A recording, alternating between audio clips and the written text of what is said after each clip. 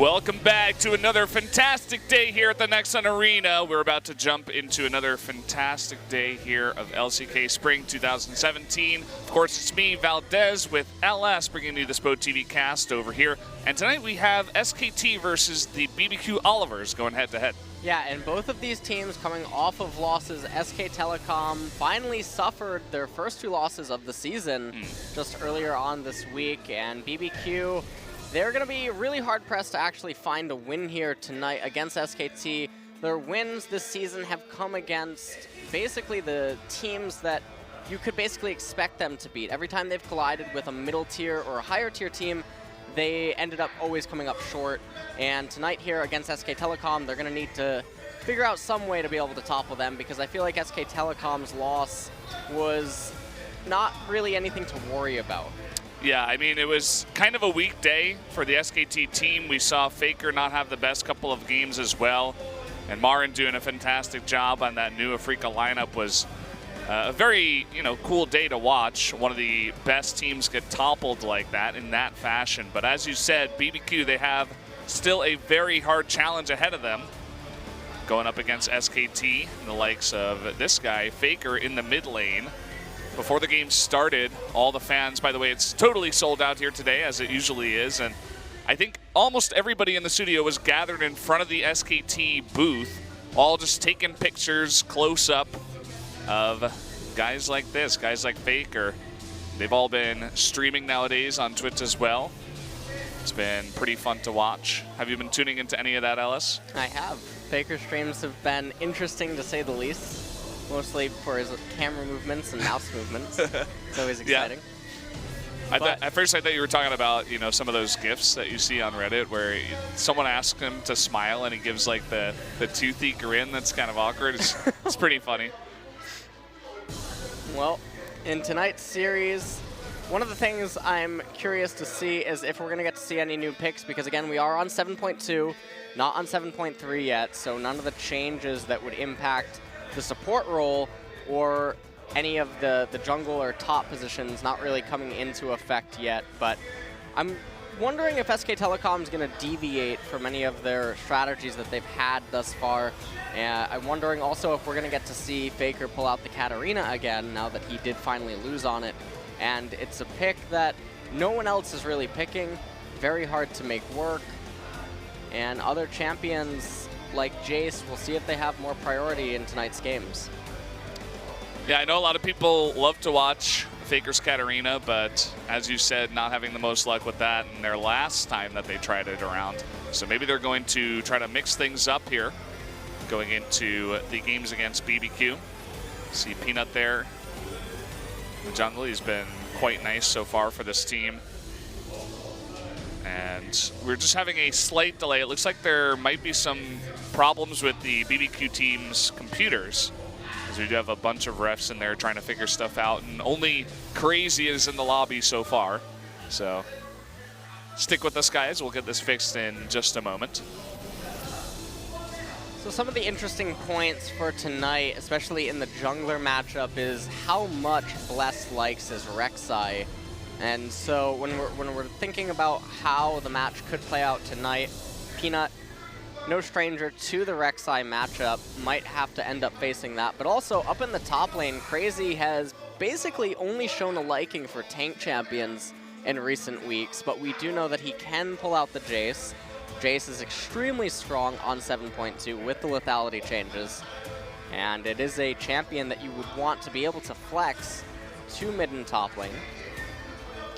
Yeah, definitely going to be something to look forward to here. You mentioned those lethality changes. See Graves in the jungle as well coming out as one of these picks that you see more often after the changes. There's Faker. Probably wondering what it is that we are waiting for. As we are, as well. Totally in the dark in this one, guys. Sorry we can't give you any information just yet. But you can go grab some. some. Amused. Yeah. Faker generally doesn't look too amused when you're watching him. The streams have been fun though. I personally like Peanut's stream. I think he does the best job of interacting with the Twitch chat. I haven't watched Peanut stream. It's fun. He like types in the chat, and he speaks English and Korean. His English is not bad, good enough, you know. Bang is also a lot of fun. The two guys I haven't watched yet are Huni and Wolf, actually. Wolf streams? Yeah, I saw him up there. Well, that's interesting. Yeah. I wonder if he plays only support, or if he goes in there like other support mains, or you know, they probably play other roles as well, not just support in solo queue at least. He tends to not like actually playing support in solo queue. If you look at a few of his IDs, he opts out of it as much as possible. Not because he doesn't like the role, but he finds the other roles more fun. So we're getting an update on what the delay is. There seems to be some kind of issue with the BBQ team's headsets. So we're trying to fix that right now. And we'll let you guys know when we do fix that. Still nobody in the lobby as they try to deal with that issue. Interesting, I saw both of the subs for SK Telecom here today. That was for the first time, I think. Haven't gotten to see them play yet, but this is, I think, is the first time that they've both been here in the arena. And I wonder if that means anything. Maybe it's just a threat from the coach. He's like, well, if you guys lose one more game, guess who's coming in? It's not going to be you guys in the booth. It's going to be some of our subs. Peanut feeling the pressure.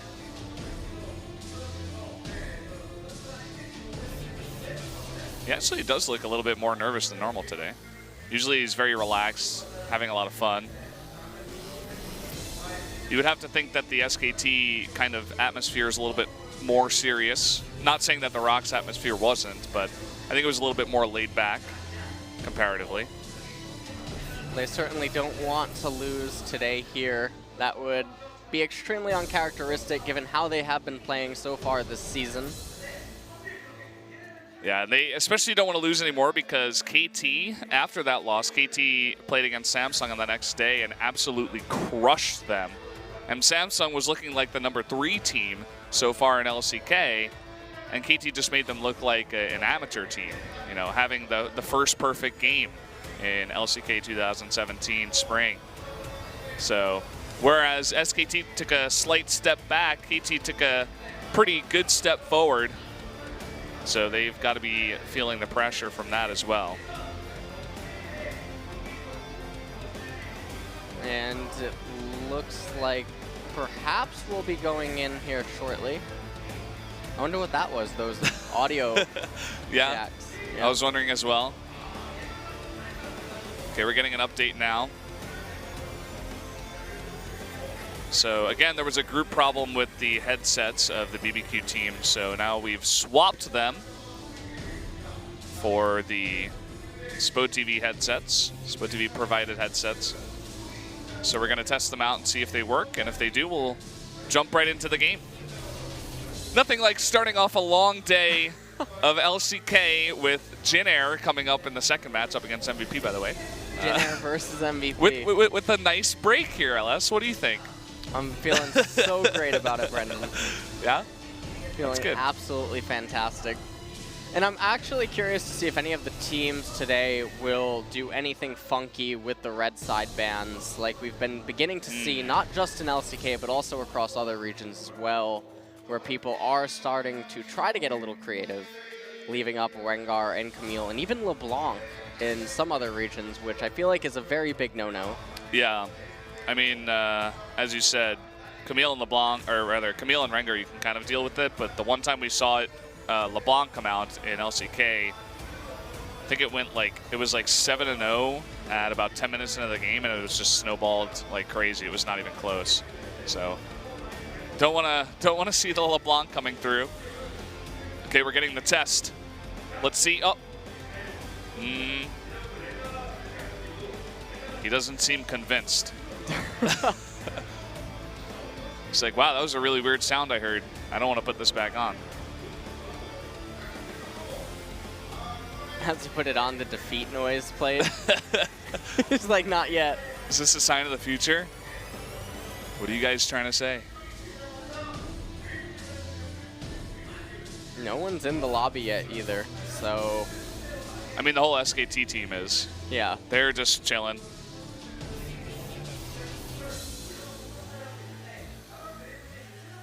There's Bang. Oh, he shaved. He shaved. What? I wonder Why? if that's what... Remember, last time I suggested that the mustache was being grown until they lost. They have lost. I wonder if So it was it's shaved time to before begin that anew. game. I actually don't know. I watched the games, but I didn't see. I didn't look at the mustache. Yeah. It's not the... That's not my focus. But he does only play Ashe and Varus. Yeah, that hasn't changed. At Yep. least I wouldn't expect that to change coming into today, too. Well, it looks like the headsets work. The team looks happy now. The technical staff are expecting about 3 more minutes. So that's the update for you guys. So 3 minutes to go grab a drink. What's your favorite drink to grab in these situations, LS? Nestea. Nestea? Nestea. Really? Yeah, Nestea. Why is that? Nestea tastes good. Nestea, yeah. Are you a Coke or a Pepsi guy? I'd say more Coke. Although most of my family was Pepsi. I don't really know. Like, I was the odd one out there. I kind of like the Coke. Do you like cherry Coke? Yeah, Cherry Coke's You like cherry Coke? even better, yeah. Sometimes though, Pepsi had that lemon Pepsi. Did you Really? ever try that? I think maybe I did, but that was like a while ago. I don't like Pepsi anymore. You know, Mountain Dew basically keeps that company alive. Mountain Dew took your life over, man. That's the Mountain only thing Dew. I ever see in your house. Yeah, That's like the only soda you buy. it is. If Mountain Dew's watching, they should get in contact with us. I think you drink it on stream quite a bit. Is that true? No. Oh. I just assume so because you have so much. You know what's not here today? Speaking of sponsors, there's no BBQ chicken thing. Yeah. What's up with that? They I come thought- down to the Gangnam studio and they're like, nah, not today. No I'm BBQ today. expecting my chicken burger during the break. If I don't have one, I will be very unhappy. That guy on camera, by the way, was the head coach of former ESC Ever, which is now BBQ. I used to work with them, actually. Really? Yeah. Over at Azubu. Really? Wait, What no, did he not do? Azubu. You mean There like was an 5 agency years ago? that used to represent me. 4 that years he ago? used to work with. And then randomly, I didn't see him for a while, and then I saw him show up as the head coach of ESC Ever, and I'm like, wow. Because, you know, he didn't seem like a coach type guy, but I mean, they've been doing pretty well, you have to say. I mean, they haven't been breaking records and winning championships, but as a new team, they've definitely been decent, pretty solid. Well, they have managed to remain in LCK and stay here. And I mean, so far this season, while a lot of their wins haven't been super impressive, it's not like the teams that they're losing to, they would be expected to win. I mean, the losses to KT, the losses to Longzhu. Longzhu's a team that is seemingly getting better as the season progresses. Not Them the and same thing to Afrika. say, right. And prior to today, I mean, it was basically SK Telecom, then KT, and then there was a little bit of a gap, then Samsung Galaxy, and then a bunch of middle-of-the-pack teams. Then it was like... And then you have Kongdu all the way at the bottom. Yeah. So And Jin Air's kind of at like one small step ahead of Kongdu. But that middle group was like Afrika, Longzhu, and Rocks were there. Yep. There's a sign. He's a BBQ fan. I hope that guy comes back. Says, I knew you were good at singing, but you're also good at LOL?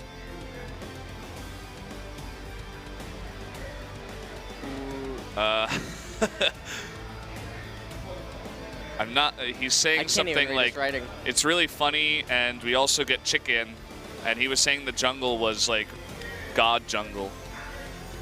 So,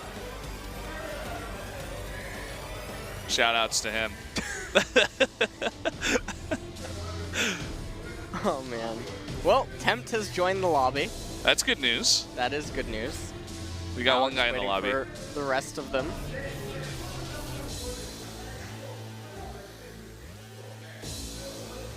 What do you think about the blonde kind of dyed style hair? I mean, I know you're a natural blonde, LS. You don't have to tell me. But what do you think about like Peanut and? Peanut has gray hair. Yeah, but it's like blonde gray. What? It's not full gray. It's We're like getting this. ash. Oh, the coach. He's saying "I love you," I think, while staring into the camera. That's why I like his stream too. He's pretty. He's pretty funny on stream. Too weird for me. And they disconnected from the lobby again, so perhaps there is more technical difficulty. All right, well, There was one guy that was playing a LoL game, and he's like, "No, I'm gonna miss the beginning," but now he's finishing up. He's like, this "Okay, is what it must be like to play Azir. why is that?" So many bugs, technical errors. Trying to figure out what's going on. I wonder what trend item specialty search means. Do you see that on the jacket, on the sweaters they're wearing? Trend item specialty search. TISS? I have no idea. Style.com. There's no way they got that URL. It's also a Korean website, so it would be .co.kr. So why are they style.com? That's what it said in Korean above. Trend item style search. What is he doing?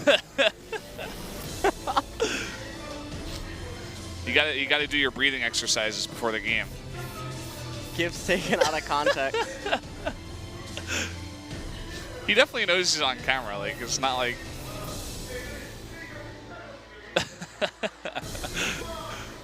I love these guys are trolling for us, making this somewhat interesting while we wait for the BBQ team to fix their headsets. Well, Ghost joined the lobby and then disconnected.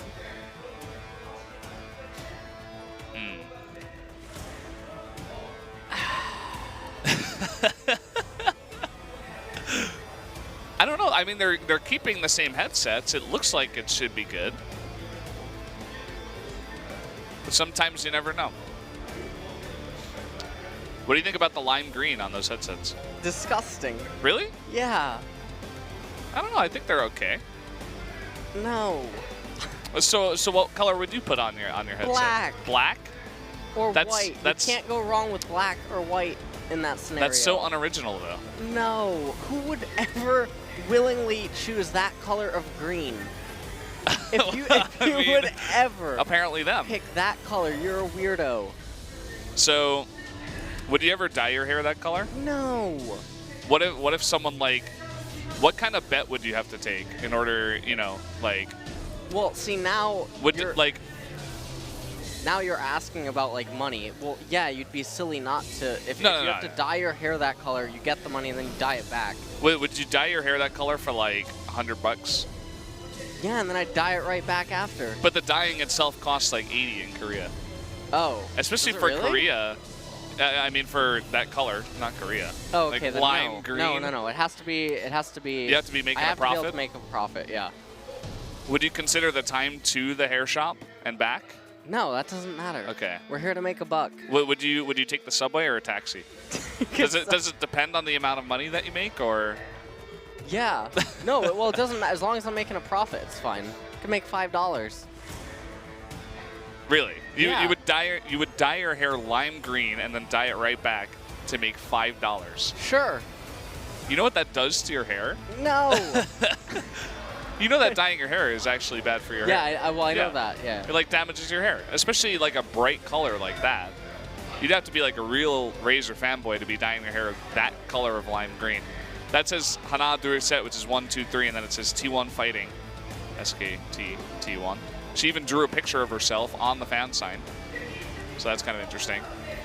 Wasn't too scared to show her face either. Faker looking really displeased. He's playing solitaire. I wonder if they can actually do stuff like that while they're waiting. Probably not, unfortunately. Yeah, probably not. Faker's got to learn from his teammates how to give the camera some more fan service. Let's get Bang back on camera. Let's just put him on camera for like 10 minutes.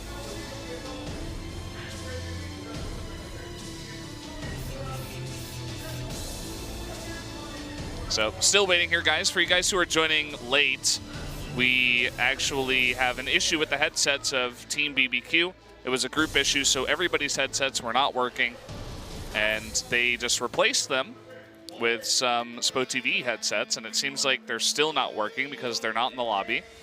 Although we haven't gotten a future, or another update, I should say, about what's going on with the second headsets. Now everybody's staring at this computer. Seems like it's not working.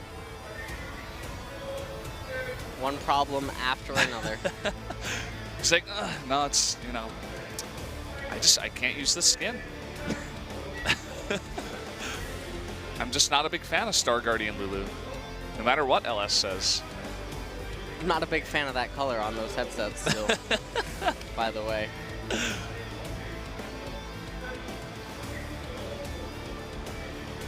All right, there's a chance to get Bang back on camera here.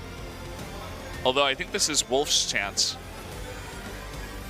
Camera's trying to get his attention. He's like trying to ignore it as hard as he can.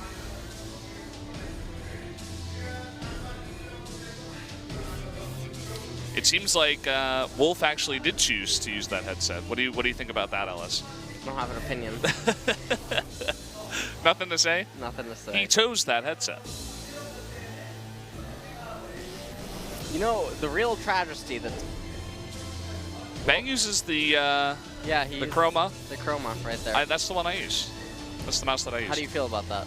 It's pretty good. When I go to PC Bongs in Korea, they have smaller mice, which is sometimes a nice change of pace, but generally I like the medium size. Would you call Chroma medium size? Listen, let's skip the Chroma talk. Okay. Do you put pineapple on your pizza? These are the real hard questions. Yeah, I do. I really like pineapple What? on pizza. It's fantastic. You've never had pineapple on pizza? Have you ever tried it? Okay, we can't have this discussion if you're going to tell me that you haven't even tried it. Yeah, it's called Hawaiian or whatever. Yeah. When you order it from the pizza shop. Yeah. Yeah. You're weird. No. There's a reason why they have a specific type of pizza with pineapple on it, because people order it. Can you imagine if BBQ Chicken offered chicken with pineapple? I don't know if that would be good. That's a good question. We gotta pitch that idea to BBQ.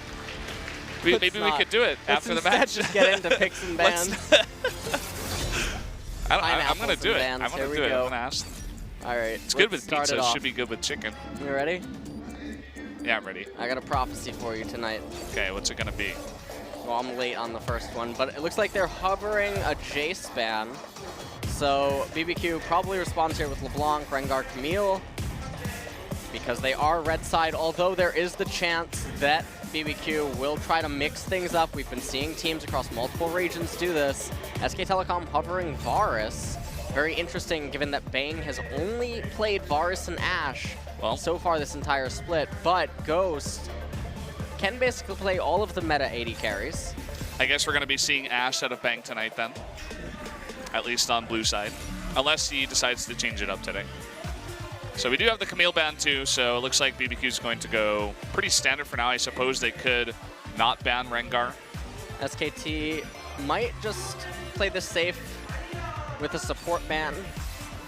They are on blue side. First pick Malzahar is something that they do tend to favor. So Zyra being banned away. So now BBQ most likely going to ban the Rengar. Oh. And never mind. So they are going to mix it up. Malzahar being highlighted, and that gets banned, then probably will mean that SK Telecom snap a Rengar pick. But what two picks are you giving over to BBQ by doing that? That's really the question, because there's no Malzahar up, there's no red side Varus. but they are still going to go with that pick. So now BBQ is given a couple of very good picks here. Well, the Ashe is being taken away. It's going to be a jungler, probably going to be Kha'Zix. And when it's handed back over to SK Telecom, I can't see them not just playing this safe for the first part of the draft phase before waiting for the second bans to dictate what will be remaining. But this is going to be interesting because it's going to mean that Bang is now on a AD carry that's not Ashe or Varus. Maokai locked in.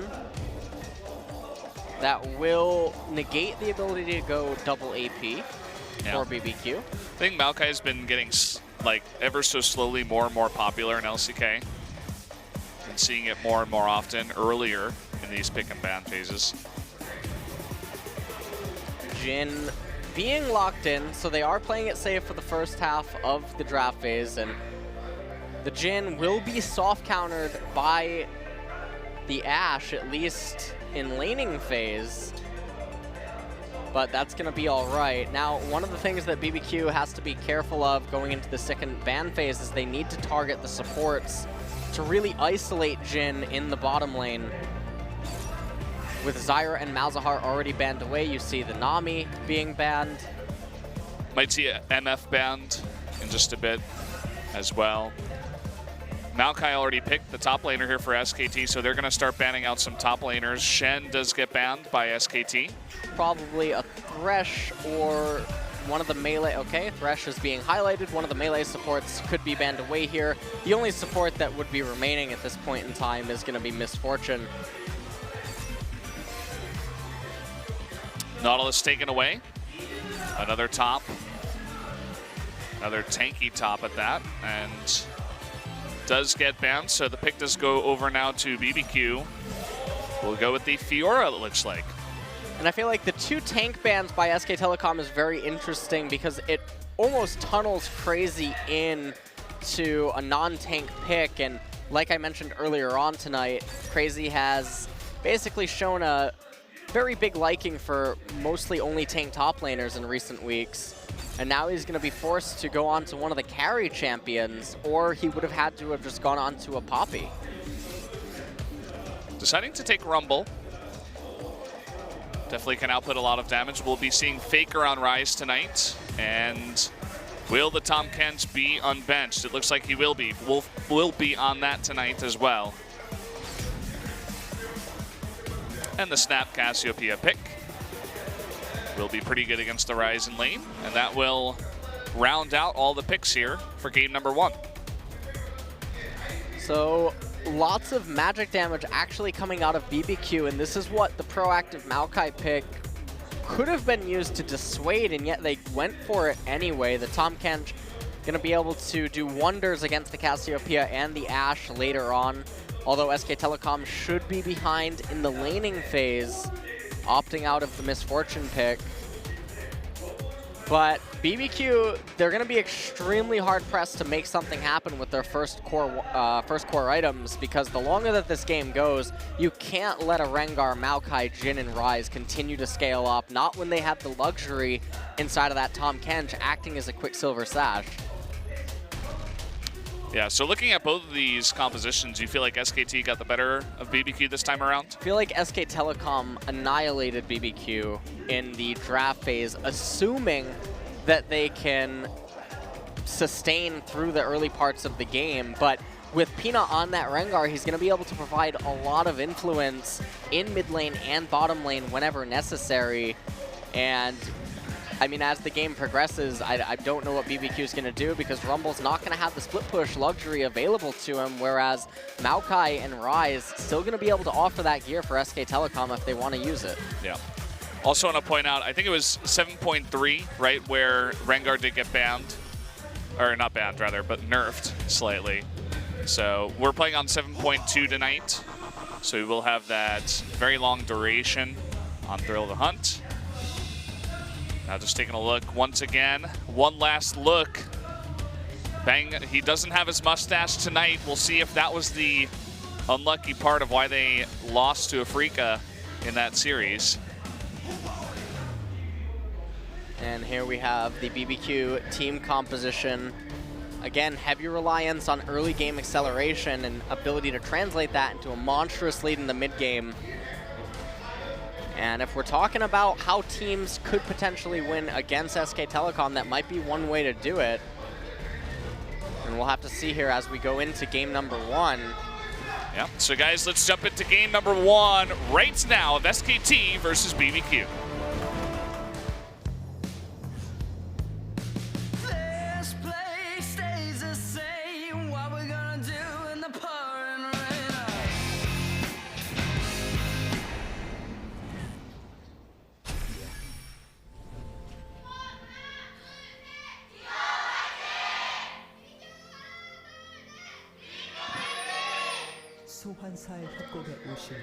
Well, jumping into game number 1 now of SKT versus the BBQ Olivers.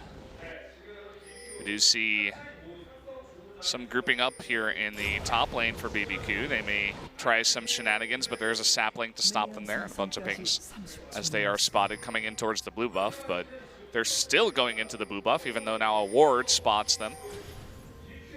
See how SKT wants to respond to that. BBQ looking for some sort of aggression early on, not really going to find any. Although, lots of a group up. Lots of a group up indeed. And here they come. The saplings are going to push them back, and Bang and Peanut are coming from the right side. Going to jump onto Ghost, and that will force the flash away from Ash before the game even begins. By the way, minions have spawned too. So Ghost has to decide whether or not to be late to lane or just go to lane with less than half health, and it looks like he's going to be going into lane. He's going to be going to lane. He's missing HP. He's also used a cookie. Now, he does have the longsword and 3 cookies available, so it's not as big as if he just had the Doran's Blade, but still not the type of disadvantage that BBQ wanted to have starting out this match, and they're going to have to be really careful against Wolf and Bang at level 2 now. It's definitely going to be a big issue. You can see the work that Totoro is trying to put onto Wolf to begin, but Bang getting very aggressive, has the crit, has that 4th shot, and there is just a ton of damage. The bouncing grenade too. The dancing grenade is going to bounce onto Ghost, and he's being pushed out a bit. Going to use his 2nd cookie now. I really like how Bless is rooting this game though, able to go from red to Wolves to his blue. And if too much chaos broke out in bottom lane, he should be able to get there around the time where Wolf and Bang would go for an all-in play. You can see Bang now placing the ward inside of the river brush, not able to get a very deep one. And you can see Bless wants to make something happen. He's going to jump over. I think they saw him put that ward too. Here comes Bless. He's going to wait for it. And it looks like he is coming in now, so Totoro is going to be going on in. The heal coming down, exhaust going on to Wolf. I'm not sure that's going to be enough damage. And really, they're just going to force a bunch of summoners out in this bottom lane. They got a lot of summoners out in the bottom lane, relieved a lot of pressure off of Ghost and Totoro. And now missing those summoners, it's going to be really difficult for Wolf and Bang to do anything here in bottom. But meanwhile, Bless, he pays for that in the sense that Peanut now was able to essentially get a full clear. He's going to get the Scuttle Crab now in left side river and provide a lot of coverage up to Huni in top lane. And he doesn't really need to be anywhere right now because he knows that Faker wants to recall early into the tier. He knows that Huni realistically shouldn't be able to apply any pressure to Crazy early on. And so he's able to get away with a lot of camp farming over Bless and just get ahead that way. Yeah, even taking the Raptors here of Bless, moving on in. You can see in the mid lane things are pretty even too in terms of CS. Faker even slightly ahead for now. He's able to pick up that tier very early, whereas Cassiopeia is still going to be delayed on that. A little bit of trading happening down in bottom lane. And Tempt, I mean, his lane is in an awful spot right now. It's shoving back into Faker, unless Faker decides to not allow that to happen. But Bless is funneled into only one route right now, where he's not really able to provide too much assistance to top lane or mid lane, and his route is really predictable. So we're only 4.5 minutes into the game, and yet Peanut and SK Telecom already have a stranglehold on the opposing jungler. Yeah, that was a really nice word by Huni, too, to just get that down by the camp, just to make sure that they knew 100% where he was. Faker doesn't seem to be having too much trouble in the mid lane against Cassiopeia just yet. Huni even taking a decent trade here against Crazy up in top lane. And you can see Peanut's pathing as Wraith Camp comes up just around the time where Bless would be able to try to assert some sort of pressure over mid lane. And not going to be able to find the ability to do so as he moves over to his Wolf Camp. But again, even though they can't see him right now, they know exactly where he is. And that's all that really matters, because Peanut can just keep farming up for days. Faker, though, going to be forced to probably recall shortly. But that doesn't even matter, as he's already at a huge advantage in mid lane with that CS score. It's interesting the way he forced that trade, because he had to have known that he wasn't going to kill Tempt, but he got a bunch of his mana out of the way, maybe to make it harder to farm or just to distract him from the farm. So he does get a slight lead, as you said. And you can already see that SKT is 500 gold ahead of BBQ, and most of that does come from Peanut over Bless, which is interesting to see this early on in the game. Bless takes the blasting plant down, doesn't find any golems. And meanwhile, up in top lane, Crazy has the lane shoving back again into Huni. And he's going to have to be really careful here. Seems like he has an idea that Peanut may be around. Oh, but the flash twisting advance. Here comes Peanut jumping on in. This might be first blood. There it is. Going on over to Peanut on his Rengar.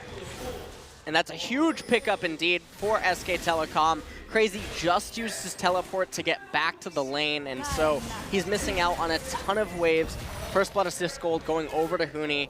He's going to be able to recall and now basically be immortal up there in the top lane from the damage that Crazy's going to be able to dish out. And now this is going to free up Peanut to just begin applying pressure to the right-hand side of the map and providing coverage for Bang and Wolf as they make their way towards 6. Yeah, even trying to get a little bit aggressive here onto Totoro. He's going to eat him there. Even the exhaust coming down, but Totoro is in a bunch of trouble. The crit coming on out. They're going to try to hand this kill on over to Bang. Wolf will not take that one, just waiting for him to reload, and that is going to be kill number 2, going over to the bot lane of SKT. Meanwhile, when we look at mid lane, we see that Tempt is under a lot of pressure, trying to go for a kill on Faker. Yeah, he does come out with the ultimate, even gets that second poison on out. Peanut coming in, trying to distract him, and will be successful in that. Does allow Faker to get away. Oh, and they're going to be diving in onto Ghost too. The E comes out, and one more shot will do it. Down he goes, although Wolf will pay for it with his life. But oh boy, another kill in mid lane too, as Bless gets caught out by both Faker and Peanut, and things are already beginning to snowball for SKT. Yeah, things are absolutely chaotic now all across the map. SK Telecom almost at a 3,000 gold lead. Peanut coming in here to steal away the blue buff from Tempt as if things couldn't get any worse in mid lane. And in bottom lane, Ghost and Totoro are just getting absolutely destroyed in a matchup that they should have basically been able to win single-handedly. Yeah. And a lot of it does come down to that level 1 too, where Ash going into lane with less than half health, or forced to use a lot of his sustain very early on in the game. And from there, you know, even some misplays and things just continue to get worse and worse.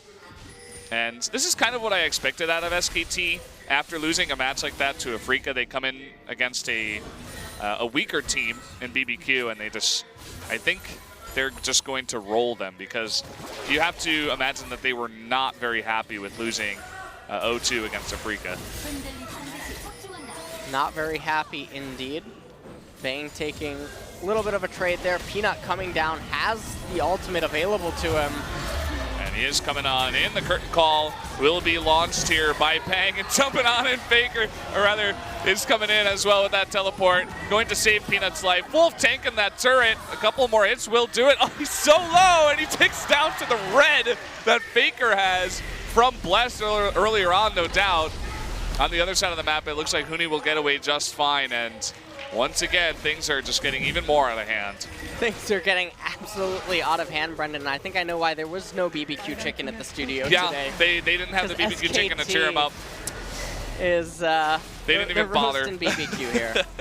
And Bless gonna take away the blue buff, but it doesn't matter because the First Blood turret going down in bottom lane frees up Bang and Wolf now, and Crazy and Tempt are gonna have to potentially answer to the rotations that SK Telecom have available. So in the replay, you can see that Peanut goes in initially because they know that Wolf can then just pick him up with the Devour. When Faker arrives with his ultimate, Wolf still has his gray health available to him. And right there at the end, Bang lands the auto attack and Faker's red buff picks up the kill. And then they transition that into a First Blood tower. They're already 4,500 gold ahead at 10 minutes into the game. So, well, here we go. Coming on in, Tom Kench and Peanuts jumping onto Ghost. One more hit will do it. Exhaust does not matter. Peanuts already 3-0-2 and will make quick work of anything in his path.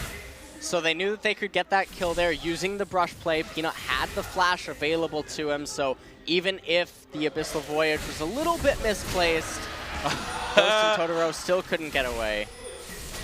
Nicely done by Faker to dodge the ultimate there with Cassiopeia, making it look easy.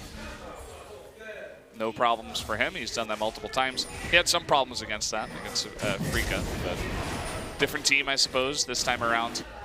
Peanut gonna start the Ocean Drake by himself. A little bit of a tongue lash. Wolf letting Totoro know that he likes him. Yeah, just a little tease before the dive comes in a little bit later on. Wolf just basically creating havoc in Bless's blue side jungle. Very good ward coverage in there right now. They have Bang in mid lane. They can easily rotate him up a little bit if they ever need the curtain call in top, but that's not really going to matter. Faker bursting down Totoro to less than half health underneath turret. Will only eat one turret shot for that. Crazy forced to rotate into mid to help out against this push. Huni is a bit late, but SKT is going to back off and make sure they cannot get engaged upon here. SK Telecom basically has the luxury of either resetting right now or going for a very hard engagement. As Crazy and Ghost, they're not getting any resources right now. And BBQ being forced to defend their tier 1 mid turret at this stage of the game is absolutely horrific.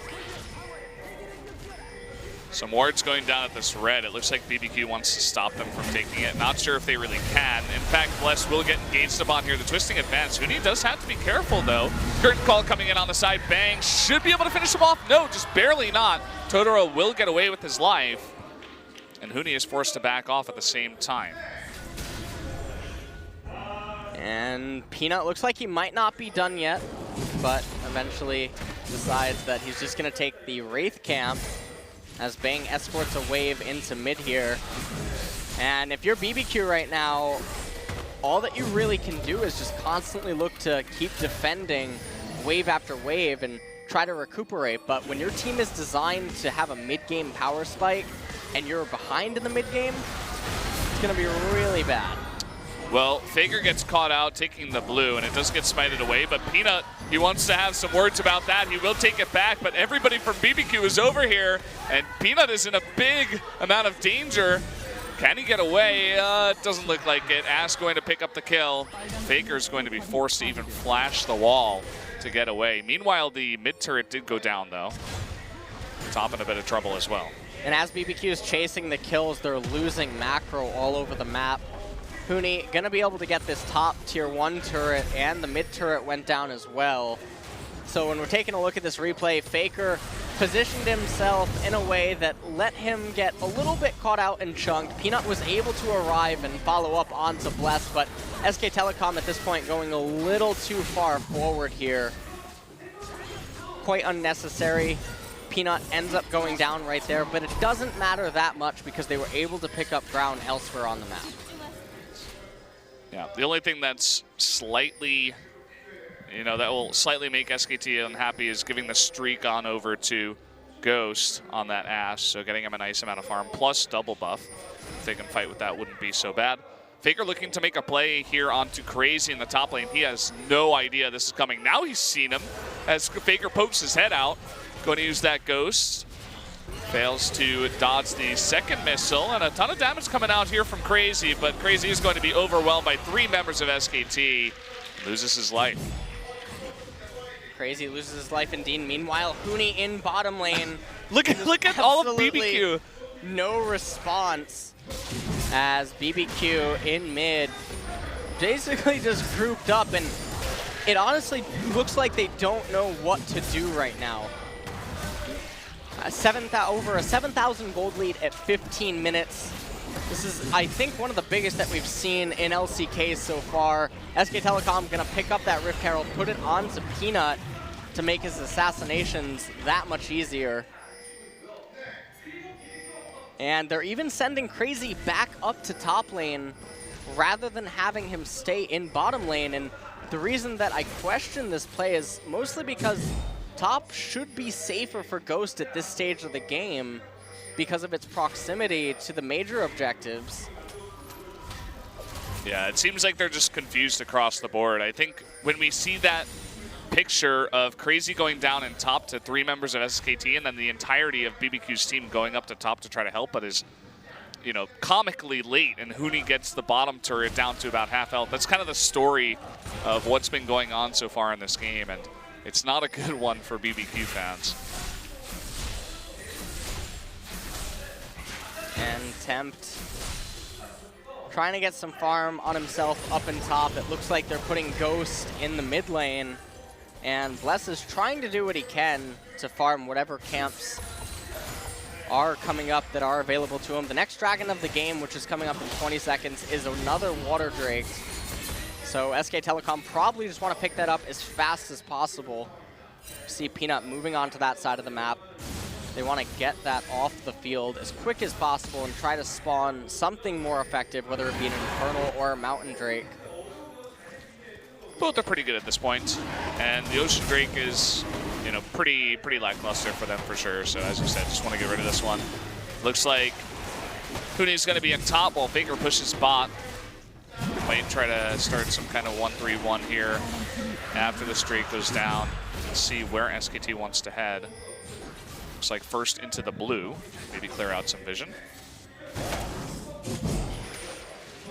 And now this is the part where if you just keep banging in mid lane with Peanut and Wolf, you threaten the side lanes not only with On the Hunt and the Abyssal Voyage, but you coordinate a 1-3-1 split push that BBQ's team composition is not equipped to handle. And so when we were looking at it from a draft perspective, we knew that this could be a real possibility, that it was going to be possible for BBQ to have to come up with an answer to. And so far, we're seeing that they're incapable of doing so, mostly in part due to how far behind they did fall early on. You see Ash still not even on one item at this point. Still struggling. We're seeing a nice bit of trading here between Tempt and Faker. Faker seems totally fine to just stick around, not scared of that Cassiopeia at all. As still no big push in the mid lane, but there is a wave coming in now. Looks like they're more focusing on taking away all vision. You can see the blue side jungle now of BBQ is totally just out of vision. Bunch of pinks down, lots of warding going down for SKT.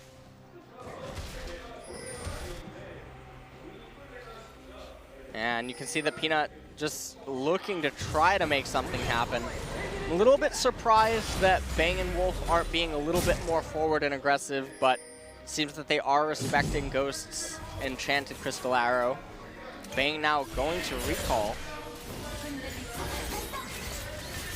Yeah, not really pushing it much yet. I mean, Baron hasn't even spawned, and they're almost 10,000 gold ahead. So maybe they're just waiting. They don't want to make any mistakes and, you know, give any chances to BBQ. So they're like, okay, we'll just wait for another big objective, something like Baron to come up, or the next dragon, which is a Mountain Drake, by the way, to come up and just snowball off of those objectives instead. Meanwhile, we can take away all vision, farm up all the lanes, and, you know, just get even farther ahead that way. I really like what SK Telecom are doing. Despite their large advantage, they are content to just keep farming up the jungle camps, to just keep waiting for the waves to get to a point where they can pick them up quite easily and continue to just play the scaling game, because they recognize that their team comp is stronger the longer that the game ends up going, and there's no reason for them to flip a coin inside of a team fight underneath one of BBQ's turrets, especially not when you have the gear available to you that you can coordinate a 1-3-1 split push or a 4-0-1. And now with Baron on the field, there's even more added pressure via a neutral objective. See, finally Runen's Hurricane finished on Ashe. So one item has been completed, still has that BF sword in inventory as well as 2 long swords. And Baron has spawned about 50 seconds ago. Curtain Call going to come out here, just wants to poke down the members of BBQ in mid lane. Bang, not having the highest success rate with his shots right there.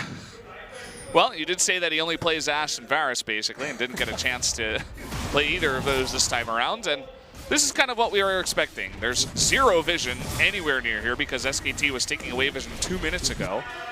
And the rest of SKT just pushes. They can 2-man the Baron right now with Faker and Peanut. And eventually send Wolf over. The Hawkeye, the Hawkshot will come out here. And they're going to try to jump on in. We'll see if they're successful with this one. But no, the smite is going to go from Peanut, and they will pick up Baron. And SKT furthers their lead. SK Telecom extends their lead further, as you just said. A little bit too late on the Hawk shot, didn't quite sniff that out, and credit to SK Telecom for doing the 2-man as long as they did, calling in Wolf only when they needed him, and even better was the way that he positioned in anticipation for the Enchanted Crystal Arrow, as Bless was not able to get there to try to have a smite fight against Peanut. And now with Baron up for SK Telecom, I don't know how BBQ is going to be able to resist the incoming mid lane push. They might not be able to. Ghost, I think he's slightly out of position. No, Peanut is not going to commit there.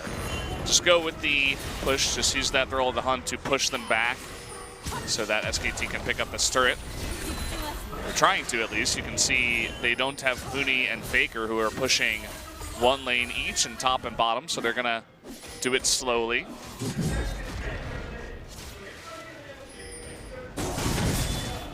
Just once again, getting rid of all the vision here is Peanut. You can see pink wards down, taking the red, taking all the buffs, and still no answer for Huni in bot lane. Finally, Crazy goes over another curtain call all alone. And wow, there's the teleport on in. And can they actually engage here? Nice disengage by BBQ to get out of that one, but that will be another turret going over to SKT. Another turret going over to SK Telecom, and I liked how forward Bang was, and when he called down the curtain call. Most people might be afraid of Ashe having her ultimate available to her there, but SK Telecom on top of tracking the cooldowns to a T. You can see Bang with Edge of Night now. He's just very confident to just chill in the mid lane. He's like, okay, yeah, come at me, guys. I really don't care. I'll just crit you down. You can see Peanut taking blue buff now. Looks like he will be pushing bot, although Huni is coming back. And still very methodical, very slow push. They're not overextending, not overstepping their boundaries. It looks like finally they might get some damage done to this mid inhibitor turret. Some damage indeed, although Ping is going down onto the top tier 2 turret, and methodical indeed is SK Telecom, and this is generally how they tend to be with almost all of their games. Just a slow and steady bleed of the opponents, not even setting any attention on the Mountain Drake yet, looking to maximize value from that Baron buff. It looks like they've got 3 turrets so far. There's only inhibitor turrets left over, as well as the Nexus ones, of course. And now with Baron about to go down, only about 20 seconds left on that. It looks like finally they'll make their way towards this Mountain Drake. Gonna pick up Mountain Drake. And after that, probably set their attention on bottom lane, given that they just came off of recalls.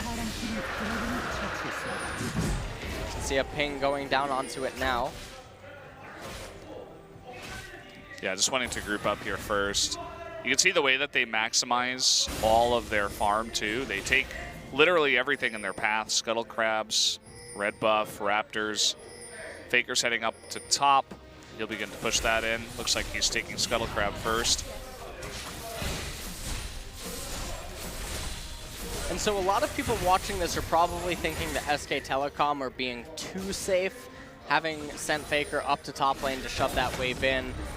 Most people are looking at this like they have 14,000 gold. They could just blow through or pulverize their opponents. But when you're playing at a tournament like this, there's absolutely no reason to take risks like that. And they can just continuously further establish their advantage in the game and make sure that if BBQ somehow were to win a team fight, they have absolutely nothing to work with. I mean, they're professionals. They're the best at doing this, right? They don't take any risks. Why take the 90% chance of winning when you have a 99% chance of winning? And that's what they're going for here, especially after that loss to Freaka. Looks like the push is going to come into mid turret, but they're still going with the 1-3-1, keeping Faker up top and Huni down bottom. And you said 14K gold. It's getting even wider. And that's really the aim of what they're doing. You mentioned their very late game focused team composition, so they're like, okay, well, we're not in any rush. And oh, ultimate swap into mid lane. You can see Peanut in the brush waiting. There it is, Thrill to Hunt. He is just waiting for that turret to go down, and he will jump onto Tempt, already down to half health. Huni jumping in too. Curtain Call trying to get those shots down. Faker, meanwhile, down on the bottom side of the map, trying to get that damage done onto Bless. He will take him out. Ghost will be twisted, advanced upon two, and two members of BBQ go down. And there they finally have their push and take out their first inhibitor. They're gonna get the inhibitor, and I wouldn't be surprised to just see them wait for this incoming minion wave.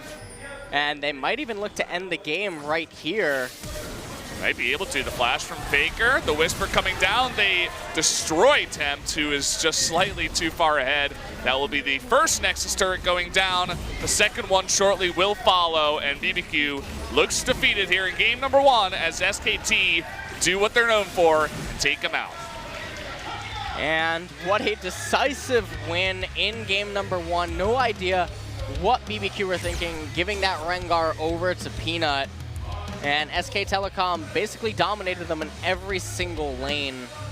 And while Bless had a very nice gank early on, Ghost and Totoro weren't able to transition that well enough to establish a lead down there. Wow, they look crushed. I believe that's Totoro there on the end. He is not happy with the way that game went. Some of them look like they're just in disbelief of what just happened. And the Rengar going over to Peanut. He's proven multiple times now that he's pretty comfortable on that champion and will be happy to play that whenever it's given to them. And we'll have to see what BBQ can do in game number two to try to bounce back from that kind of a loss. Taking a look at the final replay of the game, once this turret went down, it was basically just the inevitable team fight that was going to take place, except now without the comfort of their turret. And you can see the curtain call zoning everyone out, and Huni just absolutely too big. And the damage coming out from Faker at this stage of the game was a little bit more than BBQ could handle. Once the inhibitor fell, all they had to do was wait for the minion wave to push on to the Nexus turrets. Tom Kench out of Wolf was pretty cool to see too. He was really controlling that bot lane after they got that very early lead. So guys, that was game number one of SKT versus BBQ. Join us for game number two after we jump to the analyst desk right now.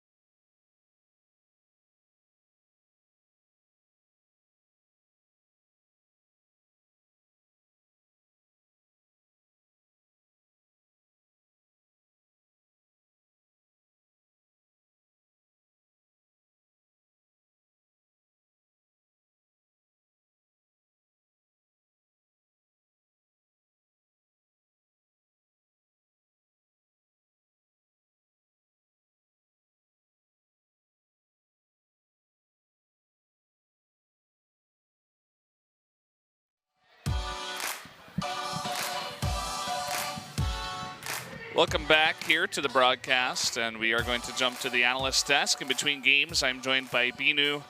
How are you doing today? Doing very fine, very happy to see BBQ, and after this one, Jin Air for the first time in the Nexon Arena.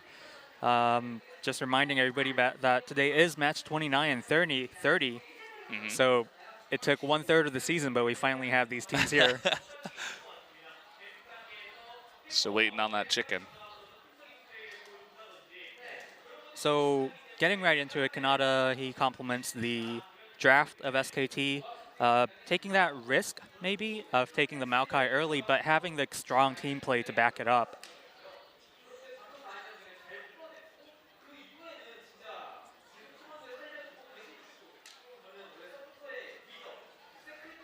And Helios, his eye is on Wolf, who, although he took some deaths while making those dives in the bottom lane, I mean, the death and the kills were in the right person, right? Wolf dies, Bang gets the kill. So very traditional, very strong support play coming out of Wolf.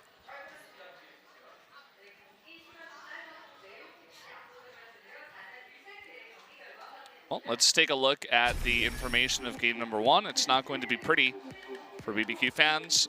Very one-sided, 3 Drakes, 9 towers to 0. About 17,000 gold ahead, almost 18. And just total domination out of SKT, what we're used to seeing.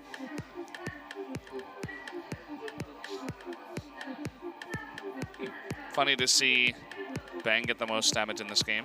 That's right. I was, so used to how the season has been going for all the teams. I kind of expected the bottom bar, the support bar, to be the highest damage, but no, today we had Tom Kench and Karma for our first game. So nice to see some more orthodox, should I say, damage charts coming out of the Jin and the Rumble. It's funny, people say ADC in 2017 lull, but whenever you have a Varus or a Jin in your game, they're usually doing the most damage, or at least top 2.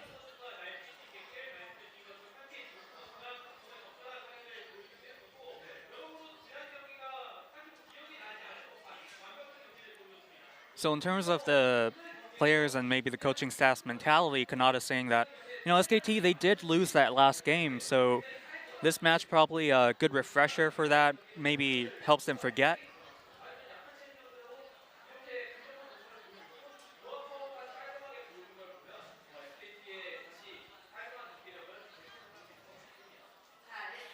And Helios complimenting that as well, saying that it was a very clean performance.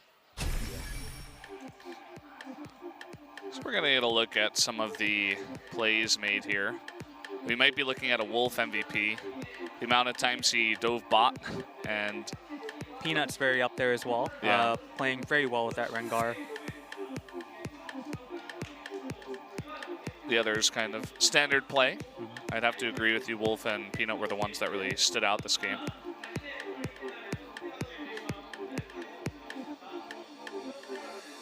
And another play by Wolf. And this was excellent tanking of the turret damage here from Wolf. Really making the most out of that Tom Kench skill kit. I mean, how many turret shots was that? 5, 6? Yeah, I love the last take on the red does it for Totoro. Jumping on in with Peanut here to get another kill onto Ghost. I think we're looking at a Wolf MVP here. Same amount of plays that he enabled for his team on Tom Kench. Pretty cool. The highlight gods most certainly are smiling upon him.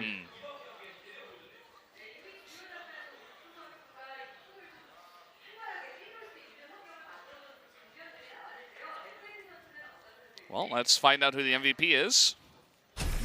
Our questions will be answered. And it is Wolf. Wolf. So there you go. The fans are pleased. We're pleased, and to be honest, it would have been kind of awkward if we saw those highlights and then somebody random got it, It's like Faker. Yeah. No. But congratulations to Wolf, and I remember he got another MVP on a match here at the Nexon Arena, and in the interview he said, it's kind of hard for support to get MVPs these days, especially when you're on a team like SKT, where all 5 members are so, established, but looks like we'll be able to hear from him after this series.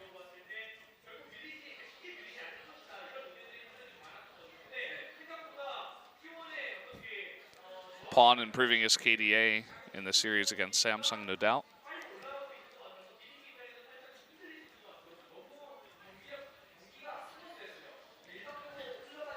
Now, our Korean analysts are talking about how smooth the game was for SKT, but that also means that for BBQ, you know, it might be a really big mental blow. You don't want to look so powerless or helpless in a game, regardless of the outcome.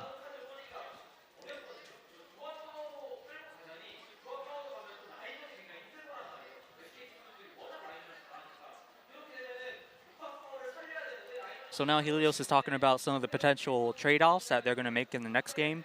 You know, do they go for a strong composition, or do they go for a strong, you know, laning phase while sacrificing some compositional aspects?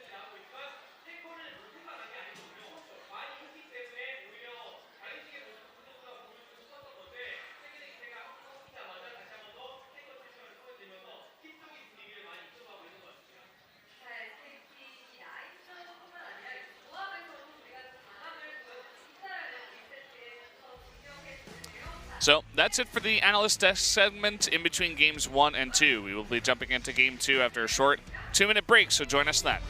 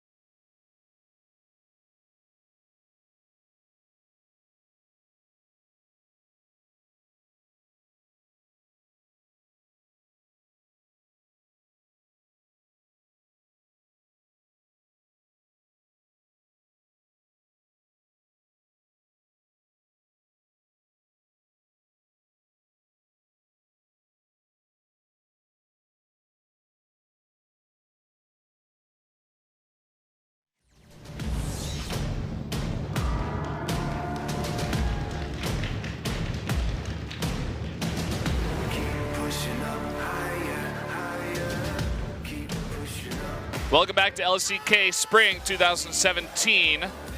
We just had SKT demolish BBQ in game number 1. We're going to be jumping into game number 2 shortly. And I wouldn't be surprised to see a similar result coming out the way they looked in game number 1. Yeah, game number 1 was an absolute annihilation, and the way that BBQ looked in terms of the look on their faces after that game, not too sure how confident they are here coming into game number 2. They are on blue side though this time around, so now it's going to be up on SK Telecom if they want to get creative with some of the bans in the first stage of the pick ban phase. And now the question also is do we get to see the red side Katarina come out from Faker? Maybe he wants to redeem himself, make it work this time around. Peanut's like, oh, I'm not going to get a chance to play Rengar this time.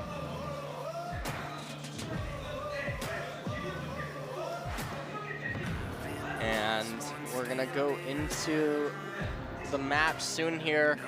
This time around, though, I feel like Bless is really going to need to do something different. He's not going to be able to take the same type of routes that he chose in game number 1. Can't give up that much control to Peanut.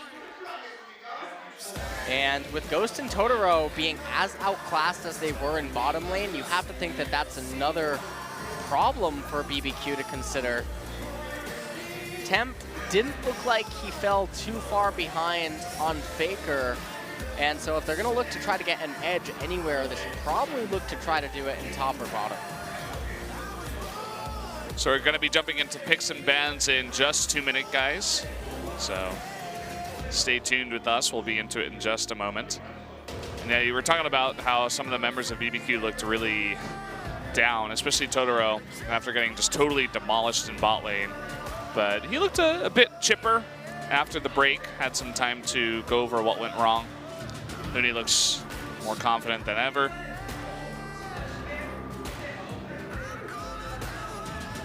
There's a Bless plotting.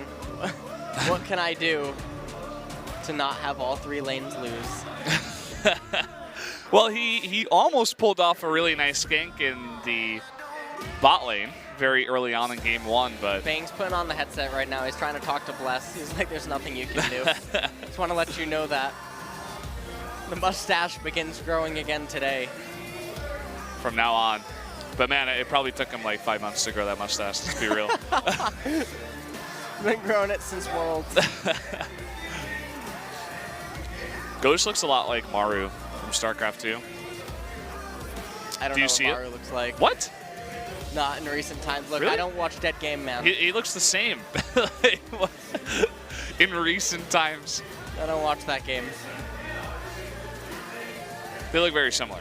All right. That's all I'm trying to say. I'll trust you. You can go Google that, maybe. I'm not gonna research it. All right. We don't go into the archives. Yeah. So remember what you were saying about Peanut's hair? Yeah, it's not ash. No, yes, it is. No, it's dirty ash. blonde. No, it's not. You're trolling. You're trolling. My hair is dirty blonde. That is not dirty blonde. It's similar. No, it has a light on it. It doesn't matter. Oh. It's brighter because it has a light You on put it. If there's no pineapple- light on it, then it looks Listen. even more blonde. Listen. What are you put trying to say? pineapple on pizza. Yeah. Yeah. So what? You the can trust my conversation opinion. just ends there when you put pineapple on pizza. This sign says I am the kind of person that loves to carry. Like that's my hobby. Is that what it says? Yeah. And then it looks like someone like Maokai was in the bottom right, like shaman version of Maokai. Oh, that was Rise. Okay. it was a very thick beard. Forgive me. But it was Rise saying, started okay, growing let's go. out his beard. Yeah. When is Faker gonna start growing a beard? He doesn't grow beards. It's not what he does. He just carries. Yeah. So Bang doesn't carry. So he's the one that grows the beard. Right. I don't know. He did the most damage in game number 1 though. On Jin. Well, that was mainly Wolf kind of making that happen, though. The amount of times that he dove the turret. Bang was so displeased that he had to play an 80 carry that was not Varus or Ashe. He should have played Misfortune ADC. I would want to see that. Don't see that very often. What do these signs say? Father Bang fighting on the right-hand side, and Huni, huh? What is it? Bei Jr. Huni fighting? Huni fighting? Huni fighting. Yeah, Huni fighting. And dealer, or like damage dealer. Oh, he's good. You're good well. at good at carries and you're good at tanks. See, even the Korean crowd knows. Yeah, they know the memes. Yep. Huni looking much better in the game against BBQ as compared to his matchup against Marin, against Afrika. Huni looks like he could get the facial hair going on. He's got the longer sideburns. It's the first step.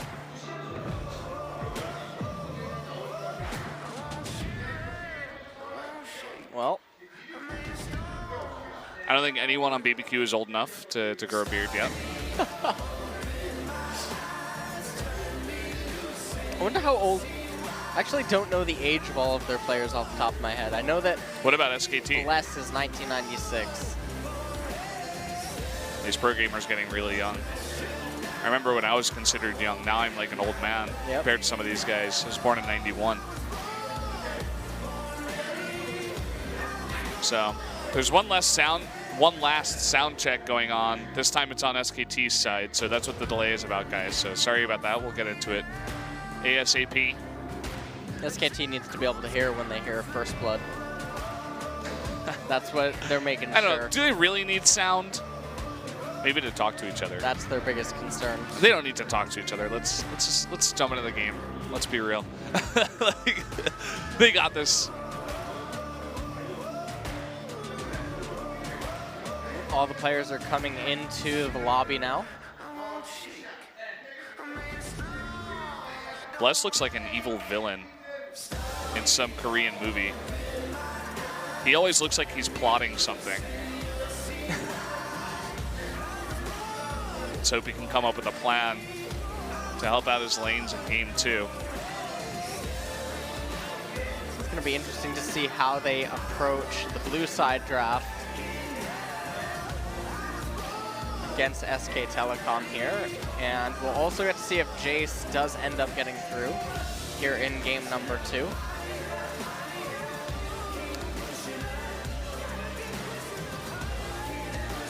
Tempt was doing okay against Faker in the lane. I feel like he could have been doing a little bit better against a weaker mid laner, especially given the matchup, Cass versus Rise, but he held his own. He eventually did lose as some trades and kills did go on between the junglers. So a couple of kills going over to Faker early on. Yeah. Made it a lot harder for him to deal with it. Definitely a lot of the problems that happened last game were not because of Tempt, more so because of the bottom lane and because of the path that Bless chose to take early on, and Crazy's inability to really create any pressure or advantage up in top lane, especially after giving away the First Blood. So this time around, BBQ is going to need to be extremely focused on making sure that the bottom lane doesn't fall too far behind to SK Telecom, because when you give Faker a free ride in mid lane and when Huni is going to go completely unpressured, you're going to have a lot to answer to in the mid game. Peanut doesn't look happy. He's taking off the glasses.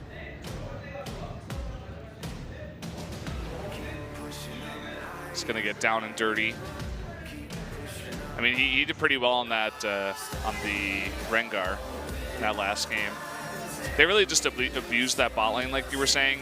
Peanut, everybody was getting a taste. You know, Faker went down there one time, got a kill. Peanut was down there multiple times. Everybody was just ganging up 4v2 down there. Not much that Bless could do to help out. Crazy's just like, I don't even know what happened in that game. I was just in top lane and everybody on my team was feeding, so what am I gonna do? Well, we'll see what he does in game 2. See if he can get one of his tank champions that he seems to have such a desire to play. But with SK Telecom on the red side, they do have the luxury of the counter pick. However they choose to use that, SK Telecom are all inside of the lobby now, so the game might be starting any second.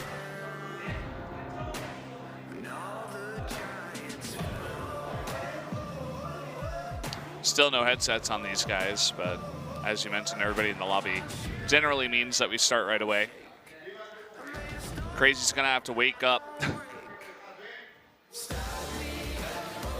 He's like, ready to go to sleep. We didn't get destroyed hard enough in game number 1. Give me something better, SKT. Something to excite me. He liked that joke. He heard you. he definitely heard you.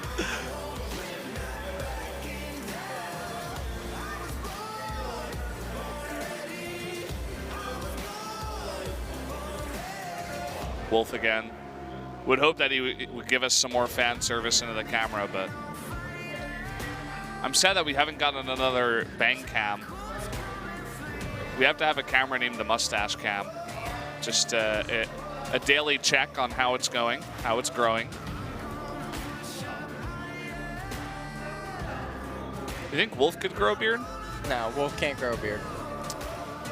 He needs at least 10 more years. It's going to need longer than that. Do you know the ages of the SKT players? No, No? not off the top of my head. I think Peanut's 98. Yeah, Peanut's 98. Isn't Faker 95? Yeah, I think, or 96. I think I only know Peanut's age because I think it's his Twitch Twitter. names, like Twitter. or Twitter. Yeah. Okay, something's like Peanut 98, something like that.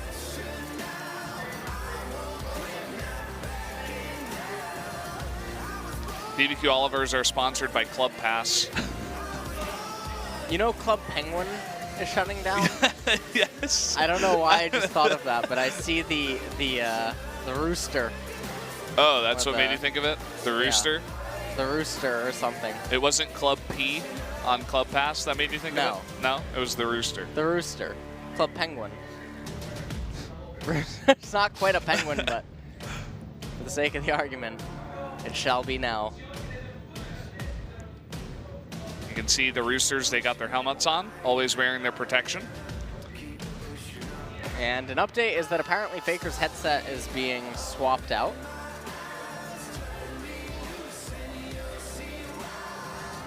So that's the delay here. God needs the best headset available. And if you guys thought this series was entertaining, just wait until the second series. Jin Air GreenWings are back on the Rift, going head-to-head with MVP. So, two of our slower playing teams coming up second. MVP so far this season has definitely taken a style that is much slower paced.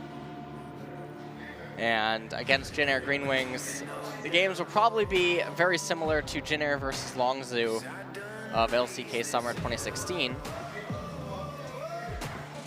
Peanut Duo Twiggle means duo with Peanut is the best. And that's Rise. I think that's Faker behind him. That looks more like Krillin. Is he trying to say something? Is he trying to say that Faker's Krillin? There's the connection. Also, the cat ears being worn by Peanut. It had the real word, the Korean word for peanut, on the chest of the character, too. Trying to give all the information because there's literally nothing else to give you guys at this point in time.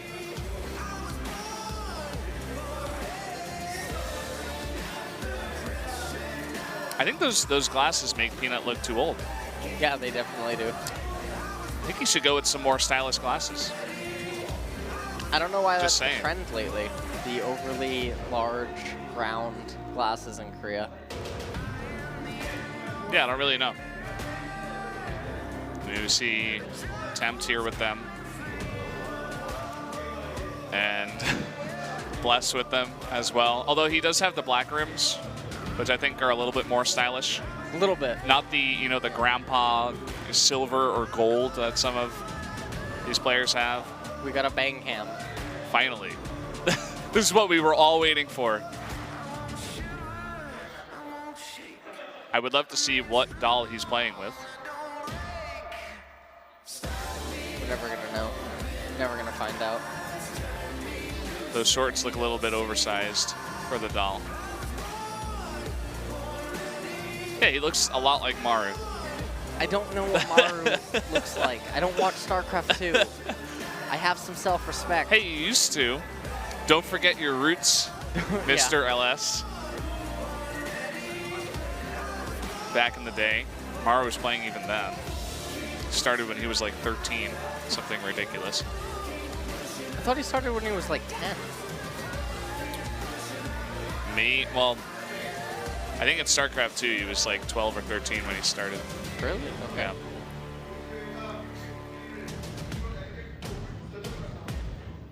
Who was the youngest pro game? I think it was Baby at... Like TY?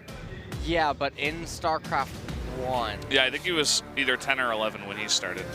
Well, 11 when he debuted, but that means that he must have started probably at like 9. Well, what do you mean by started? Like started Like, playing the actually game? started, yeah. Or Probably became like a pro? 9. I would assume they entered into semi-professional level at 10. Yeah. And that's in StarCraft 1. So, I mean, a 9-year-old, that's pretty, that's actually pretty scary to think about. I think I was playing Age of Empires when I was 10 on the really old internet back in the day. Surprised you could connect to anything on that. The infrastructure was pretty good over in Korea at that time.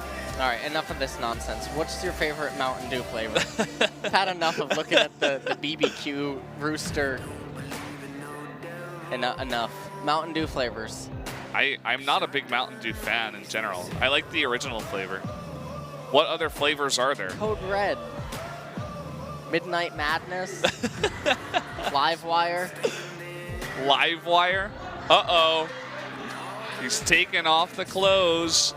What? What is going on? Bang, giving everyone a show.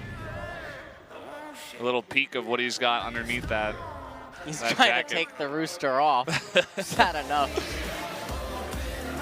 Bless has given up on life. Says enough is enough. I'm taking off the logo. I'm joining a new team. Coach is trying to convince him not to. He's like, I'm not into roosters anyway.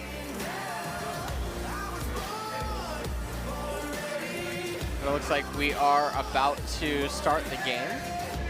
We're gonna go into pick ban here. Yes, so finally, here we go, guys. The pick and ban phase of game 2 begins right now.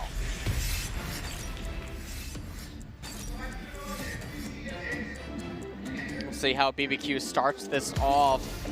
Looks like an Ash hover right away.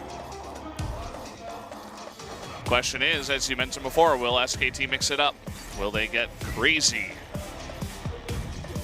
Now, an Ash ban is peculiar, and now a Jin highlight, they might be looking to target all the 80 carries, or at least forcing Bang onto something that he likely hasn't played in a while. Wouldn't be surprised if they finish this off with an Ezreal. And then if they take Varus away as a first pick, it would force Bang onto most likely Sivir, or something of that nature. Rengar. I can't read it, Brendan. What does it mean, LS? My brain is malfunctioning. The Rengar ban, I don't think makes really too much sense. SK Telecom actually looks to be completing the favor for BBQ, banning away Varus right there. And now BBQ looking to highlight or potentially first pick the Kha'Zix away from SKT, and if that does get locked in, I'm wondering if SK Telecom is just going to respond safe here. But with a jungler first pick, they do have the luxury of being able to respond with lanes that are not the AD or support and let the draft unfold a little bit more. So with the top laner probably going to be accompanied by the jungler. So there's a Lee Sin hover. Peanut wanting to take the Lee Sin into Bless's Kha'Zix. Now, remember, Lee Sin has the worst win rate here in LCK. It went 0-10 before picking up a win, thanks Peanut. to this guy. Yep. Thanks to Peanut. Isn't this interesting, though, that you're kind of just giving over Malzahar over to BBQ? That's if they want to take it and mix stuff up. It seems like they will. That could be the Ziggs bot lane coming in, and that should be accompanied with the hard-hitting support, and there is the Zyra. But with Misfortune on the table, SK Telecom should have to pick her up here because we can't let it go to the second ban phase. If it would get to that point, BBQ would be able to ban away the Misfortune, and that would heavily skew the bottom lane into BBQ's favor, especially because they're blue side. If a Ziggs can get you underneath the turret and you're a red side bottom lane, it becomes really difficult to get any sort of pressure relief or aid from your jungler. Faker just trolling there a bit. I don't think we're going to see Kled mid or even, you know, top. Got to pick up that MF, as you were saying. And the Poppy ban. So SK Telecom going to probably target the tanks here that Crazy would be able to pick. And the Jace is still able to be flexed, both Faker and Huni, both capable of picking that champion.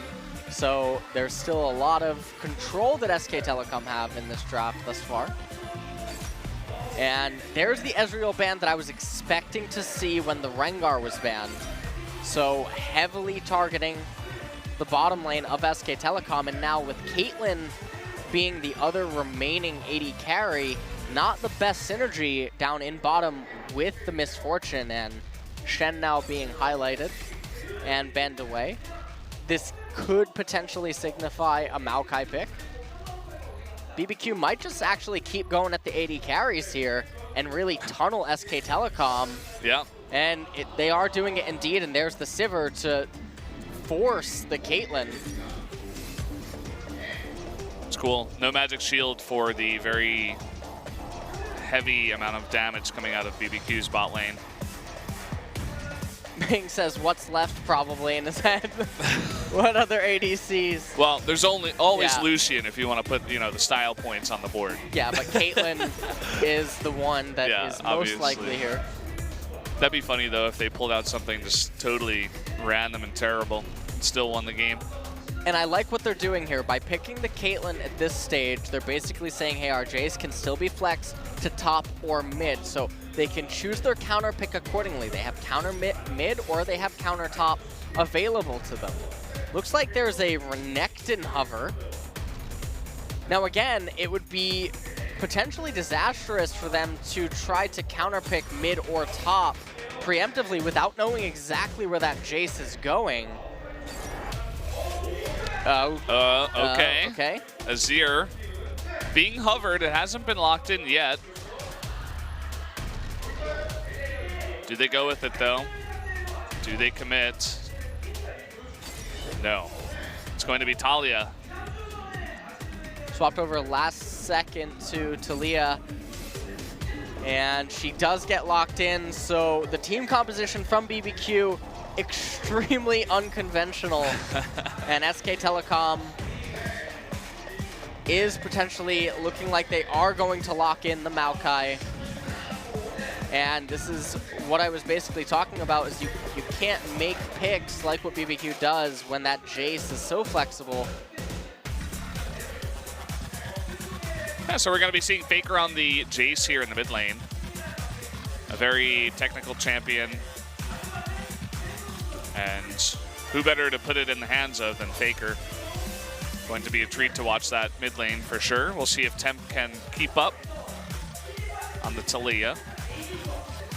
And so, I mean, a lot of the questions that SK Telecom are going to have to ask themselves going into this game is, how do we stabilize the bottom lane and maneuver Peanut across the map so that Ghost and Totoro can't just begin to blitz and out-rotate SKT, and then using the Weaver's Wall from Talia, just out-rotate Faker and constantly just apply pressure to SK Telecom, and ultimately don't allow them to ever recover. I mean, that's going to be their goal moving into this game.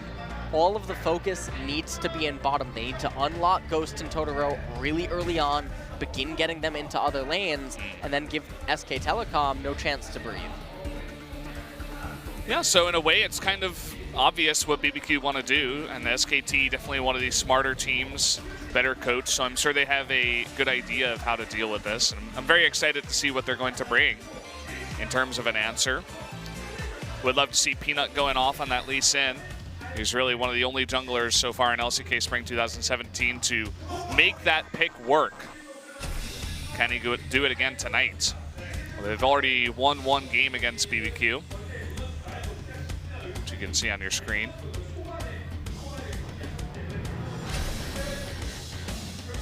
And they will be going up against this lineup of SKT. Nice bit of burst damage out of Faker. See if he can line that up. Some damage from Wolf as well. But here we do go. We're going to have Maokai up in the top lane. Excited to see that as well. But let's jump into game number 2 right now. SKT versus BBQ.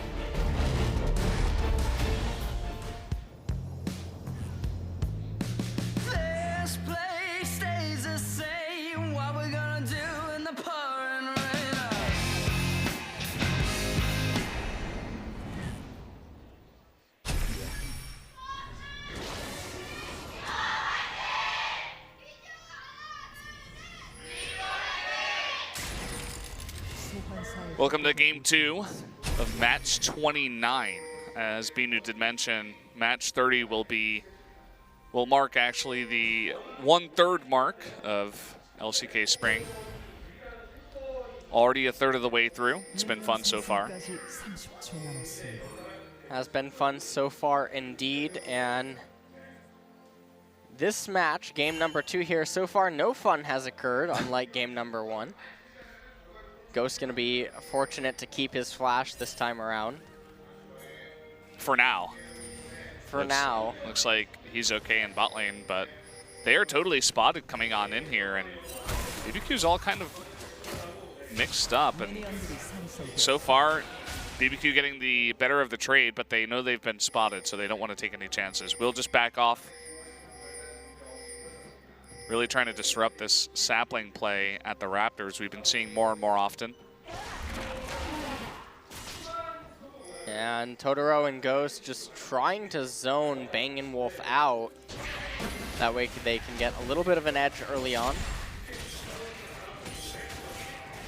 And I really like the leash that Peanut is getting here so early on from Faker, and a little bit of his assistance from Huni. It really helps conceal what routes he can go for, as he's not going to be tunneled into the standard routes of red, wolves into blue. Nice ward though placed here. They will spot the red and see Peanut going towards his blue side jungle. And wow, Totoro getting really aggressive here. The exhaust coming out, and thankfully the missed Peacemaker there will save Totoro's life, but a bit of a mistake, and he's forced to use both summoners as well as Ghost's heal to get away. Yeah, he's used both of his summoners right there, and already the bottom lane off to a terrible start. Yet again, you can see Bang already has a CS lead. Bless now making his way down, and this is what they need to do. Now Peanut not really in position to handle this yet, and this could get really ugly. Oh, here we go, the jump onto Bang, and the root is not going to go through, but it doesn't matter. First blood going over to Ziggs, and a very nice quick gank out of Bless. Peanut a little too slow there on his route, not able to be in bottom lane, and they weren't respecting the gank from Bless there, and they paid for it.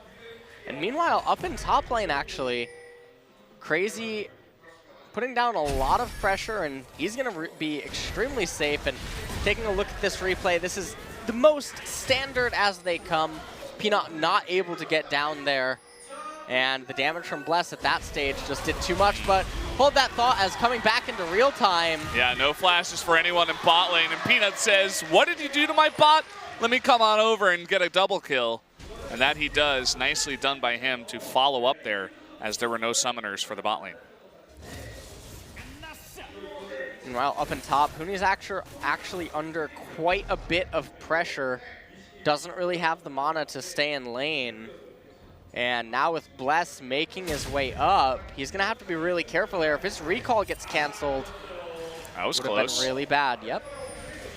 But Bless is going to be able to take away the Golem camp away from Peanut. And while this won't hurt his route too much, because the Wraith camp is about to come back up, well, still does pressure him nonetheless. Yeah, and look at this. Crazy is going to teleport in behind Huni and try to make something work here with Bless. Huni does have his flash, and they don't really know where Peanut is. So, well, they're actually going to try here once again, but now Peanut is spotted. Bless is actually going to jump on into him, the miss Sonic Wave, and all of a sudden Peanut has to get out of here. Huni in a bit of trouble, still has his flash, trying to turn out to Bless. He gets the kill and might get away with his life here. Peanut threatening Crazy, is still getting a bit of damage onto him.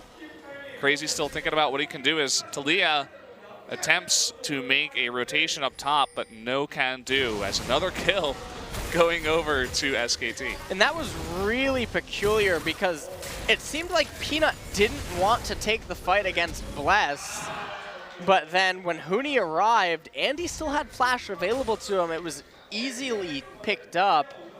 And the red buff now going over onto Huni, and Talia not being level 6, not able to roam up to top, didn't have the Weaver's Wall available. But meanwhile, I mean, Tempt is keeping up again with Faker in the mid lane, at least in terms of CS. Yeah, at least doing that. But let's take a look again at this fight. So the replay is really interesting. You can see that Bless couldn't really make up his mind. He leaped onto Peanut right there, but the amount of damage coming out from Peanut was just too much for him to really handle. And when Huni came over, it was a really standard kill. Yeah. Especially with double Dorans that early on, he does a surprising amount of damage at this low level. So always have to be careful, take everything into account. Seems like Bless was unable to do that time around. And getting a closer look at the mid lane, you can see that Faker slightly ahead. No big movements have been made. There was that one time Talia did rotate. Here comes Peanut down into bot, but he is spotted by a ward. Spotted by a ward indeed, but doesn't really matter too much. They do spot out Bless, and that is very valuable. He's not even able to finish his entire golem camp, as the threat of Peanut is too much. Yeah, and Peanut easily able to walk in there because both teams know how low Bless is, and they can't really, Ghost and Totoro can't make that move.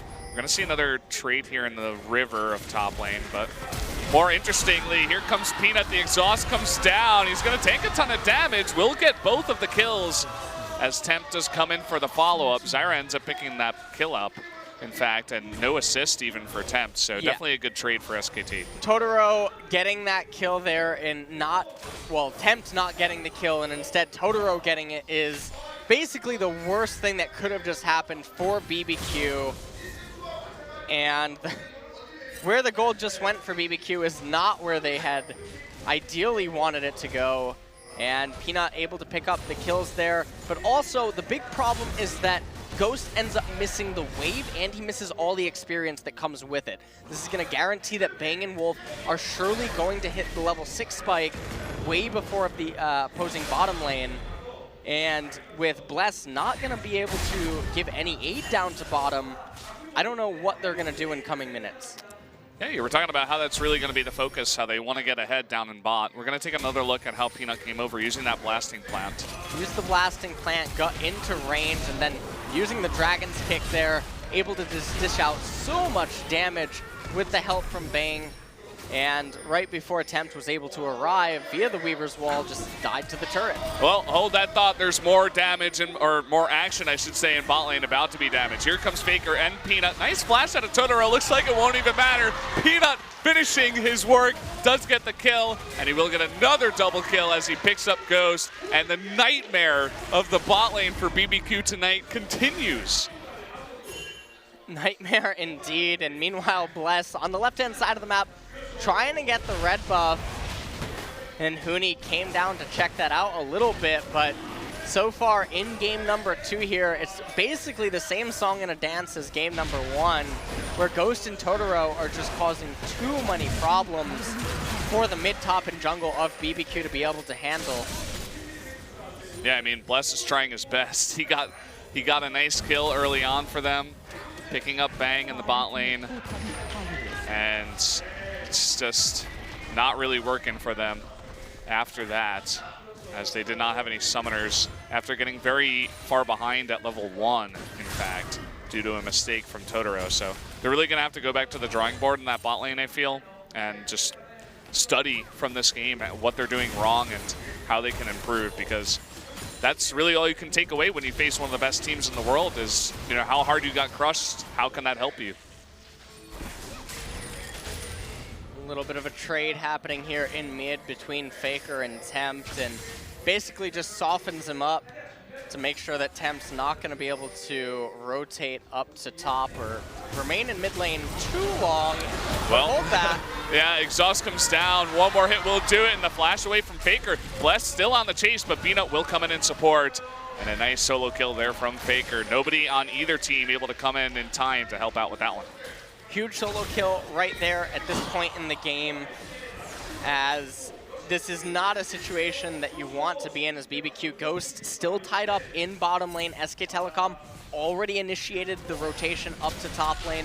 They chose to put it in top because Caitlyn doesn't offer a lot from the middle, but because Faker and Tempt are still able to have that type of a clash that we just saw unfold, and you don't really want to interfere with that at this stage of the game. Additionally, because Tempt had the blue buff and the wave clear on Talia, it wouldn't serve much of a purpose for Bang & Wolf to go mid. Yeah.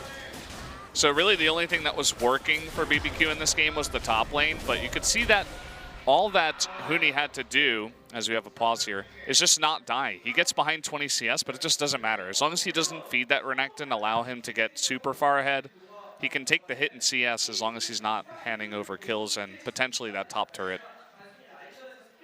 And hopefully we find out the reason for this pause in a moment.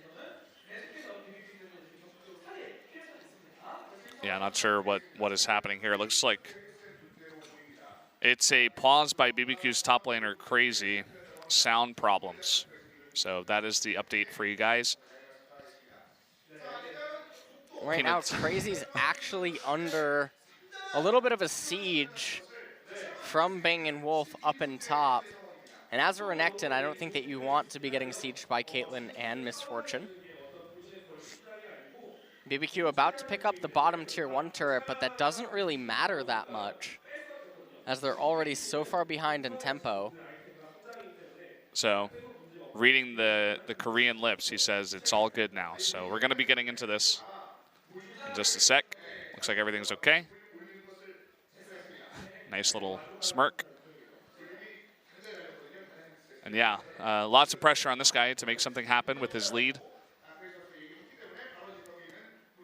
You can see how hard Faker was already hitting with that Jace with just the Dirk and the Tier as his items. Now finishing up the Yomus. And here comes Tempt, who's going to spot Peanut. So knows that that top Siege gets even scarier with him around. Peanut basically just there to add presence and pressure to the Talia in case she would potentially get the idea to try to help out Crazy. Now they are looking to respond with a Rift Herald capture, but Crazy's sniffing that out, able to dissuade them from it. Look at the amount of damage from the 1 Q of Jace. Knocks down Kha'Zix to half health. And then the extra damage coming out of Misfortune gets him even below half health. See Bang and Peanut looking to set something up onto Ghost. We'll see if he falls victim to this. He doesn't really have that much of a reason to keep pushing on beyond this cannon wave. Looks like he does read it. Yeah, he does read it, but is it in time? That's the question. Faker's coming in.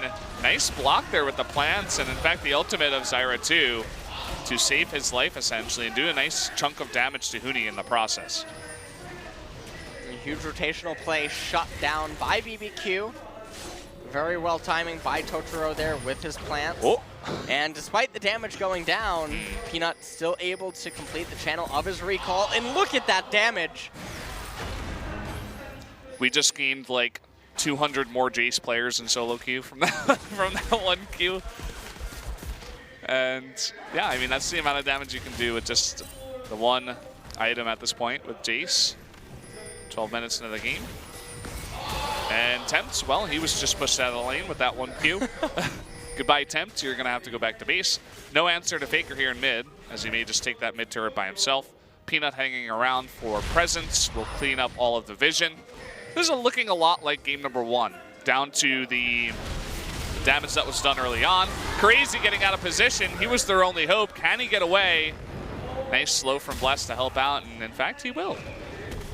Manages to get away right there, and Ghost actually casting his ultimate despite SK Telecom having backed off. It's not the best usage of that, but in the meanwhile, they were at least able to hold mid. Faker wasn't able to complete that, and now Tempt up in top lane trying to hold off Bang & Wolf. Surprised a little bit that they haven't rotated Bang & Wolf to mid lane just to finish the capture of that tier 1 turret. Seems like they're taking things pretty slow and steady, and fortunately for BBQ, the next dragon spawning is actually a Cloud Drake, which isn't of the most use for SKT right now. Yeah, not really going to help them out much at all. I suppose you get slightly faster rotations, but that's about it. And slightly better engages, but definitely would have liked a Mountain Drake or an Infernal Drake. Look at the damage coming out from Wolf alone. One JSQ could triple kill at this point as Peanut is coming on in. Deciding not to go for it, would probably have gone for it had the JSQ landed.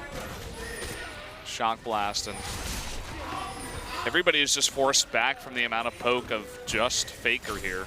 And Wolf, I suppose, earlier on. Peanut actually in a side lane, pushing, actually even gonna begin to start hitting the turret. And by himself. Faker just dishing out so much damage right now. BBQ basically has no response to this. Peanut managed to raise top tier 2 turret. And SK Telecom 15 minutes in again, almost at the 7K gold lead yet again. Peanut, I think, even has the same score line, something like 5-1 and 2. Faker, if he lands those Qs, they could even end this earlier. Here comes Peanut is not going to land the combo on Tempt, and that may have been a little bit overzealous if he had gone for that too. Oh, man. Goodbye, Totoro. Now it's your turn to go back to the base. And here they go for the dragon. You know, same issue as game number 1, where they're like, oh, this is a bad dragon. Let's just kill it as soon as possible. We want a new one. We'll have to see what the third dragon of the game spawn shall be. Infernal. Yeah. Last time it was Mountain. But last time it was also double Ocean, so you guys can see the pattern that's forming. And off of the recall, Peanut now getting a little bit more tanky stats. Already has the Hex Shrinker, but Talia, having been as gimped as she has been this game, not really putting out too much damage. And honestly, this committed rotation up to top lane could almost be ignored by SK Telecom, but then, I mean, if you look at the remaining objectives for them to capture, there's almost no incentive to ignore it, given that they can't capture anything else. Baron not even on the map yet. Rift Herald could be something that SK Telecom should be interested in. But Huni down in bottom lane might just be content to get some turret damage down. Looks like it. Ace in the hole gonna come out, do a bit of damage, and just dissuade BBQ from pushing any further. As Maokai backs off, Huni just going to take a break from pushing. And maybe now they can make a move towards that Rift Herald. It looks like Peanut wants more blood.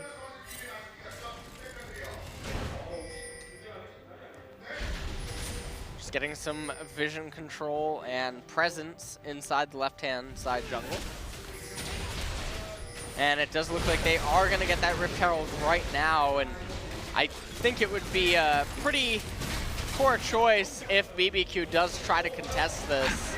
Well, they're TPing in, but here comes Maokai too. Rift Herald does go down.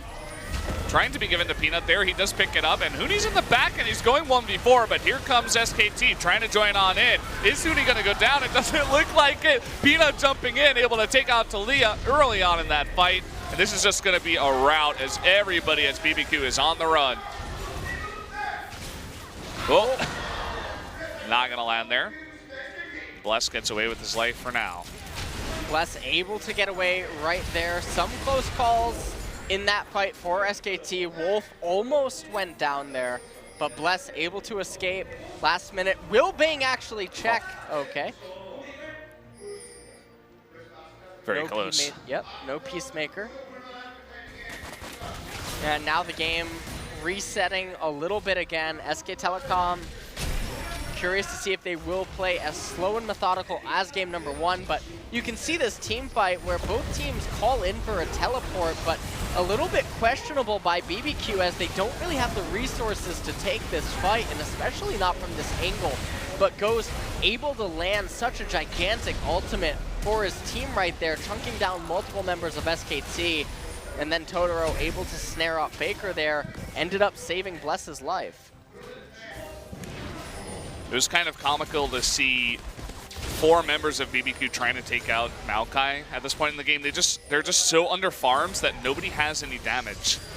So it's not even like Huni's all that farmed. This is going to be another kill going over to BBQ as a nice play there by Crazy to open that one up.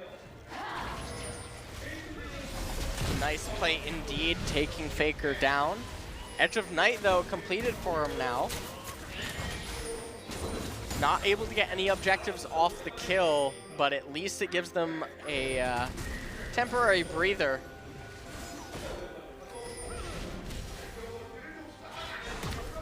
Yeah, 4 now, and it seems like BBQ's holding on a little bit better out of some of these kills that they've been able to scrounge up throughout the game.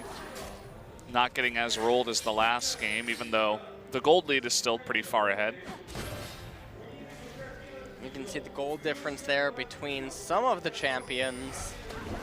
Most notably in mid lane, Faker ahead by about 1,700 gold, and then AD carry position as well, 1,700. Jungle is about 2K. Peanut picking up 6 kills in a 20-minute game, making that Lee Sin look good.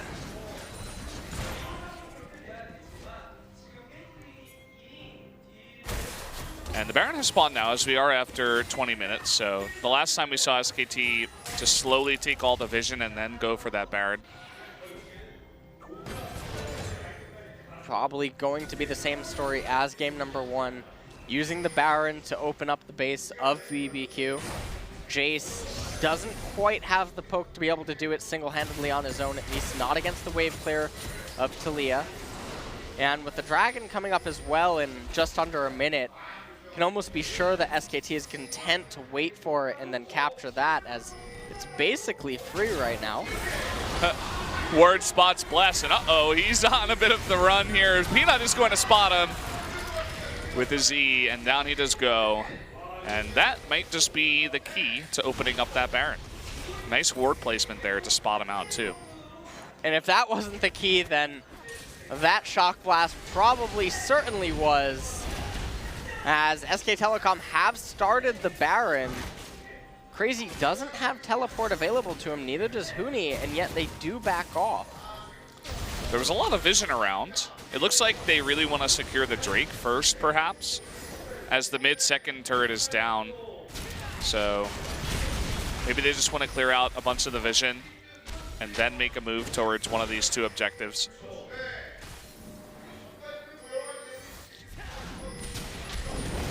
Peanut now moving down to the Infernal Drake. He's going to be able to thank Ghost for a little bit of a leash. Yep, thanks for that. Good job, Ziggs, helping out. And so that does go down, and uh-oh, Totoro. Oh man, that's so close. He gets hit by one of those shock blasts. He loses probably more than half of his health at this point. Bless. They're trying to make something work onto Bang. He's kind of caught out all alone. Look at the map. There's nobody else here for SKT. He's going to try to make the miracle escape, but down he will go, very unfortunately. Maybe trying to pad his damage stats just a little bit there towards the end, make them pay for it, but just a bit out of position is Bang. Bang getting caught out of position. Another kill picked up for BBQ. They're going to need a lot more than that, though, to bounce their way back into this game, especially when Crazy is basically glowing glass cannon on that Renekton. Doesn't quite have a defensive item yet. And SK Telecom, with the way that they're moving around the map, it does look like they are going to just be ultra slow and methodical with how they're going to choose to close out this game. Peanut trying to make the flashy plays, trying to catch Ghost out of position. He might get jumped on here by Crazy. Peanut is very content to turn around, especially with that Rift Herald buff. Here comes Wolf to help on too. It seems like they do want to pressure this red. Going to kick him on in. He's really thinking about it. Tempt is getting very low, but the red buff will go over to Bless. And Peanut just doing a nice bit of damage to some of the members of BBQ. Red buff going over to Bless. Meanwhile, in mid lane, Bang able to escort that wave into turret before being handed off by Faker. And now SK Telecom setting their focus on the bottom half of the map and this bottom tier 2 turret.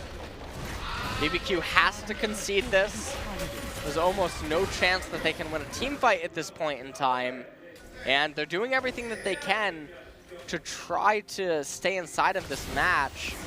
But as long as Faker can land a Shock Blast onto any member, they can crack this space wide open and take a team fight. Yeah, nice bit of damage coming out there from the combo of Ziggs and Zyra, but able to flash away is Wolf. And you can see just the amount of burst damage that SKT has to knock down some of these turrets. Even with the wave clear of BBQ, they can do it. Next Drake is Ocean, which is pretty much a throwaway one at this point. But they're looking to make a push before it, and look at that. Tons of damage coming down onto Ghost. Huni just strolling through the base, doesn't really care about that. Wall does come down, he's got to be careful, he's now down to half health. Oh man, Faker is just 1v3ing this team right now. Crazy coming on in, trying to get that kill. Bless is able to take him out. Huni in the front taking a bunch of damage now, has to back off, flashes the wall. And that's not quite the fight that SKT wanted. Not the fight SKT wanted indeed. Faker getting absolutely gutted right as that broke out, and Peanut not in a position to really offer aid. And that was just a problem of SK Telecom being a little bit too split up, and Faker basically making a mistake choosing on who he wanted to go on, as BBQ was able to jump in, jump out, and get him. So the Weaver's wall being used to zone off Bang, and then you can see that Peanut doesn't commit to hitting his Q, and once Faker hit his Shock Blast, he went in, but it was met by Crazy locking him up, and Bless able to come over the wall, get the kill onto Faker, and then Huni forced to flash away, while meanwhile at the north, Bang, Wolf, and Peanut were basically tied up and zoned out. Yeah, so even though they do make that mistake, they're still very far ahead, about 9,000 gold. But yeah, he landed that Shock Blast, and Crazy is really the only guy on this team that's holding it together for BBQ, I'd have to say, at this point. Some pretty nice plays, nice setups to get kills onto Faker. Multiple times, actually. Second time that's happened.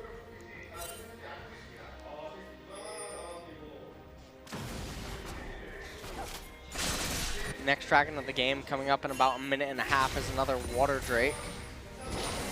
Not going to be the highest priority for SK Telecom, but definitely a breath of fresh air for BBQ. Maybe now, wow, okay. Talia still does a nice bit of damage, even though she's not all that farmed up. And maybe they want to begin to push towards that Baron. They were clearing out all of the vision around it. So far, BBQ doesn't have much. Had that Shock Blast landed, Bless would probably be below about half health. Oh man, Wolf taking a lot of damage here too. They have to be careful with how they engage. Look at Wolf's health now. He can't even get close. And here comes Crazy coming from the right side. Thankfully, he's still at Exhauster. That might be the kill onto Wolf. And this is going to force SKT back once again. SK Telecom getting forced back once more. And the damage that's coming out from Tempt and Ghost is just a little bit too much. And if SK Telecom misstep at any point, it's very easy for BBQ to potentially just burst them. And this is a little bit worrying given the fact that SK Telecom has a 10,000 gold lead and they can't find a way to close it out. And with no Baron opportunities presenting themselves, they're going to have to wait for another dragon to come up, not just the Water Drake. But a question that SK Telecom can ask themselves is, do we wait to capture this dragon to guarantee that an Elder spawns next? Looks like that's the play for now. They're ignoring it entirely. And this is the SKT that can't really seem to find a way to close things out. Usually they're very dominant. They have a plan with what they're doing, but they kind of seem lost. I mean, again, they're still very far ahead, but they're not able to close this one out here. And Crazy down in bot lane, making a bit of trouble on that Renekton. Makes a bit of sense. Maybe that's a pick that he's played a lot in the past, and now he's like, okay, well, let's just give it a try here going into game 2, especially with the way that game 1 went. Maybe we can change it up. Maybe they're not too used to facing this Renekton, and we saw that Huni did have a lot of trouble with it in lane, and seems to be very good on it so far.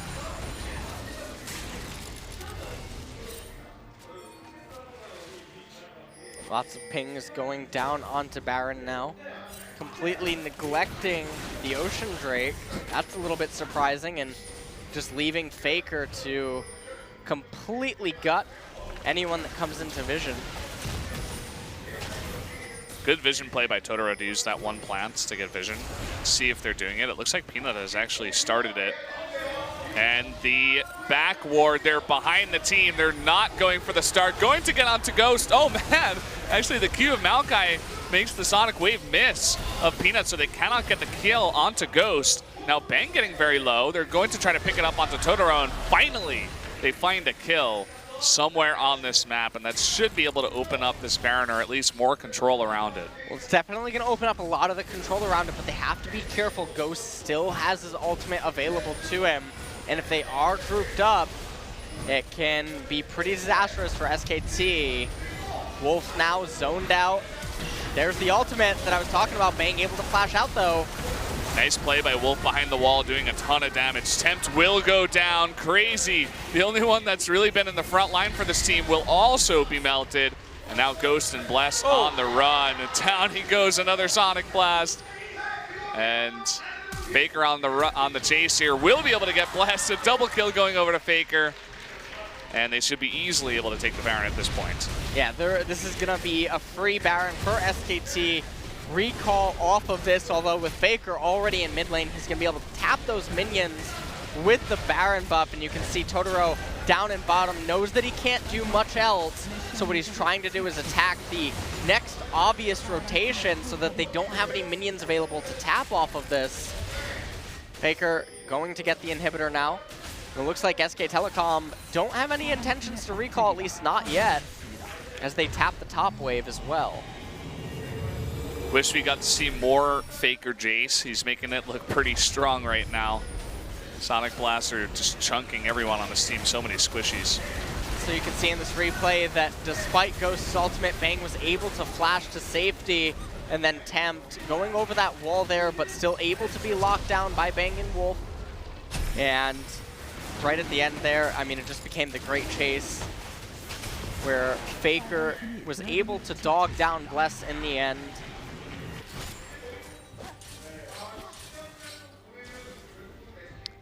Taking another look at the gold, I mean, it tells the story of that everybody on SKT is extremely far ahead of everybody on BBQ at this point. SKT was just able to go back, and essentially everybody got a new buy. Bang sitting on 4 items now. And we're getting to that point where it looks like SKT might be able to end this game here. Doesn't look like there's much hope for BBQ in this one. They're going to need a bunch of mistakes from SKT, I'd have to say. Some kind of botched fight where somebody gets caught once again and they can't push with 4. I mean, the wave clear out of BBQ is still very strong, but they're going up against a team that is so far ahead. Look at that chunk onto Totoro. It's unbelievable the amount of damage. Now the wall is going to come down, but still no doing. This doesn't even matter really at this point. SK Telecom, too much damage available to them. Now with the second inhibitor of this game falling, don't know what BBQ is left to do. Yes, they have wave clear, but it's not really that great against the Baron-empowered minions. Yeah, Ghost can barely even get close to even hit those Baron-empowered minions, so then you're just adding even more to the push. 2 inhibitors down, and they look to push the top lane. Want to take this one slow. Oh, man. That's their mid lane there, and now Ace in the Hole even chunking down Bless. Faker staying inside of the base, and that's exactly why. As his teammates escort the wave up. Oh, Peanut jumping on in. He's going to get the kill in. Oh, man, he almost lives there, too. Wolf wants a little bit of love as well, getting the kill onto Talia. This is just the route as everybody has to run away. that's going to be the end of game number 2 as SKT coming back off their loss just absolutely destroy BBQ in a quick 2-0. Yep, quick 2-0 indeed. Struggling a little bit in the mid game there to find a way into BBQ's base. And BBQ suffers yet another loss to a top-tier team. And basically, they're going to really have to find themselves moving forward into the remainder of this season because their only wins have come versus the lower-tier teams. And a lot of the problems that they're seeming to have is inside of that bottom lane of Ghost and Totoro. Meanwhile, on SK Telecom, as I mentioned, wasn't really too concerned with their loss to Afrika, at least not in the manner in which it occurred. And tonight, again, they came out super strong, as always. Crazy is, he didn't look too happy there towards the end. He had a very nice early game. He was really the only one performing for BBQ. Bless had a decent early game. But as you said, lots of problems to be addressed for this team if they want to try to do a bit better towards the second half of LCK Spring 2017. We're going to take a quick look at a replay here. And this is just the end game push where Faker was positioning himself for constant shockwaves. Peanut able to find his way in right at the end there, went down for it, but didn't matter as the bullet time able to dish out so much damage. And from this point, it was just basically Bang raising the Nexus turrets before ultimately SK Telecom destroying the Nexus of BBQ to finish out their series. That's what Jace looks like when you face an all-squishy team and he's massively far ahead. Can just chunk you for about 80% of your health. You just have to have some good dodging skills. Maybe a Cloud Drake to help you out. Uni, he had a rough time early on, but as I said, the fact that he didn't die was very important. Didn't get Renekton even farther ahead. Getting another close look at the disappointed faces of BBQ, especially that bottom lane.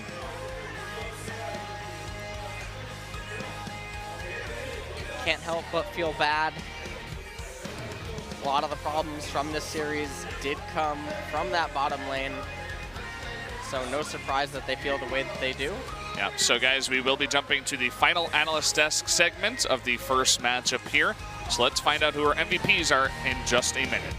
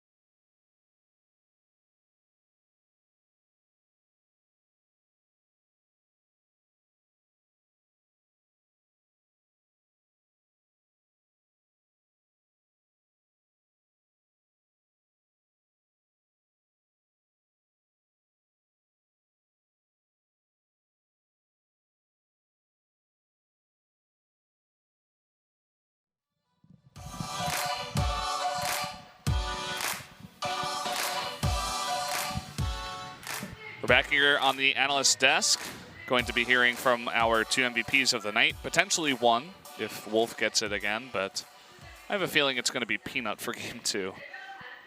My personal opinion. What do you think, Binu?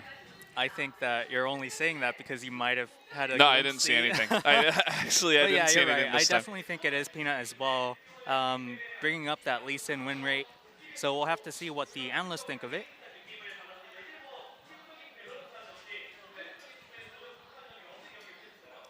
And right into it, really another very good balance in the SKT team and their performance.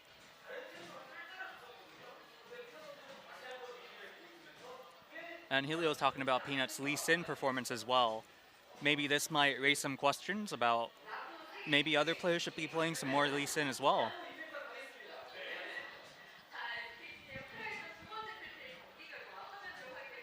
So let's take a look at the match summary for SKT's second set victory. And again, it's the same story as set 1, SKT taking all the gold, all the towers, all the dragons. What didn't they take, Valdez? Well, The loss? they didn't take home any BBQ chicken, as I don't think BBQ is going to give them any after getting destroyed like that. Excellent point. Although Faker brings us a very compelling argument as to why he should be the second set MVP with that almost 30k damage done. Yeah, if it's not Peanut, it's Faker, 100%. And Ghost really trying to get in there with the bot lane Ziggs, but didn't work out for him. And I think SKT had the right answer there. You know, who's the one that you don't want to deal with in the late game, right? It's Ziggs, so just go after Ziggs. Yeah, just kill him a bunch of times. And that they did. This was slightly longer, I think about 6 minutes longer than game 1, but eventually able to do it. I know we did have, you know, those delays at the start of the game, but it's kind of funny to see that we're still going to have our 8 o'clock game at exactly 8 o'clock. Yeah. So maybe SKT balancing out there.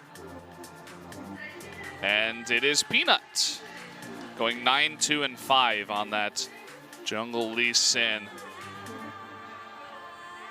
It's a very pensive picture of him. He's probably thinking to himself, "Oh man, maybe I should have lost and taken the chicken." Oh, now Riot's gonna nerf Lee Sin again. Anyway, let's talk with our MVPs. It is going to be Wolf and Peanut.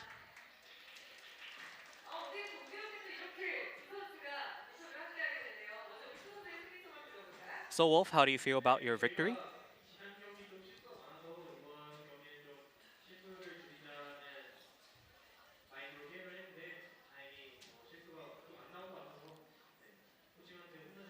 And Wolf says, you know, last game we had a lot of mistakes, so this game our mentality was, you know, let's just try to limit those mistakes. Let's just make as little mistakes as possible. And at the end he says, looks like our coach won't be mad at us today.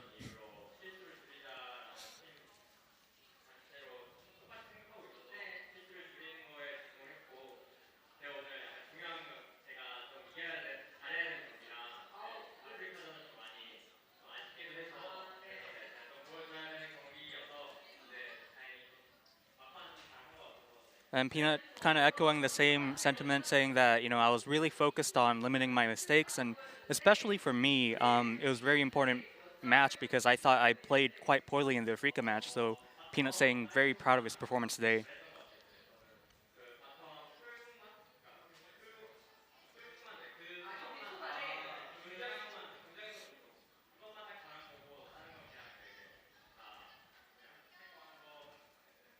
And more specifically saying, you know, he quotes the bottom lane ganks as kind of his highlight maybe.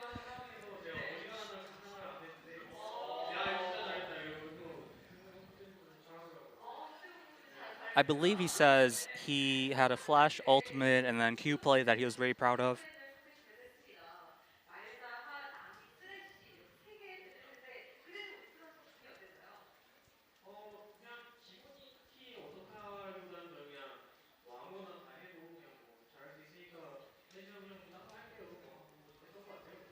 Now, there are a lot of bottom lane bans in today's match as well, and Wolf says it wasn't that much of a blow. The SKT players thought of it as, you know, whatever you play, let's just work hard and try to get a good result.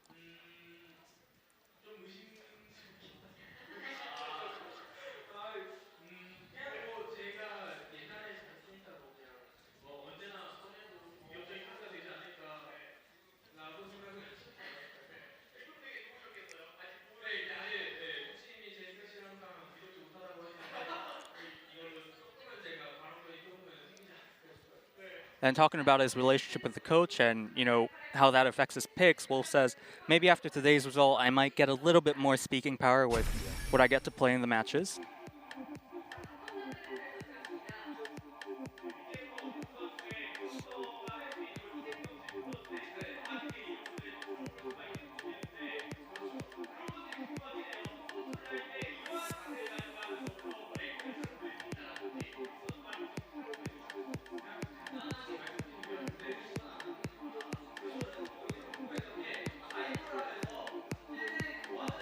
So asking Wolf, what's the right mentality to have? What's the right attitude to have as a support?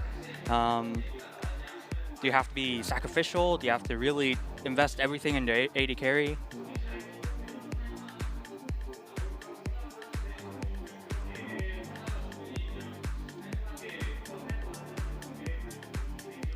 And Wolf says, most of the time, if you have to die, you really have to acknowledge that situation and try to do as much as you can.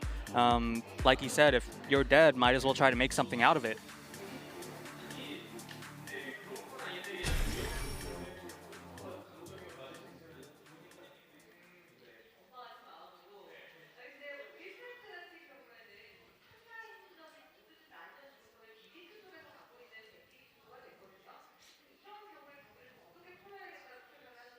So BBQ brought out some interesting ideas in the picks and bans. What do you do in that situation?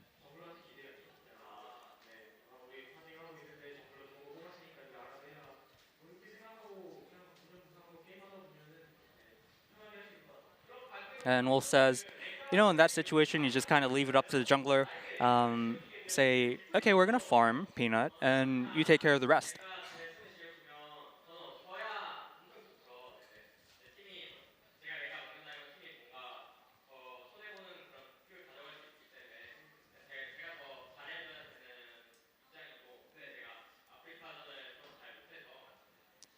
And Peanut kind of adding on to that, saying, yeah, it's always great to play Rengar. Also quoting the Afrika match, again, saying that I was in a position where I really had to perform well.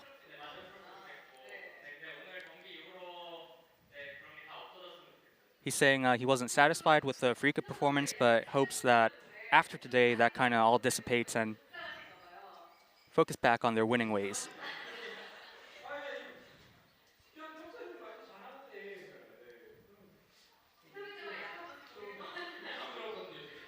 Wolf casting some doubts there, saying, Peanut, you're always so good. Why are you acting so humble in the interviews?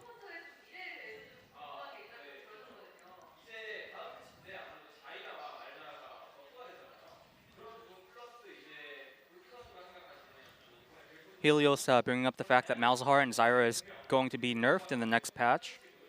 What are Wolf's predictions or thoughts on the matter?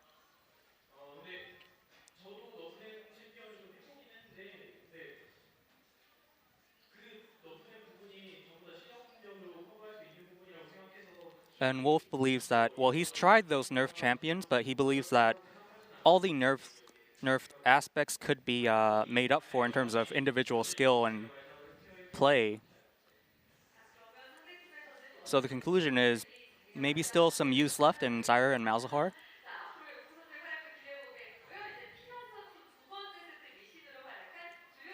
So now we're going to take a look at Peanut's Lee Sin highlights in set 2.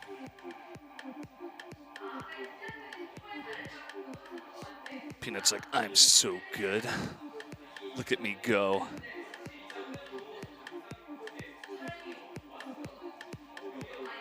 I love how they stick the camera on his face, Here's the play. too. Yeah, here's the play that he said he was proud of.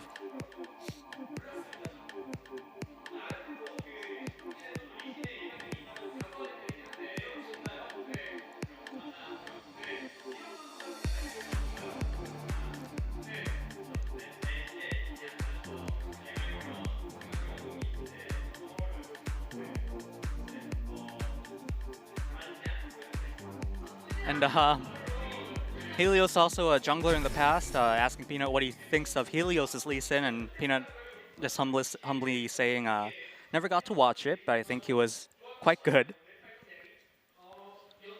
Back in the day, for sure.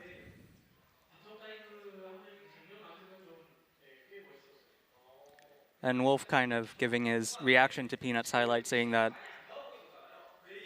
his bottom lane dives were great.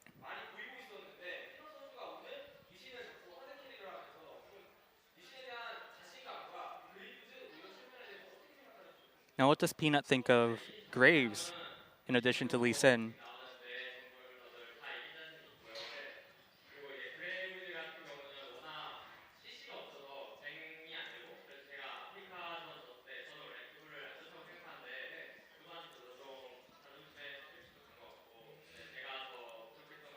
And Peanut says, you know, I feel like my confidence is really in Lee Sin, although at the same time I'm not afraid of any junglers in the LCK. And again, going back to that Afrika match, saying that it was really poor performance, so it seems to have left a big impression on him. So final words for the fans.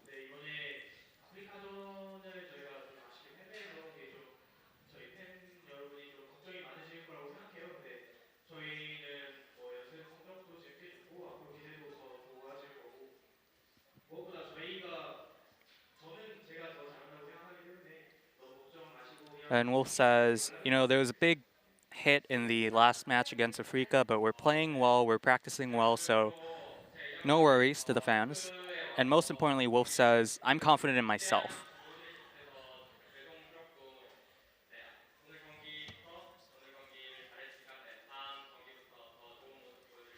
And Pina again saying that, I'm sorry I couldn't give a better performance after coming to SKT, but I'll make sure I give a better performance next time.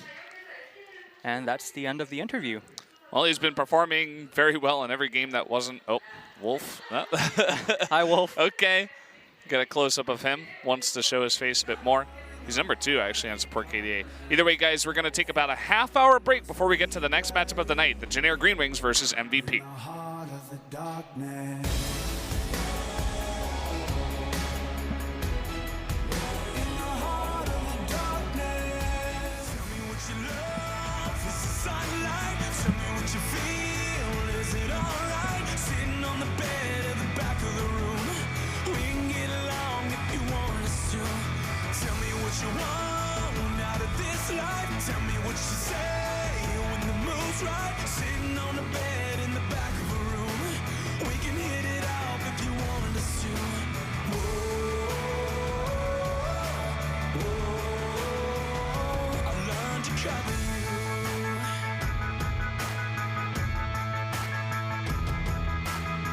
Some girls like the boys who are fast.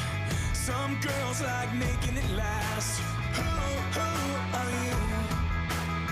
Some girls got so much to prove, but those girls got nothing on you. Who are you? Who are you? Won't you tell me now? Won't you tell me now? Tell me what you love. Is the sunlight? Tell me what you feel. Is it alright? Sitting on the bed at the back of the room. We can get along if you want us to. Tell me what you want out of this life. Tell me what you say when the mood's right. Sitting on the bed in the back of the room.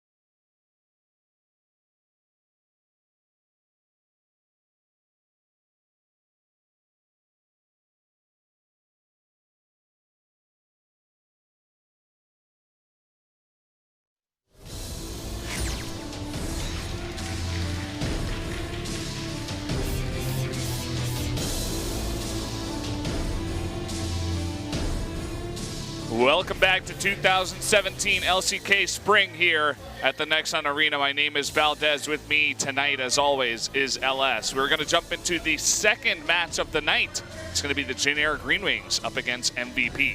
Yeah, and in tonight's match, Jin Air really need to pull out a win here against MVP. And with MVP coming into tonight's match, coming off a win against Kongdu Monsters, and looking to solidify themselves with another win to bring themselves to a 50% win rate so far in LCK. But Jin Air GreenWings are going to have their work cut out for them because MVP's losses have been to higher tier teams. And then on top of that, MVP has looked pretty crisp at their mid and late game play. Yeah, definitely got to hand it to them. I think they're the favorites coming into this matchup. We'll see how the pick and ban phase does go right now. Starting off with a Zyra ban here is the Jin Air GreenWings. Zyra, the first ban. Now we're going to see how MVP responds. Wouldn't expect to see anything out of the ordinary, not from them at least. And in that sense, I expect the LeBlanc, Camille, and Rengar, of course, on that red side. Now, handing it over to Jin Air, there's the possibility of the... Okay, there's the Jace ban. Because of this is patch 7.2, lethality changes. We just got to see Faker in the previous series go absolutely nuts on the Jace. They were watching that game. They're like, nah, not against us. Not going to happen. Both Ed and Ian can play the champion. Ooh, look at this. Potential Varus ban here on the side of MVP, so we will not be having the standard 3 bans. This is going to get a bit messy. So now with Varus being banned away by MVP, Jin Air GreenWings deciding that Camille shall not remain. And now MVP, this is an interesting little change where basically if you opt to do this and the opponent does ban away one of the remaining big 3, now MVP can actually ban away the Rengar, and it's basically like they got to decide what the extra ban was inside of that Varus. But instead, they're actually highlighting a Malzahar and taking that away from Snowflower. So now we have to assume that Jin Air GreenWings is going to take that Rengar. Yeah, it seems like the obvious choice here. I can't really see anything else more powerful that Jin Air would want to pick up, although they are putting a lot of time into it. It's not a snap pick, but is the eventual pick for the Jin Air GreenWings. So we're going to have 2 picks going on over to MVP now. So with the Rengar taken away, MVP likely to respond with 80 carry support. And hovering the Jin pick now. Ashe is still available on the table, as is Misfortune, and there's Karma.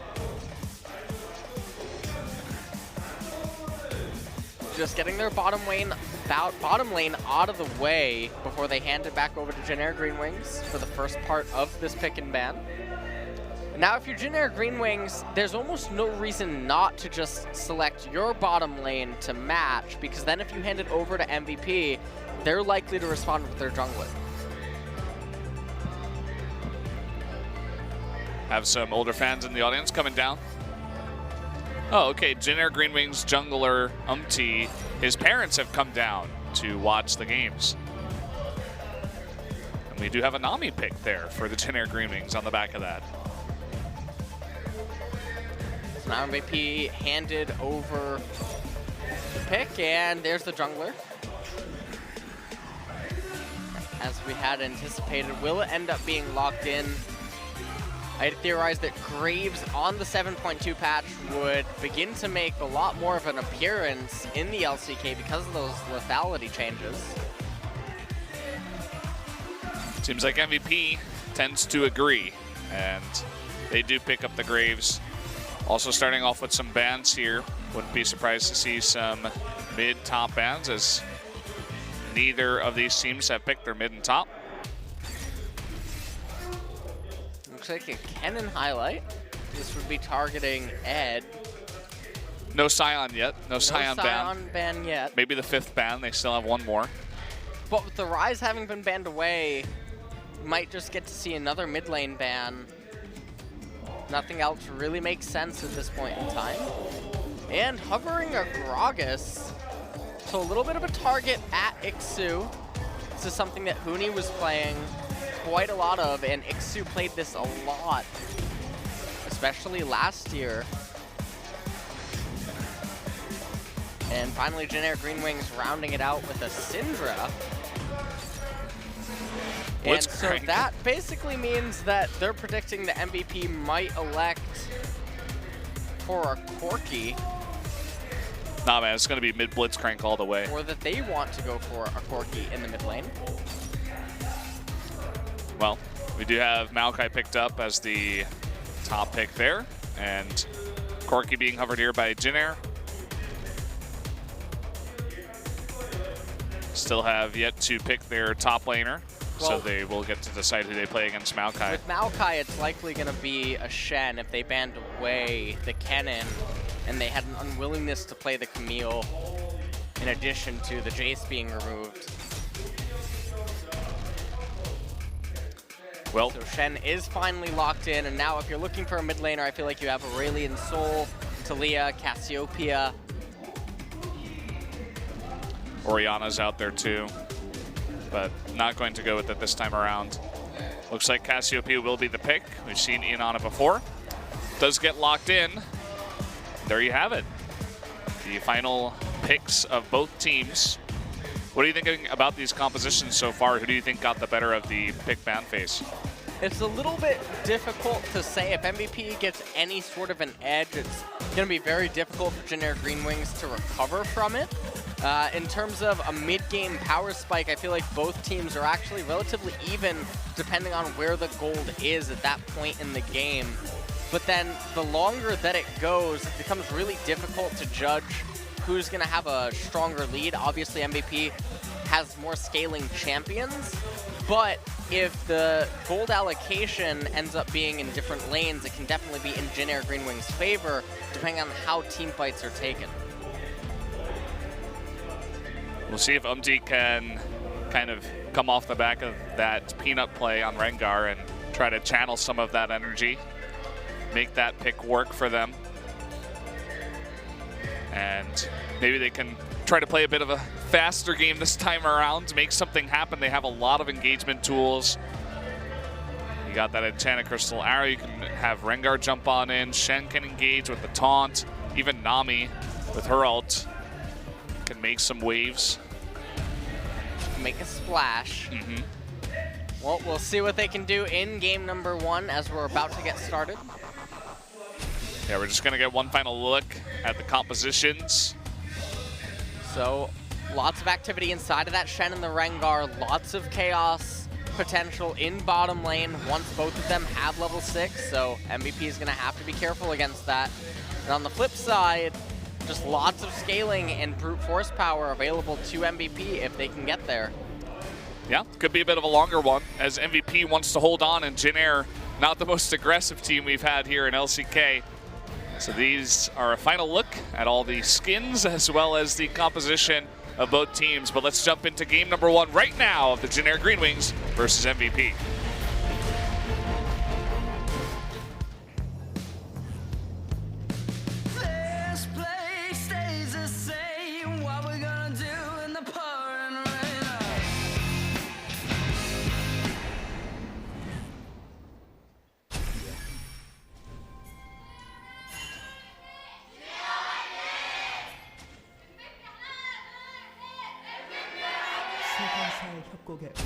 Here we are for game 1, Jin Air versus MVP. And it looks like Jin Air, they're going to try a little bit of what BBQ wanted to try. A small invade here at level 1. Jin Air GreenWings looking to get a little bit aggressive, but I mean, with MVP knowing that all of them are there with the exception of Teddy, be extremely surprising to see anything happen. Ed starting to prepare the Wraith camp with the saplings. You can see that was mainly just to get a couple of wards down. One was taken away, actually, by both Ian and Beyond. Still sticking around to make sure that no shenanigans happen there. You can see that they're just continuing to prep that camp.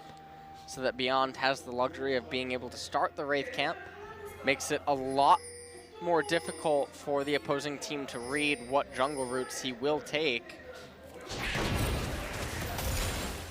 And Graves with that clear, you can see, just going to take all the small guys away and go straight on over. So not taking the big Raptor, this is going to be a little bit faster. A little bit indecisive right there. Looks like he's actually moving down to Umti's red, potentially hoping to steal that away from him, and then basically grant himself a triple buff. But also, if Teddy and Snowflower misplay bottom lane and actually end up shoving into Maha and Max, this could prove to be really bad for them. Level 2 hit here first for Ian is actually a bit of a problem for Kuzan there in the mid lane. Already taking about half his health and damage. You can see that Rengar is going to the red buff of Beyond. So they may just end up trading red buffs unless Graves goes there right away. And it looks like Ian, actually they know this because he never went to the red buff of his own jungle. So trying to get some vision down here, but this will go over to Umti. They're not going to get there in time. He can use that blasting plant to head over, but at least they have identified 100% that he was taking that red. They know that he did take the red buff. They have the clear timer on it. Now Beyond taking his blue buff. And meanwhile in mid lane, Ian putting out a lot of pressure onto Kuzan. And with the paths that Umti chose to take, he's not really going to be able to provide much aid to his top or mid laner. He's getting more stuff stolen away from him by Beyond, coming in and taking the Raptors. MT is going to be spotted by a ward too, so I don't believe this gank should be successful.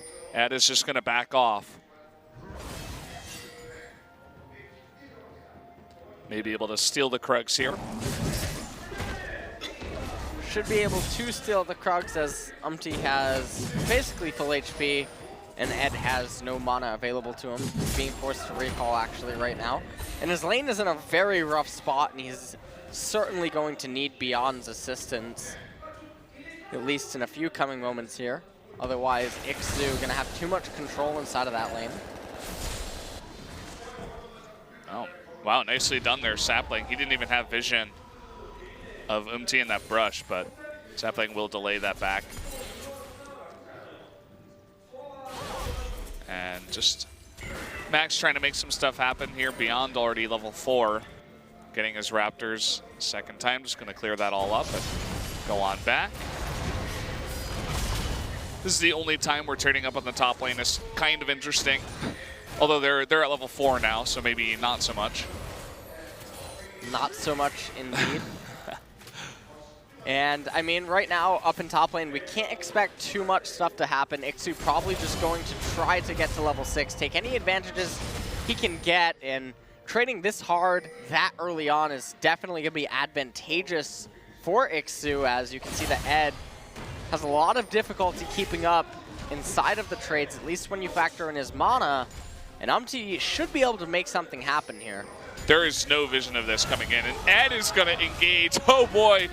Nightmare situation. He is going to flash away, and actually Ixu does move back, but it should be enough here as Umti, it looks like he wants to give that assist, but there it is, first blood going over to Umti. First blood goes over to Umti, and Ed doesn't have his teleport available, and if you look at the minion wave in top, it is basically a nightmare scenario for Ed and MVP at this point in time. Umti able to basically stay even in levels with Beyond. Beyond not really able to find anything to do right now. He's going to get a chunk on up to Umti, though. Is he even going to be able to kill him here? Umti does not have his flash. Will reload. There it is. One more hit. Will. Oh, the exhaust. Oh, and he doesn't go down. The exhaust makes it so that he doesn't have enough damage to kill him. That's going to be a second kill going over to Jin Air. Second kill goes over to Jin Air. Max, not quite sure exactly what he was trying to do, but so far, Jin Air GreenWings off to a fantastic start this match, as everything's going right for them. And as Ixu's going to hit 6, Umti hits 6, lots of chaos can come out in bottom lane, and it's not going to be able to be responded to by this MVP team composition. Yeah, look at top 2. I love that we're getting another look here. It was frozen there for quite a while. Shen already up about 15 or rather 16 CS here. Ad's still having a hard time, now level 6 to level 5. Still going to engage. Ixu doesn't even take damage anymore. Let's get a replay of what happened replay here. From a few moments ago where Snowflower able to flash out right there, prevent himself from getting snared up by Maha. Beyond wasn't able to find himself with too successful of a gank. Yep, well, at least able to get that summoner away. May make another return in just a while. Ed is finally able to hit level 6. Come on in, just get some deep wards. They do see the blue is up for Jin Air. Know that the blue is up for Jin Air. Ixu level 7 at level 6. Turning on his ultimate here for an extended trade, but not really the best of trades for him to be taking right now. He does have the double Dorons with the Corrupting Potion, so he does have the sustain still, but already down 21 CS up in that top lane. You can really see just what a horror it is up in the top when you get behind on a Shen, and when he was able to freeze for quite a bit. You get behind in CS, you get behind in levels. You can't keep up in extended trades because he has so much sustain and you have to deal with the mana.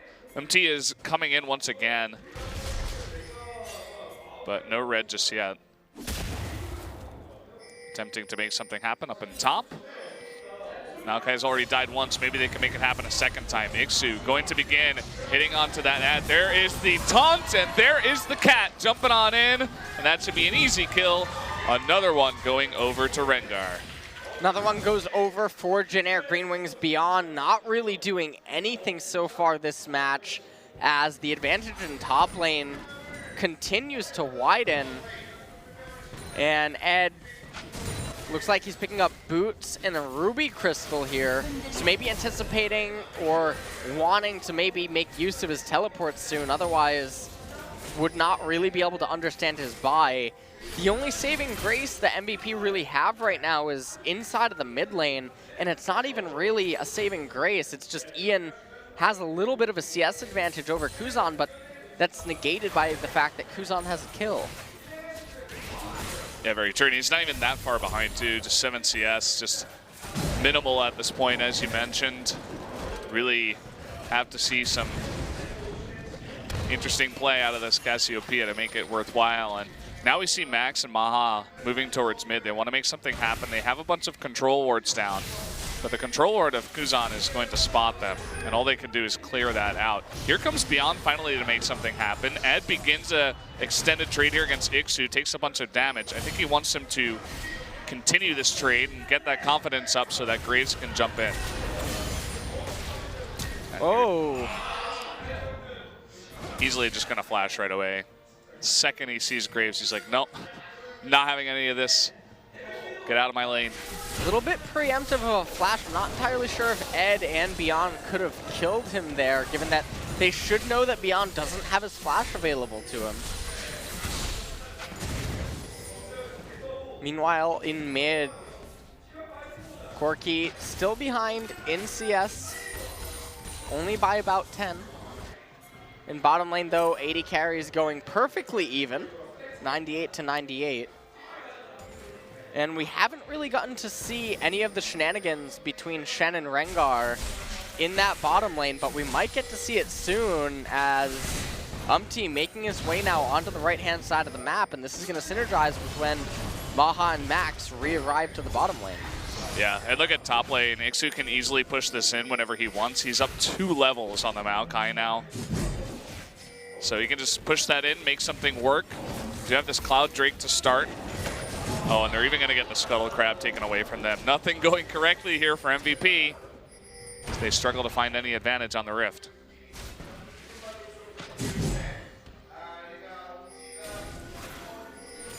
Making his move now down towards bottom lane is Umti. Could try to make something with that Enchanted Crystal Arrow too.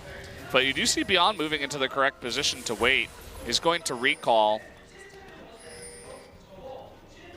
Beyond just basically providing coverage for his bottom lane in the event that Umti and Ixu would want to make anything happen. Maha and Max now actually getting a pretty decent amount of damage onto Umti just now. Ends up missing a little bit of the last few bullets and turns his attention immediately to Cloud Drake, which at this point in the game, with how healthy the laning phase still is, it's a really good dragon to pick up.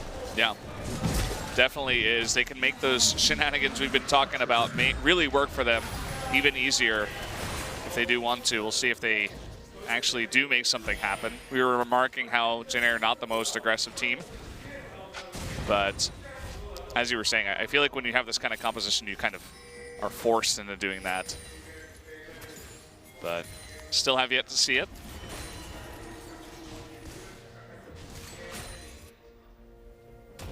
Beyond just trying to get Scuttle Crab here on the left-hand side of the map, and for the most part, he hasn't really done anything other than just keep up and out-farm Umti by a little bit, but the amount of pressure that has been exerted already in top lane has basically put Ed in a very uncomfortable spot. You can also see that he's itemizing straight into that Sunfire Cape.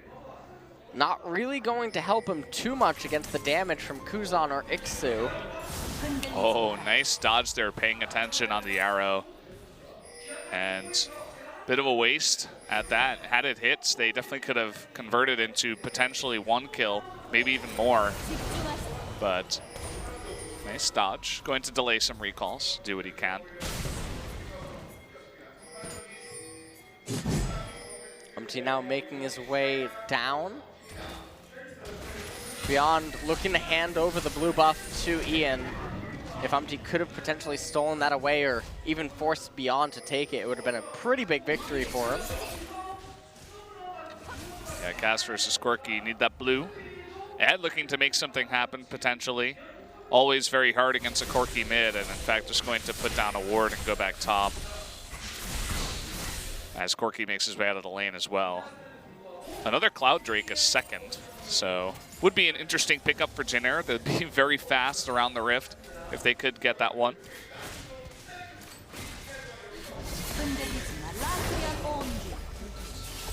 Some poke coming down here in bottom lane. But right now, if you're MVP, you're basically completely content to just let the game basically stagnate. And if Jin Air isn't going to do anything with the advantages that they secured early on, then it's going to end up playing right into the hands of MVP's team composition. Yeah, and I mean, they were looking for something once again, but they were spotted out by a ward, so everybody from MVP immediately goes back. They don't seem to have the timing down like SKT does, where they come in for those ganks. This could be another one, though. Umti is supporting Kuzan, but Kuzan, I feel like he beat it almost too much, and they were not able to get that kill onto Ian. Not able to get the kill, but Ian is chunked, has to be extremely careful. They have that on the Hun and Stand United available. So very easy to bait something out. Ian has to be really careful here. Empty, he used the Thrill of the Hunt, but it's basically just to zone them out. You can see Teddy and Snowflower coming in. As I say that, he does commit, and a bunch of heals have to come out to save his life. And he does get saved, but they are not also going to get the turret, so interesting trade there in the mid lane. Ian manages to live, Umti having to blow his flash, but so much turret damage went down in mid lane. And so now Kuzan handed off the blue buff, going to be able to stay around mid for quite a while longer. Maha makes his way back down to the bottom after having made sure that the mid gold did not go to waste. Didn't even use the Stand United there. Perhaps could have pushed on a little bit harder and gotten that first blood turret of the game. But instead, also, Ian now actually rotates down to bottom lane, and they're electing to keep Maha in mid. And what this is going to do is inevitably, or well, it's going to delay the inevitable of the mid tower going down, but at least it's going to buy them a little bit more time as they look to reswap now. Yeah, in some way, I mean, Ian is sticking around very far behind that turret. And Corky looks like he's totally fine with that package in mid to Just use that movement speed for now and poke it down. He may even commit to that turret. One more hit, couple more hits. Okay, he's going to get that and use the packets to get away. Nicely done by Kuzan. So the inevitable was not delayed all that much as it does go down. And now without that mid-tier 1 turret, the map is very wide open. And Jin Air GreenWings going to be able to turn their attention to bottom tier 1 turret, which is also going to synergize with the Dragon that's coming up soon. And if they can get 2 Cloud Drakes, that's going to be a very powerful advantage this early on in the game, enabling them to just run circles around MVP on the map. Well, and Kuzan finally trying to make something work here, but not very successful. They take out a control ward. And as you were saying, this is really designed to do is take out that turret. You can see Max now coming back, and Kuzan forced to go back. And Jin Air, they will not commit.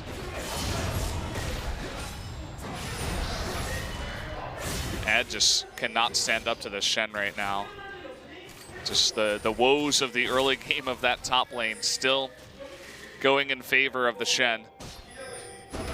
Ooh, Ed gonna take quite a chunk right here. Gonna heal himself up a little bit, but still not really in a position where he can afford to teleport if his team really needs it. Yeah. And so with all this turret damage going down on bottom and the pressure that's being applied up in top lane, no response for here at the Dragon.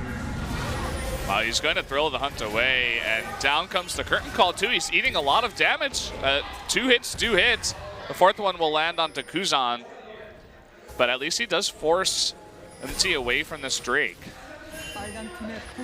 He forces him away from the Drake, but at the cost of conceding bottom tier 1 turret, and tons of damage went down onto top tier 1. And while they pick up a Cloud Drake, and that'll even up the score, at least in terms of Dragons, not really the biggest victory for MVP in the end, as they just got Rengar's ultimate away, and they lost ground elsewhere on the map.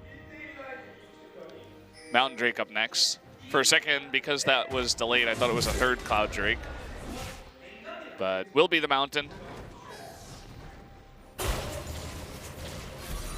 And now we finally see Teddy and Snowflower coming into mid themselves. Just going to push that out after taking down the bot turret. Putting that pressure on in. And what is Jin Air's next move going to be with this lead that they have? They're about 5,000 gold ahead. As you mentioned, that top turret taking a bit of damage. They can move on towards there. Still the Rift Herald on the map, but only 30 seconds until Baron does spawn.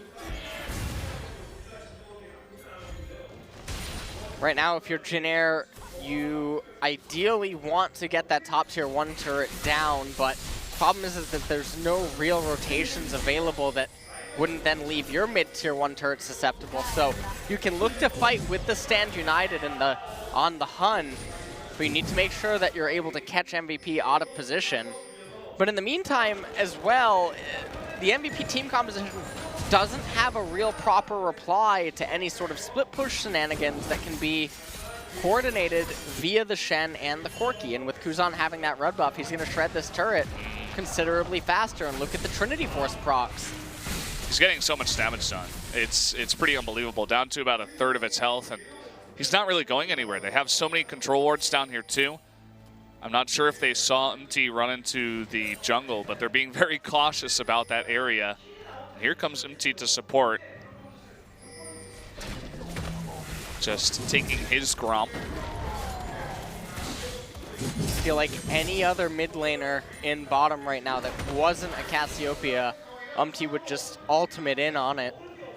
But respecting the ultimate from Ian, not wanting to get locked up and ultimately wasting Ixu's Stand United just to get the turret. Move being made here by Max and Beyond, but they are spotted. Kuzan still confidently trying to stick around just a bit. Gonna use the big one to help push that. And Ed is at least still holding on to that top turret. So doing a decent job there. Max, Beyond, and Maha now moving into the left side jungle, trying to get some vision control around their red side. Max barely dodged the bubble there from Snowflower. But and Ixu not really coordinated or going as aggressive with this Rengar-Shen combo as I would have anticipated, especially factoring in their early leads. That's kind of the story of Jin Air, isn't it? They have an aggressive composition, but they just don't seem to make it work. And now Ed in a bit of a problem here with the exhaust and the package coming on. He's gonna even use his flash, but does not get away. Kuzan making use of the package. They pick up one more. Picking up the kill there onto Ed is really big, as MVP doesn't have a proper way to respond now to the split of Kuzan, at least not without sacrificing ground in mid and bottom. And this is all that you need to do right now if you're Jin Air GreenWings. Basically rotate up, unite with Kuzan if necessary, and enable him to just shove one more wave into the top tier 2 turret of MVP before enabling him to reset, purchase items, and then group with this team in mid lane. And at the same time, Ixu is going to go completely uncontested in bottom lane. And so far, Jin Air GreenWings rotating quite well against MVP. So in this replay, you can see that Ed doesn't really have the magic resistance necessary to deal with Kuzan. And then because of the package, the slow coming out from the Valkyrie right there, too much for Ed to be able to handle. If you run into a Corki in that position with no help from your team, and the Corki has exhaust and the package, you're gonna go down. Like even a Maokai at this point. And we do have a Baron started, and this is very nicely done. Very much how SKT did it, 2 at the same time. Then eventually the, oh wow, the Enchanted Crystal Arrow actually missed Maha there. And I feel like there's no way that MVP can even think about the Baron being taken right now. Well, down it's gonna go, and Beyond does a ton of damage with his ultimate. Jin Air does have to be careful as Ed is making his way in, but really nice disengage. So many slows coming out, and Ed just can't get close enough. And there it is, the Baron going over to Jin Air. Yeah, beautiful Baron sneak indeed, and that's what I mean. They didn't have any sort of a sense that it was already being taken or even being close to being killed. And when they did get attention of it, it was too late for Beyond to really commit to it and flash over and try to go for a smite fight or even an ultimate or anything at that point. And so really beautifully coordinated in time by Jin Air GreenWings, able to stall the remaining members of MVP to a point where they thought maybe it's not even possible that they're on Baron. Well, it's going to be really huge, so they picked that up. They're going for the Mountain Drake now. And that very strong push they had before is going to get even stronger. Look at that bottom turret. It's got an empty center, which means that it's very low. So it looks like they're going to begin their push there. Probably try to take out a lot of the vision in the jungle as well. Keeping Kuzan in mid lane, mostly because of how mobile Corki is. They do have the Cloud Drake and the Valkyrie whenever necessary to enable him to reposition. Teddy and Umti should just be able to raise this turret in a second. Yep, that turret goes down. Now they're rotating to mid lane with Kuzan, and these are really great macro rotations. Yeah, very fantastic. Great timing, too. The second bot goes down, Kuzan's right there with the wave, getting that damage done. That's 2 turrets, and they still have 2 minutes left on this Baron. So the top wave is pushed. They're going to keep Shen there, and it looks like begin pushing on some of these inhibitor turrets even. Teddy and Snowflower down in bottom, trying to do what they can. Umti casting his ultimate, and I don't think that this is intended to go on anyone, but rather scare them. And wouldn't be surprised to just see Kuzan and Umti actually rotate up to top lane, let Ixu and Umti basically peel for Kuzan and enable him to just shred the turret. Looks like that's the idea, but Beyond is coming on in, attempting to help out Ed. But Corki's still very close by in mid, should be able to get there a lot faster than Cassiopeia will. Look at the bottom turret even, down to about half health. Here comes the teleport coming in, but it is spotted, and Ed is going to be jumping in, but the Stand United and the Enchanted Crystal Arrow, and actually Jin Air's going to turn this around. Here's Corki, tons of damage going out onto Head. That's about half his health, and he will be shredded down. And another kill, 5-0 now for Jin Air, and they want more. Pushing on to bottom right now, and with Ian being as chunked as he is, he's not going to be able to be around to resist this. Oh boy, the Corki damage is huge. shredding player after player. Nobody can even get close. That's going to be a quick inhib at 27 minutes. And this guy just doesn't miss a single missile. That they want the game. Might just be. They're sick of being called a passive team. Kuzan's trying to take on the world by himself. That's going to be one Nexus turret going down. Can they actually get this? Maha coming up and doing a bit of damage, and it looks like they will in fact back off. They do not want to take a risk here. They get one turret on the Nexus and of course that one inhibitor, and they'll just back off from here. Had Max gone down, that probably almost certainly would have been the end of the game, but was able to live there. Kuzan didn't quite have the damage to execute him. And so MVP is going to be able to hang on for a little bit. We're going to take a quick look at the replay. So the tidal wave came out with the Stand United. Ed way too far away. Eats the Enchanted Crystal Arrow, gets locked up, and the chain CC that came out of Jin Air GreenWings, absolutely fantastic. Initially, I had thought that this entire fight was a little bit of a mistake because they could have just left Kuzan in mid lane. They could have left Ixu up in top, and they would have gotten turrets regardless, but they capitalized on the fact that Ed was so far out of position, killed him, moved on, got the inhibitor, and they almost turned it into the game. Huge Baron power play there. I think they got 4 turrets in total. They're looking for a 5th as they push on to top lane, keeping Ixu in mid. You can easily just stand United over whenever needed, and Umti with that Thrill of the Hunt can always zone them out, and here he goes. It's always funny how this Rengar is used. It's not even like he wants to jump onto anyone. He's just like, okay, I dare you to get close. Look at that, 9,600 gold in that one Baron buff. Absolutely gigantic. And now in top lane, MVP really struggling to find a way to hold on. And if you're Jin Air GreenWings, I mean, Baron coming up in 2 minutes, another Mountain Drake in just under 2 minutes as well. All you have to do is a slow and steady, methodical push, and even if you don't get the turret right here, and if MVP does manage to resist you, that's okay, because you can be content waiting for Baron and Dragon, get them both, and then you can go for a Doom push. Oh, Kuzan almost got caught by that castle, but it's just not going to matter as he does dodge it, shredding those turrets with everything he's got. That's going to be the second inhibitor going down. And it looks like they can easily push up onto the third one. This should be game number 1 going over to Jin Air. And even though there weren't many kills in the game, it looked very, very dominant for this team. So well done to them. Almost a perfect game, with the exception of the Dragon that they gave away. Yeah, almost. And Ed taking a ton of damage. This is kind of the desperation last stand as one Corki big one does a ton of damage to 3 members. And now Teddy wants to pad his stats. Everybody wants to get on in there in the action. Tons of damage, triple kill, quadra kill. He wants the penta. Max is not going to give it to him. Oh, they're going to try to get it anyway. The exhaust coming down. Nah, it's not going to happen. Anyway, GG. Jin Air taking game 1. Jin Air takes game 1, but ruins their perfect kill score right at the end there. Kuzan not able to get the penta. Maha or Max not really gonna let him do that. And fantastic game from Jin Air GreenWings, taking a composition that was designed to be aggressive around level 6, made it even more aggro early on. Ixu eviscerating Ed up in the top lane with his lane control and lane manipulation, basically just set the pace of the game, and they completely just flipped the entire game on its head.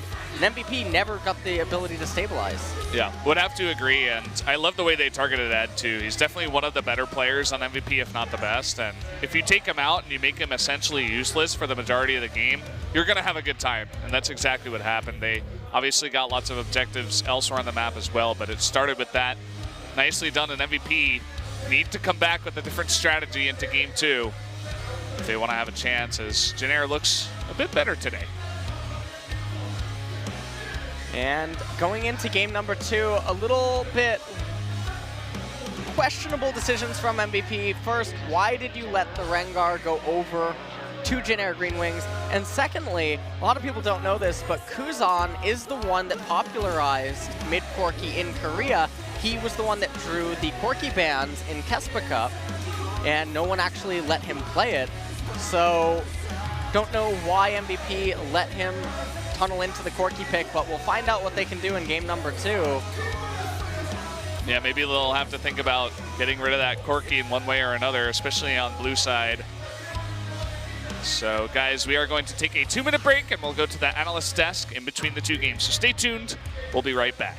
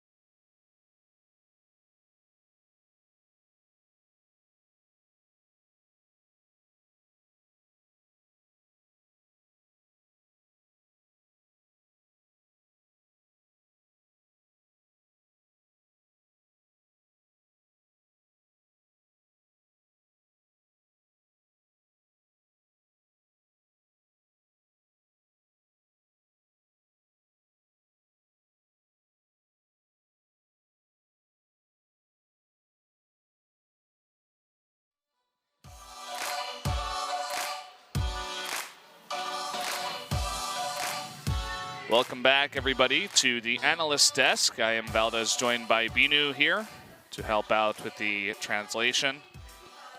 And very straightforward game. Jin Air getting an early lead, snowballing that into a victory. That's right. The GreenWings making it look like the sky's the limit. Very strong impression. Did you like that? It took me like 3 seconds, but I was like, oh, yeah. It occurred to me while I was walking down, and I was like, oh, that's what I'm going to say. But really, making a very strong first impression for their first game in the Nexon Arena. So Helios just getting straight into it, saying, you know, traditionally speaking, we thought the Jin Air GreenWings' weakness was a weak early game, maybe a little bit passive, but this game it was totally different.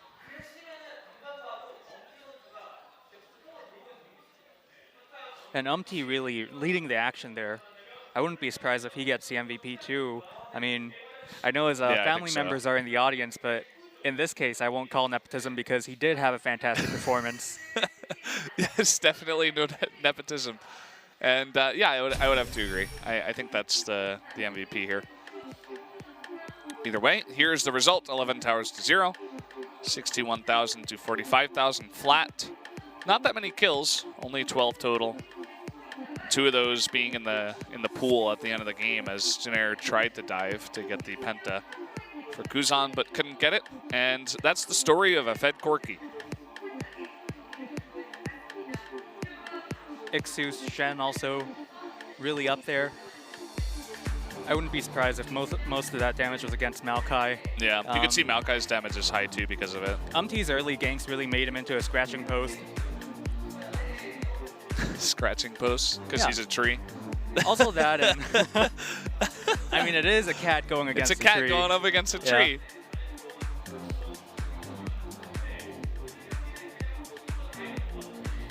I have to say the antenna crystal arrows this game weren't really on point.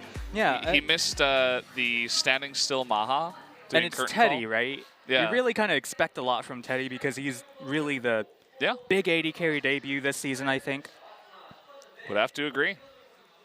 Maybe just slow game on Ash.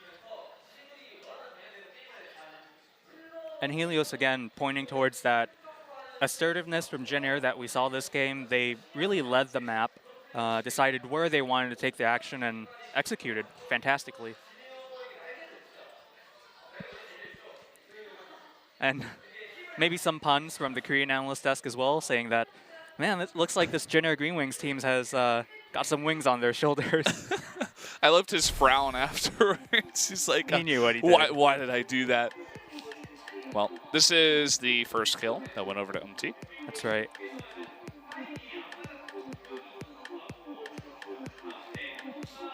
And you have to think about what a big confidence booster this must be for UMT. You know, sometimes when you have your family members in the audience, it could be a lot of pressure, but he definitely could be proud of this. That's crazy. That exhaust from Corky. Keeping him alive. He got another kill onto Ed. You know, these highlights are actually pointing us towards who the MVP is going to be. Yeah, I'm very surprised that they played them first, but this is a nice Baron steal.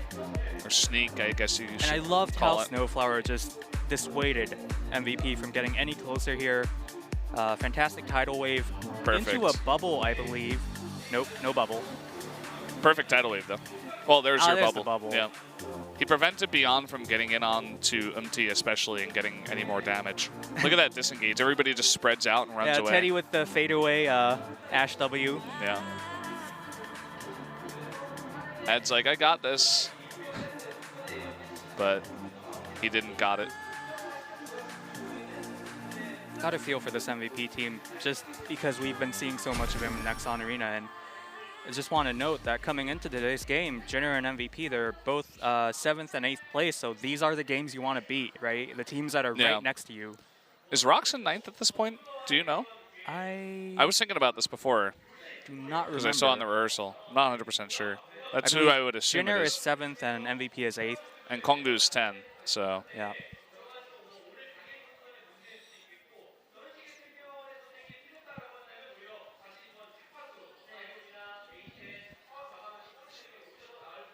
So Kanata talking about Ed, MVP's top laner, and maybe we might see the Scion out of him this next game.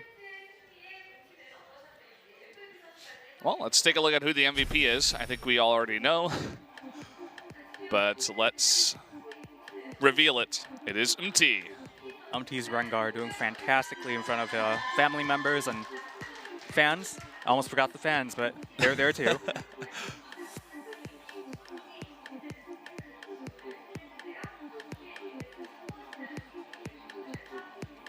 Was part of his team's, or 5 of his team's 10 kills, 50% kill participation. And Kanata, I mean, he can't hear me, but he is echoing what I said earlier, saying that, you know, when your family members are here, it might be a lot of pressure. You want to show a good performance in front of them, and UMT, again, making that into reality.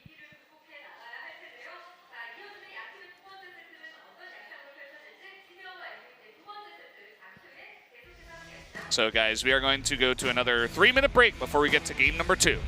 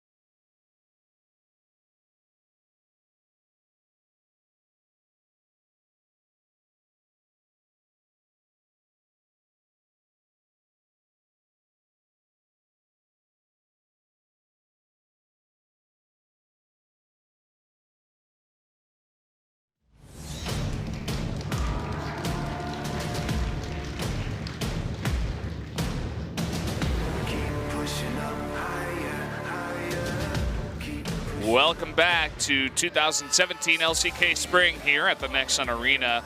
We're in the midst of Jin Air GreenWings versus MVP. And the Jin Air GreenWings going aggressive very early on, taking a quick win over MVP in game 1. Yeah, very decisive win.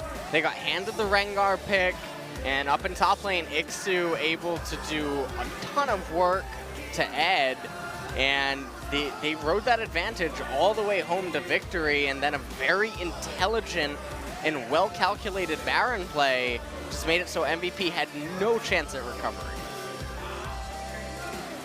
Yeah, and they were looking quite good. I mean, they're in 8th place right now, Jin Air, but coming in strong today. And they really targeted one of the strongest players on the MVP and Ed in the top lane.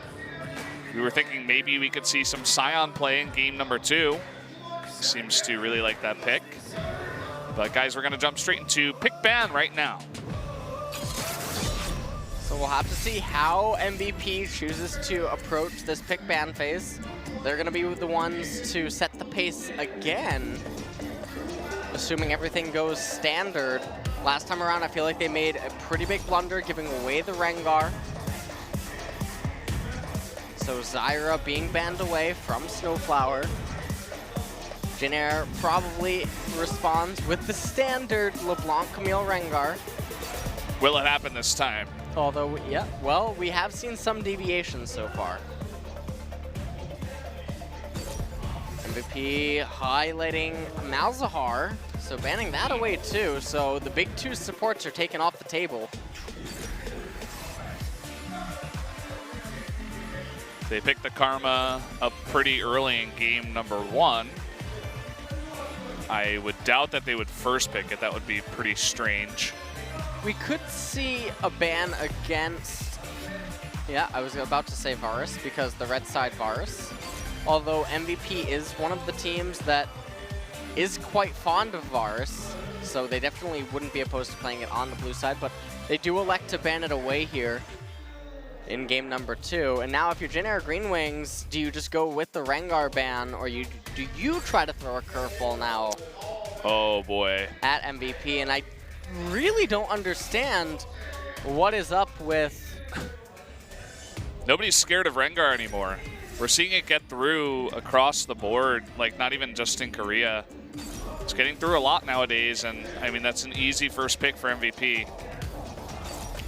Well, one of the things is that the teams are most likely seeing it as, okay, we can force you to pick this champion and then we get 2 picks. But the problem with that is that it's not like there's 2 gigantic picks remaining that you should be willing to voluntarily trade off for the Rengar. They're gonna go with an Ashe here, which is a soft counter shutdown to the remaining AD carries, and it looks like they're highlighting the Graves. Going with the Graves over the Kazakhs. Yeah, the handshake is very peculiar to me. Feels to me like teams don't fully understand yet how to handle this approach of when Rengar does get through. And now, if you're MVP, you most likely just respond with your AD carry and support, and I really do like a blue side Jin. It offers a lot of utility at shutting down red side Baron stalls later on into the game. You can use that curtain call to penetrate through most defenses, and absolutely love the blue side Thresh. So if you're envisioning this later on into the game, 25-30 minutes, and you're a blue team posturing inside left side river, if Thresh lands a hook on a red team that's trying to turtle behind their red buff, it can grant you a window of opportunity other supports have a very hard time offering you. Yeah, very good point, and it looks like the counter here is going to be Braum in the support pick there, so to pick that up, it's going to be Ashe Braum on the bot lane. So we do end up going into the second banning phase now. Jin Air GreenWings highlighting the Kennen. They might just ban that away. And I like what Jin Air is attempting to go for with the Braum pick, by the way. It's going to act as a pseudo Malzahar against the engage from Rengar and the potential engage as well from Thresh. And the shield is going to provide a great amount of utility against Maha's Jin. Kennen banned away, MVP responding with a Shen ban. This opens up the ability for them to go Maokai if they want it. They have a ton of physical damage right now, so they definitely need to funnel their way into magic damage when the picks are handed over to them. Jin Air banning that Syndra, and this is basically saying to MVP that, hey, we want Corki potentially. MVP highlighting Gragas right now. Again, we talked about this last game. Ixu, notorious for his Gragas, especially last year. And Jin Air now actually hovering the Maokai. They might lock this in if they're not giving Ian credit for playing the Corki. Although there still are other options on the table. None of the major mid lane bans have been focused. So Ryze is still on board, Cassiopeia, Orianna. And there it is, the lock-in of Maokai. So using that Shen ban, saying, okay, we'll go with the strong Maokai in that case. MVP probably needs a heavy AP champ like Rumble here because of all that physical damage coming out of the Jhin or the Rengar. There's not many alternatives that will continue to exist up in the top lane as a source of magic damage. Well, they're going to go with the Corki pick first. They still could definitely go with the Rumble. Maybe they just wanted more time and they knew, but it might be that Sion. Looks like it might be the Sion indeed, and that's more so catered towards a comfort pick rather than something that I think would be a lot more acceptable, especially because the Rumble has a way of getting into the backline of Jin Air GreenWings that Sion just doesn't have. The Equalizer can be cast no matter what kind of a defensive posture Jin Air is going to attempt to take, and it can really just skew how they would be able to fight. And now Jin Air GreenWings handed back over Elect for the Cassiopeia as a response to the Corki. I do think that if MVP took any other mid laner, that Jin Air would just give Kuzan the Corki here. Yeah, it would make sense. And we saw the Corki Cassiopeia matchup last time, and it was pretty decent overall, at least during the laning stage. Then eventually Kuzan was able to run away with it towards the later stages of the game. Looks like Ed was a little bit nervous. It seems like he actually had Beyond's headset. How does that even happen? And didn't even notice. I guess when you have enough guys in a booth, you end up so swapping. Tilted. Yeah. He's still frozen from Ixu's freeze last Still game. Frozen. And Jin Air, the faces of Jin Air GreenWings definitely look a lot more relaxed and comfortable as we move into game number 2 here. I mean, they dominated game 1. It was not that close. And if they can make it happen once again in game 2, make that Graves look good against the Rengar on the opposite side, maybe they can be happy about game 2 as well. Well, it's important to note that none of the matchups for MVP are necessarily snowbally. And in the same light, the only matchup that Jin Air has that's snowbally is potentially Cassiopeia. And what I mean by that is, while jungler intervention can play a pretty big part early on, it's not the be-all, end-all that we could expect to see in different types of lanes. And so in that sense, the early game is going to be important, but it's not game-ending. Even though, obviously, Jin Air, again, with an extremely strong and heavy mid-game wake-up team. Yeah, so there you have it, guys. You see the two compositions and their skins, and let us jump into game number 2 of the Jin Air GreenWings versus MVP.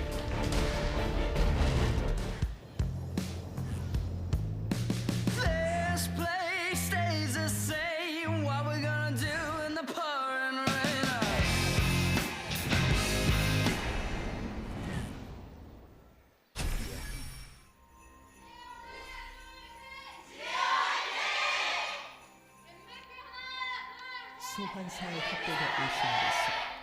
So here we go, right onto the Rift for game 2, and already some action. Oh, they're gonna face check this, or not face check it, but here we go. The fight Beyond is gonna get burst down immediately. Jin Air wants to start this with one, and the heal is gonna save Snowflower. 2 kills going over. Amazing play. Maha goes down 2. That's 3. Can they make it 4? It looks like no. Oh my god. Jin Air GreenWings with an enormous start to game number 2 here.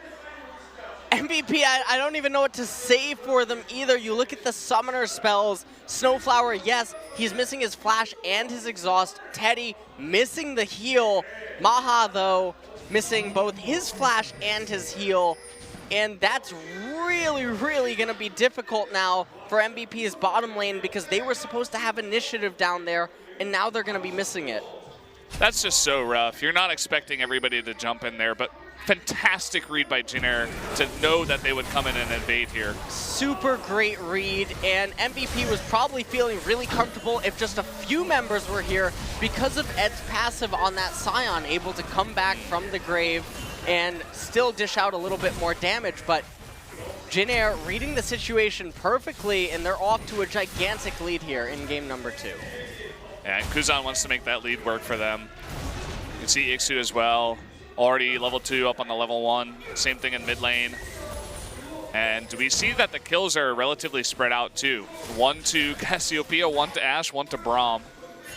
So lots of gold going over to multiple different members. Here comes Umti too. He might get in there at the exact right time. No, just barely not in time. 1 second faster, and he may have been able to get in there. Just a little bit too late, and now that's actually going to relieve some of the pressure that MVP was under. As falls a little bit behind in the camp clear. As you can see, Beyond just trying to maximize clear potential. He knows that his laners aren't looking to go aggressive right now, not after that opening.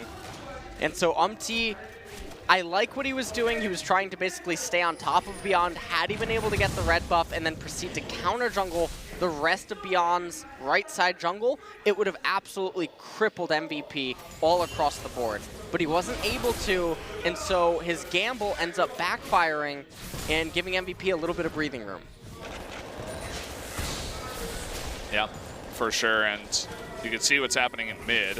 Kuzan is not letting up. He may even go for that. He's going to flash forward, and down goes Ian.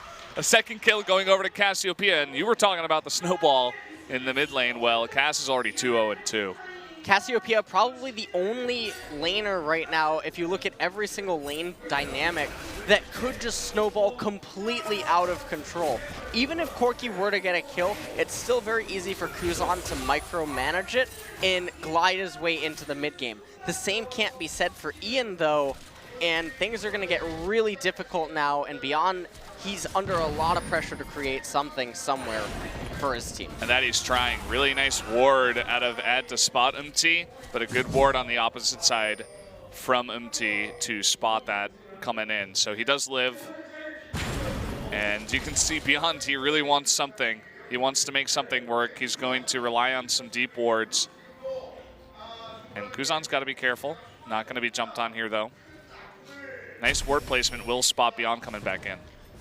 Take a quick look at this replay right here. Ian was so preoccupied with trying to get the farm. It's important to note that Kuzan has a base level up over Ian. So even though he flashed in under turret, he was able to cleanse that and get away. Now here's going right back to live. Beyond doing exactly what he needed to do to equalize the damage in mid.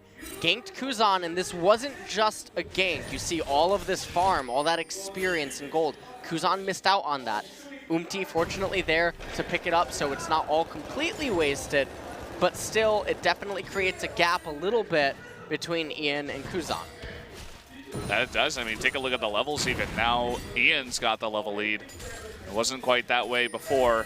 So nicely done. Good gank coming in. Beyond actually creating some space, and now Teddy gonna be hooked, but well, that's that Braum coming in. Beyond now making his way down to bottom lane. And as long as that minion doesn't see him, which they make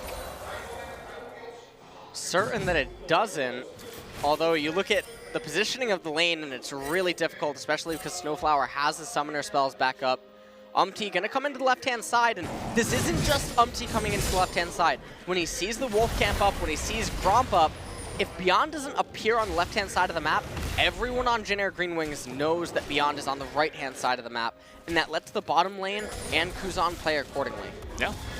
And I think they were able to just barely see him too. I saw one red ping, one danger ping, so even more information. MT saying, okay, this is essentially free farm for me, thank you very much.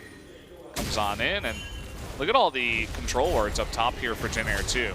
They want to make something work onto Ed. No red buff for MT, but he is 6, and nice flash here from Ed to get out. Ed backed off a little bit, but then came back in. And they're only not diving because they have to give respect to Beyond. They didn't have enough intel in on him. Beyond still level 5 though. Umti having level 6. Probably just wants to keep tabs on him. Now, the problem here is that Beyond has to hand the blue buff over to Ian, and that's going to mean that he still doesn't have level 6. So if Umti can just deny this... Oh, and man. Here comes Umti, the smite, but actually not going to get it. Umti will secure that with his last hit, and no blue buff for Ian. A little bit of a miss smite there by Beyond, and things go from bad to worse for him in the jungle, as he's going to now rely on his red buff to get him level 6, and this is a very late level 6 for Beyond's Rengar. Not going to be able to really influence too much with the On the Hunt, and that's going to mean that Beyond's going to hit level 6 right around the time that Umti hits level 7, and from there, Umti's going to have complete control and initiative with ganking lanes or even counter ganking because he's not behind on tempo. Yeah. Because he's so behind, he has very little map presence. You can see just how many control wards and just vision in general is given on over to Jin Air. Finally, Max is able to help out with clearing some of that vision away, but still, so much out on the map and not much that Beyond can do. He's spotted at every turn, spotted here at Raptors, another control ward in here that he will thankfully be able to clean up. And mistook there by Max. And here comes the Enchanted Crystal Arrow, but the Lantern will save Maha. Well, that was a really nice Hawk shot. Hawk shot doesn't just scout out Beyond, it also scouts out the clear timer on the Krugs, and now they know exactly where Beyond is likely to be, and this is going to let them all just predict his route even more, and it's really important that they continue to keep a leash on this Rengar. Umti just continuing to basically out-farm the Rengar. The Blasting Plant is available, but there's a ward on it. So unlikely that he can set up a gank in bottom lane, but the problem really lies in the fact that Umti has 2 levels up over Beyond. Rubber banding's gonna help out a little bit, but with Umti having to clear timers on Beyond's left side jungle, I don't know how Beyond or Ian are supposed to make anything happen.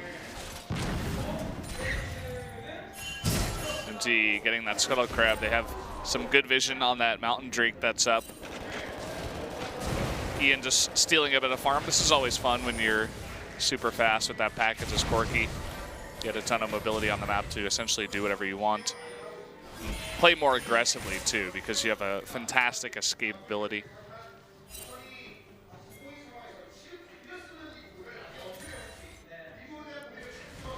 Still things very even across the board if you look at CS. Really, the only gap going over to Teddy over Maha, a very slight one at that, just about 10 CS. Beyond waiting in the wings here to potentially go on to Kuzan. But you see now that Jin Air is rotating down into this red side jungle of MVP, and they're gonna spot him. Beyond, he's gotta be so careful. We have Kuzan on the way here too. Oh, and he actually hits himself back. Down he will probably go. The ultimate comes out. And that is one dead kitty. And now they may just be able to turn straight onto the Mountain Drake. Looks like they are looking for a gank actually in bottom lane. A little bit of a Blasting Plant error right there. But they're going to get the Mountain Drake nonetheless. And that was just a series of unfortunate events for Beyond. Blasting Plant error ended up turning into his death. Probably get a replay of how that all unfolded, but Jin Air GreenWings with a Mountain Drake, certainly a very nice pickup against the wave clear that MVP has on the Corki and the Jin whenever he does use the Dancing Grenade. So we'll just see exactly how this happens. Umti able to dish out a ton of damage, and Beyond didn't leap to the Blasting Plant, which was a little bit peculiar, and then when he does try to flash away at the very end, the trajectory for Umti to ulti in is just too easy, and it ends up securing the kill. And a lot of that comes down to vision too. I mean, he was essentially just going through his own jungle, but there was no wards down. They couldn't see them coming in and just being caught out. So what happens when you get ahead and teams are this good at clearing out the vision. But once again, it seems like the onus has really been on Beyond this entire game to make something happen. They evened up the mid lane at least, but still trying to make something work. Especially after dying himself once, they really do want to try. This may rely on Max landing a hook. And they're not even going to try as Beyond just goes back home.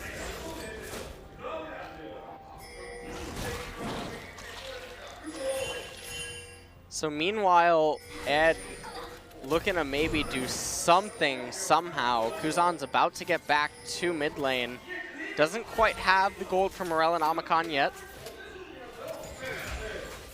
And everyone basically just waiting for their first core item completion, at least in terms of top and mid lane. But again, Jin Air GreenWings, their real spike is going to come at the 2-item mark. That's when MVP is going to be looking to find a way to weather the storm. So they saw in that brush, so you can see just how passively MVP is playing it here. He's going to show himself in the flesh now, not in that brush. And you can see even MVP kind of rotating down, just clearing out any vision so that Beyond can finally get this red buff. Next Drake is going to be an Inferno Drake, so this is the first game where we get these big Drakes that matter so much. No double Ocean into Cloud or anything like that. And Jin Air with the total control in this game still. They definitely stand a pretty good chance of getting that next Drake too.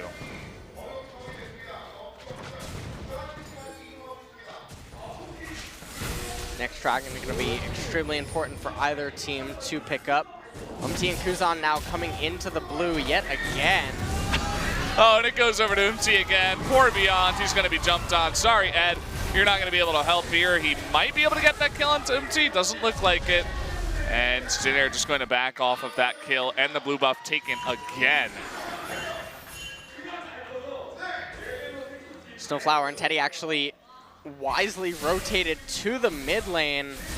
Although it looks like they're recalling right now. Not entirely sure on this. I feel like if they were to have just stayed with Kuzan, they could threaten so much onto this mid turret because of the Enchanted Crystal Arrow in addition to Kuzan's ultimate. So I feel like a very big dropped opportunity there. But taking a look at this replay, wins the smite fight, and even though he actually, the blowback bounced him into Ed, didn't quite have the damage to finish him up, and if Ed stuck around, then Kuzan certainly would have ended up picking up the kill there.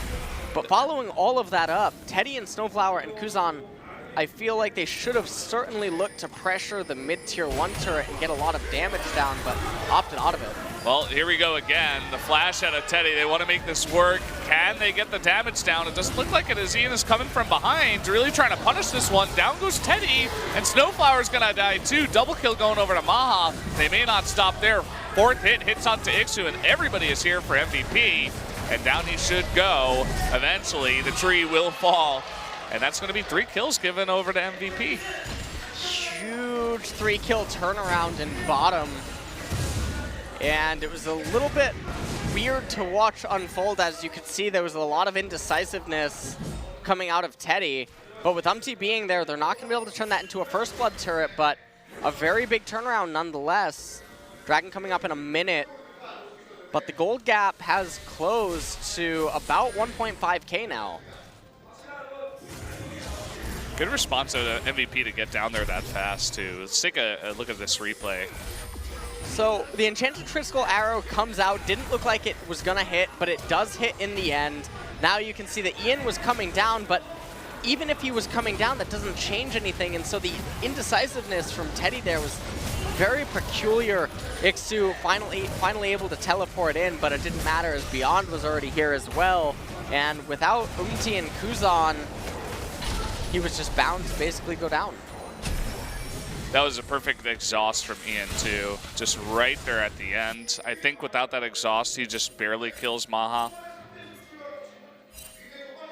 But unfortunately, Ian with a very nice play. Beyond, he may run himself into a bit more trouble, but Ian is around this time. But he still is going to run straight into Umti. Oh, Umti kind of messing that one up, but can easily just dash away. Here's that Infernal Drake about to spawn. Vision around the dragon is much better here for Jin Air. Nothing in here, and there is the Cassiopeia ultimate trying to make something work. The flash coming out, and oh man, Ixu gets down here once again before Ad. And Ad kind of charging into the darkness. They may be able to turn this though onto Umti. The box coming down. Ian in the back though is going to be jumped on once again by Ixu. They really need to take him out here as MVP now trying to fight a 3v4. Everybody just on the run. Ad trying to do his best. Somehow still alive. Will eventually go down. Ixu now able to get that final kill onto the Thresh. But Maha trying to turn this around. Curtain Call coming down. Snowflyer getting very, very low. But he may have gotten himself into a bit of trouble. Maha here. He's trying to use that blasting plant, but here's Umti. One more shot will do it. And down he does go. Ian too low to help out. Umti basically cleaning that up like the Mafia boss, Mafia Graves he is. Right at the end there, and Kuzan now getting a ton of farm. Gonna get some turret damage as well via the minions. And meanwhile, Jin Air GreenWings gonna pick up an Infernal Drake. Everything going right for them. Everything is basically going right in the last 2 minutes. So while MVP just a few moments ago got the game very back to being close and even, now everything just got completely turned around right here. So taking a look at the replay, the Enchanted Crystal Arrow hitting from downtown, Ixu locking up Beyond, and Kuzan got out of that fight, went back to farming, but then Umti got hit by the death sentence from Max. Snowflower flashed in, joined the fray. Ixu able to lock up Ian as he flashes away. He's able to basically stay onto Max because he knows that his teammates have the ability to clean up the Scion. Ixu then keeps taking it further, and actually Max brings him further into the fight on Ian. The curtain call comes out, but Maha not respecting the fact that Teddy was just on the horizon, able to stay on top of him, and the blasting plant wasn't going to save him as Umti was looming just around the corner. Yeah, very extended fight. Started all the way near the dragon with Cassiopeia using her ultimate, and uh-oh, maybe in a bit more trouble here is MVP, but Beyond is still around and they do see him, so it looks like they will take this slow and not commit. But still, clearing out some of that vision, it looks like they may want to try to place some damage down or at least force Beyond to recall here, and that they will do. That they will do indeed. And Kuzan just locking the wave in mid, and he's intentionally doing this so that Umti can find an angle in on Ian. Well, they're going to begin pushing now, and Umti shows his face. So this is just everybody rotating into mid. They want to take out this mid turret. And down comes the Enchanted Crystal Arrow. Even at short range, it is going to be enough with all that burst damage. And Ian just not responding in time. No Valkyrie. And it's not able to get away. No flash either. Basically pincering MVP right now, forcing Maha and Max to come to mid lane.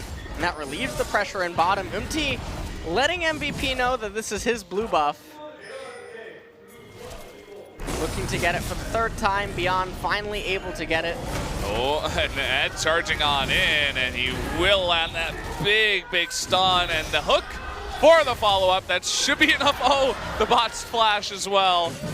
And interesting that he would try to flash there too. Not sure if he could have gotten away.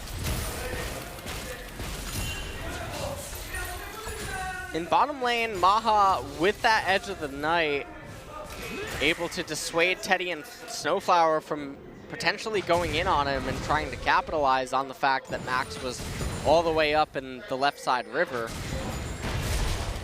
Very big pickup that they were able to bring down Umti there. The shutdown gold extremely valuable.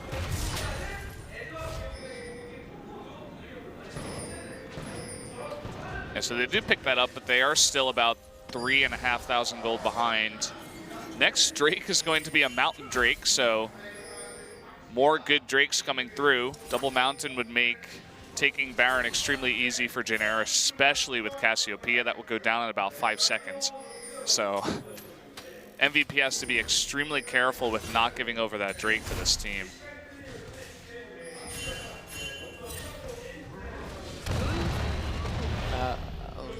defensive package. Yeah, I think it was for about Ian. to run out. So he's just like, okay, might as well use it. He handing over the blue buff to Kuzan as he now begins to make his way to the bottom half of the map. Oh, Ian. Yeah, but look at this. He caught him down in bot lane, and here comes the curtain call. Snowflower in a lot of trouble. He has to dodge it. Fourth shot. Oh, a nice block there by Teddy. Down he goes, but here comes Beyond, gonna flash on in, and that's gonna be a double kill really quickly going over to Beyond. Here comes the rotation. There was that kill in mid that we missed onto Ian that you were talking about. Numti, he wants blood. Beyond will take that on in, and the hook onto Kuzan. Unfortunately, they're not going to be able to turn that into anything. We'll just secure their lives as they back off. Ian did go down while all of that was happening, so a 1 for 2 in the end.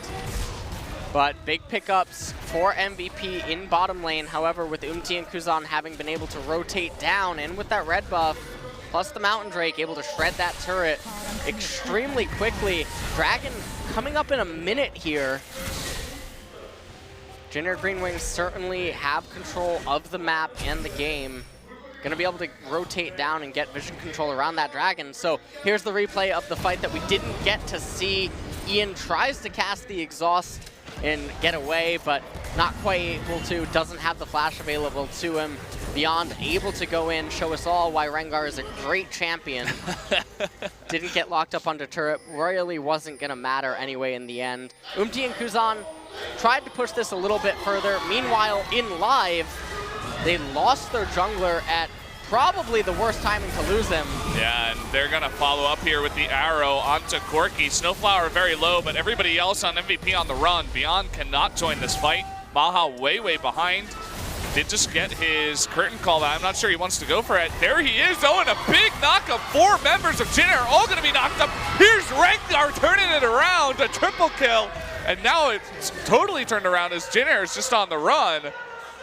And wow, what a play by Ed. You really have to hand it to him. There's a reason why he placed that Scion.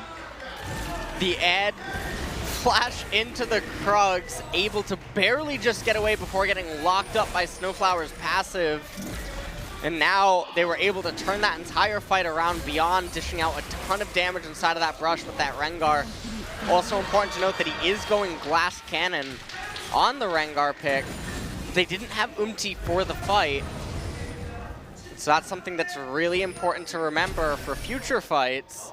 You can take a look at this as well. So Umti getting caught out a little bit right there. Death sentence landed. Serax not going to keep him alive there. And even though Beyond almost went down, he was able to be saved by the Lantern. Ian got locked up by Ixu. And they thought that they could push this a little bit further. Ed came in. Didn't really matter, although because that Q missed from Ixu, Ed was able to get far enough away into the blasting plant and over into the golems. Oh, and then Jin Air GreenWings overestimated how strong they were at that exact point, and MVP turned it on them. What a play. If MVP ends up winning this game, you might just have to give it to Ed, the MVP, for that one play alone. And I mean, they're still behind. It was a good team fight win there, but they're still about 3,500 gold behind. And as long as Jin Air doesn't run themselves into another team fight like that, they should be okay to try to continue to snowball this lead. They want to take their blue back again, but Beyond ends up getting it. Jin Air seem to have set their sights on top tier 1 turret, but instead back off it. Ed in mid, not quite sure about this, but gonna be able to be saved by Max's Lantern.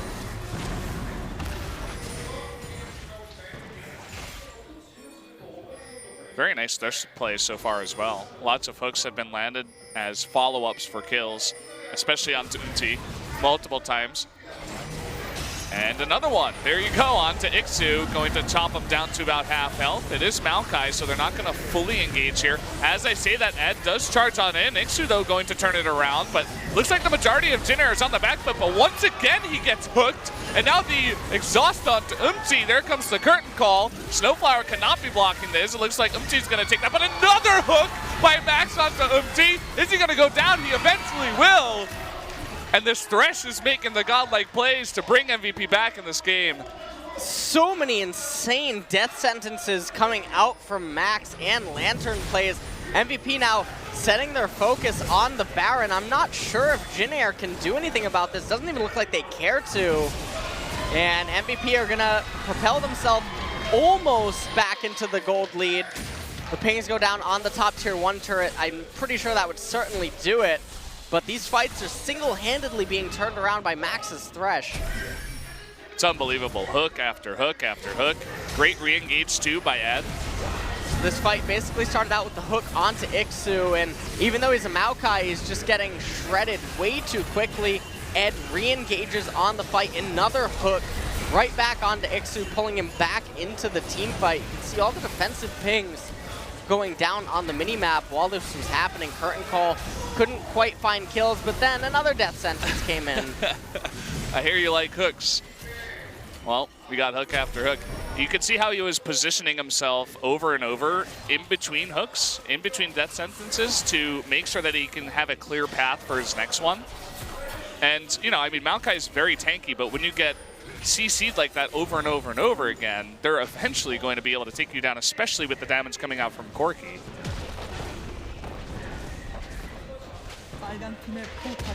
Ian raises bottom tier 1 turret, and now this is also going to open up MVP's ability to initiate a 1-3-1 with Max and Beyond able to cover for Maha. And if Maha just moves a little bit into blue side jungle of Jin Air or red side, he's able to cast that curtain call and provide assistance to the split push.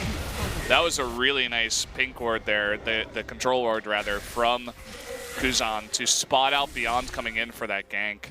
Otherwise, with the package on Corki and with the Rengar there, I mean, they already have Baron buff. If they take out Cassiopeia from the bot lane, that's just going to get them even further ahead.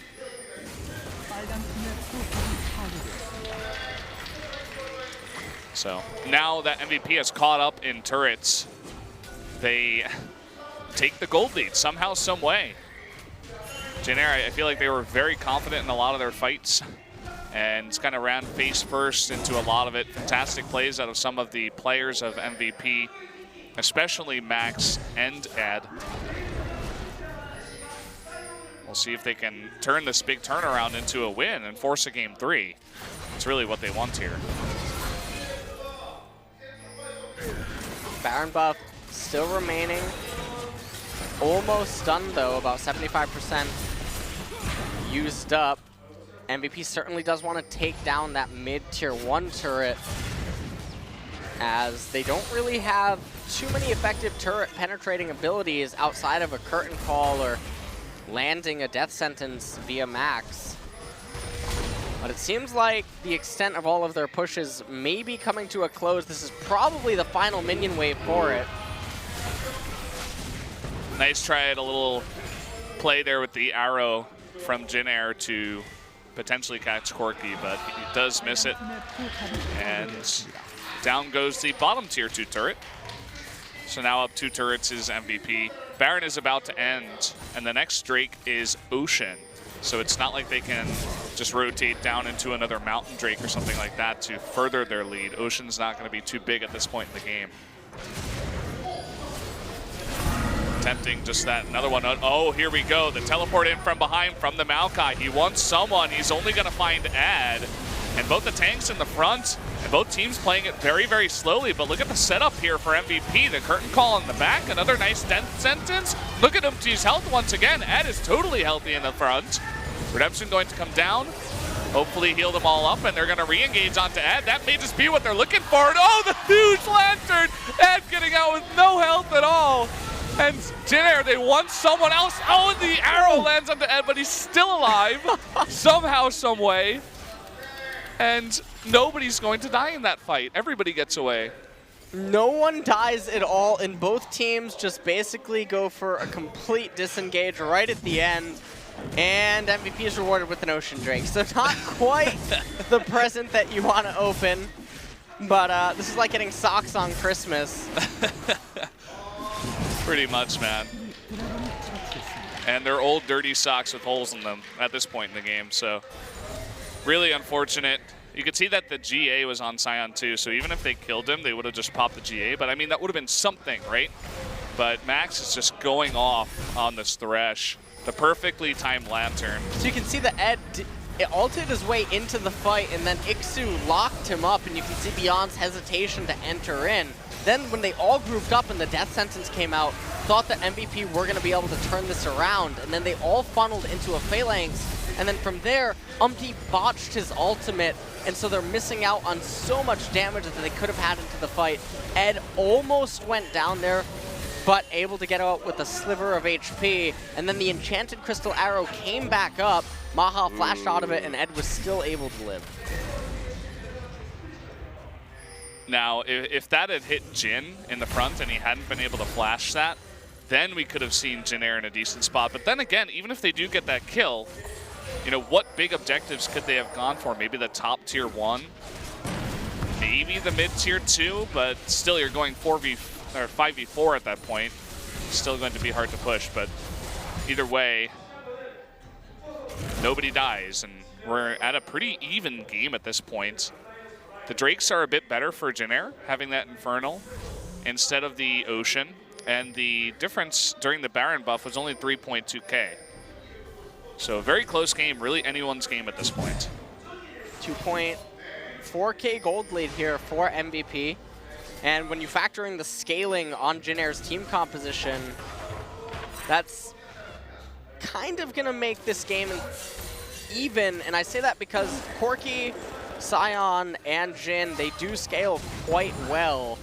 And with Baron coming up, that's really going to be the decisive fight. MVP, fortunately, as long as they control the river leading into Baron, Maha and Max are going to have such utility to offer MVP. And if Jin Air is trying to turtle their red side jungle, one death sentence can basically be the start of a fight, or a preemptive curtain call. Yeah, and take a look at all of the control wards around Baron right now. There's 3 for MVP. There's nothing for Jin Air. They don't have any vision. They're relying on the Hawk shot right now to see, you know, what's what, who's around, and still no vision. So here we go. MVP's going to start this. They have one Mountain Drake. And Ad here is actually going to draw the attention away of Kuzan. That Baron is getting super low, trying to steal it, but no steal. Totally botched, and that's going to go over to Team MVP. And now the re-engage here. Snowflower gets a decent ult, but will go down. Beyond jumping into the backline. Look at that damage in the package, too, from Ian. Shredding teammate after teammate. And now Kuzan, he does stay alive, but that is huge for MVP. They get a second Baron. And 2 members now of Jin Air are down. They get a second Baron. They did get the Guardian Angel off of Beyond, or Jin Air GreenWings did, but they also, in the end, end up going 1 for 2 and extend themselves to about a 4,000 gold lead. Well, exactly 4,000 right now. Certainly going to be able to probably get some turrets off of this Baron, but they're going to recall and buy first. But Beyond now, missing that Guardian Angel active, is going to have to be a little bit more careful with his engagements in the future until that's back up, as he's almost hit his full item build. A lot of the champions in this game actually are approaching their 5th and 6th items. And so we're actually almost in an endgame scenario at just 35 minutes into the game. Yeah, Cassiopeia is really the only one that's going to have to slowly reach that super endgame Cass. You can see, here we go once again, the team with the Rengar, they have the lead, using that throw of the hunt to just zone everybody out. They take another turret. Next Drake is Elder Drake, and that's in about 1 minute 45 seconds. That will be the next objective, potentially after MVP take more turrets and go back and buy again with all of that gold. It looks like now the focus is going to be on top turret, tier 2. Will Jin Air make a stop here? Will they make a hold? Here's the arrow. It's going to hit Ian, but he does have the cleanse. Or not the cleanse. He's got something there. Mikhail. Yeah. Thanks to Max itemizing. Thanks, Max. Yeah. Max has been the real hero this game. He's been huge. He has to get the MVP. I was saying it was probably going to be Ad after that one play, but this guy has been on point. And look at the damage onto Kuzan, too. He's forced to totally go back, and Beyond may want to jump on in. They do have the vision on him, though, and Ixu does root him in place with a twisted advance. Ooh, big last jump there onto Snowflower by the dancing grenade. So they get another turret. Only about a minute left on Baron. Are they going to push an inhibitor turret? That's the question. There's a huge wave in bot, but they're kind of splitting up here. Heading towards mid. Sending Kuzan bot to deal with this wave. MVP has to be really careful here. They can't invest too many resources and not get a return on it because Elder Drake is coming up in 20 seconds. So while they do have the Ocean Drake to help sustain them a little bit, they need to be careful not to overextend too much and then be forced to recall before moving down to Elder Drake. Although it seems like they're just going to move right down to it immediately and potentially even try to burst it as it spawns. Although Jin Air GreenWings already moving down the map. You can see that 3 members of MVP actually go ahead and recall with that Baron recall, but now they're sending in those go-go pings towards the Elder Drake. And no response here from Jin Air. They're just giving it up.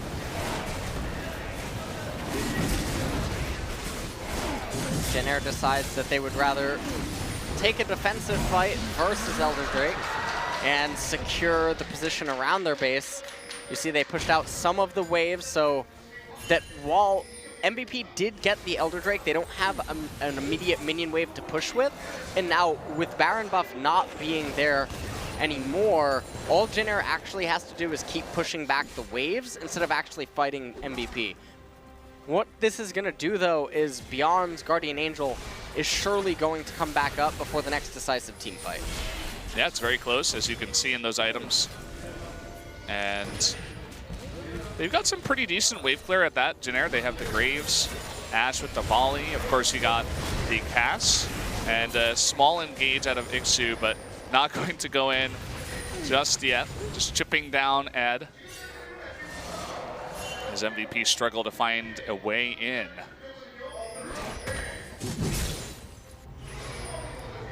Only a 2,000 gold difference this time around for the second Drake, or rather the second Baron. You can see that they can just endlessly keep wave clearing against MVP.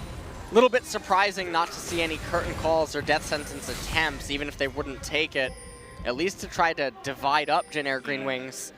And also a little bit poor usage of Ed's teleport, in addition to the fact of having Rengar. Definitely some room for 1-3-1s or 3-1-1s, using that Rengar ultimate to your advantage to basically skew or fork your opponent.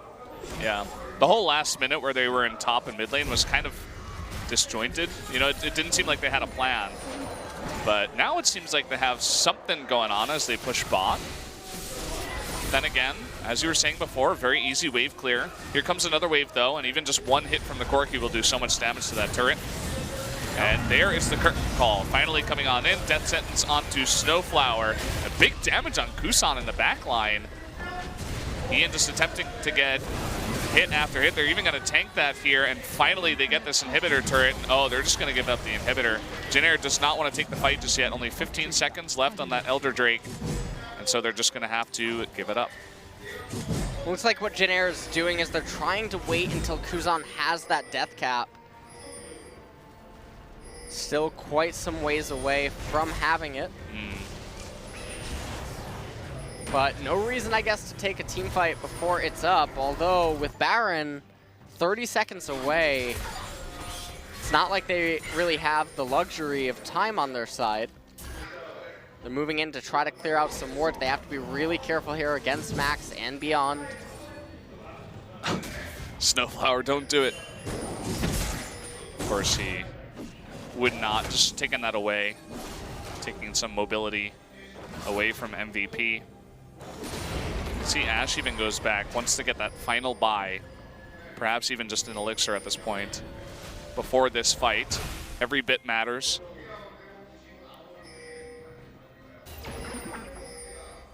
Getting the Scuttle Crab there was nice as MVP backs off, so that Jin Air can just get a nice bit of vision around when that Baron is started, if it is. Oh, and here we go. Maybe an engage. They're looking for a death sentence. But good disengage here. Here's the curtain call, but look at how grouped up everybody on Jin Air is. They all want to stay together. And there's Beyond coming in the back, but an immediate exhaust, and he's going to jump away. Now they're going to turn on to Ed, and look at all that damage coming out from Teddy and Kuzan in the back. And Ian not really able to do too much damage. Iksu still alive. Ed is going to be jumped on once again. Will he go down? No, it looks like Iksu may. Such a close fight towards the end. Kuzan's still alive somehow. It looks like maybe they can turn this though. Ed with that passive is going to go down, and they finally take out Beyond. But still Ian and Maha are left alive, and they do so much damage. Kuzan was solo. It was unbelievable that he did not go down. And look at this wave in bot lane too. Kuzan's gonna be able to get there just in time to clear the wave. Just gonna clear the super minions. Kuzan will get death cap off this. This fight took place without Kuzan having the death cap and having botched his ultimate.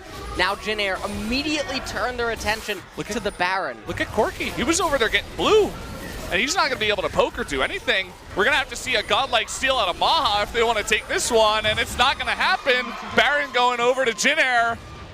And just using that small amount of time is huge, but look at this. Teddy is kind of clawed out here. They have to fight. There's no way for him to get out. He's forced to flash away. But now Iksu in a bit of trouble. Can he actually get away? No, the death sentence going down, and he has to come in here and engage. They're just going to throw him away. Teleport coming on in from behind, and they're looking for Kuzan. The dance in here, and he's going to go down.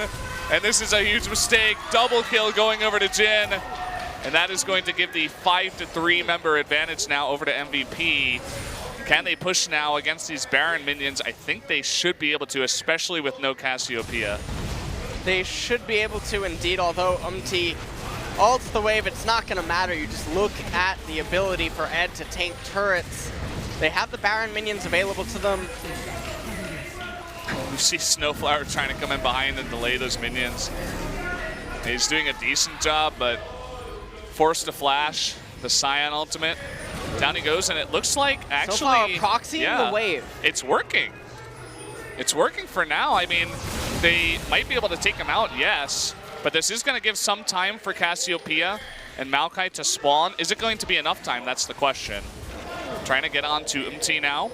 Not going for the turrets. They're looking for these kills, and they should be able to get it here. UMT kind of in the back.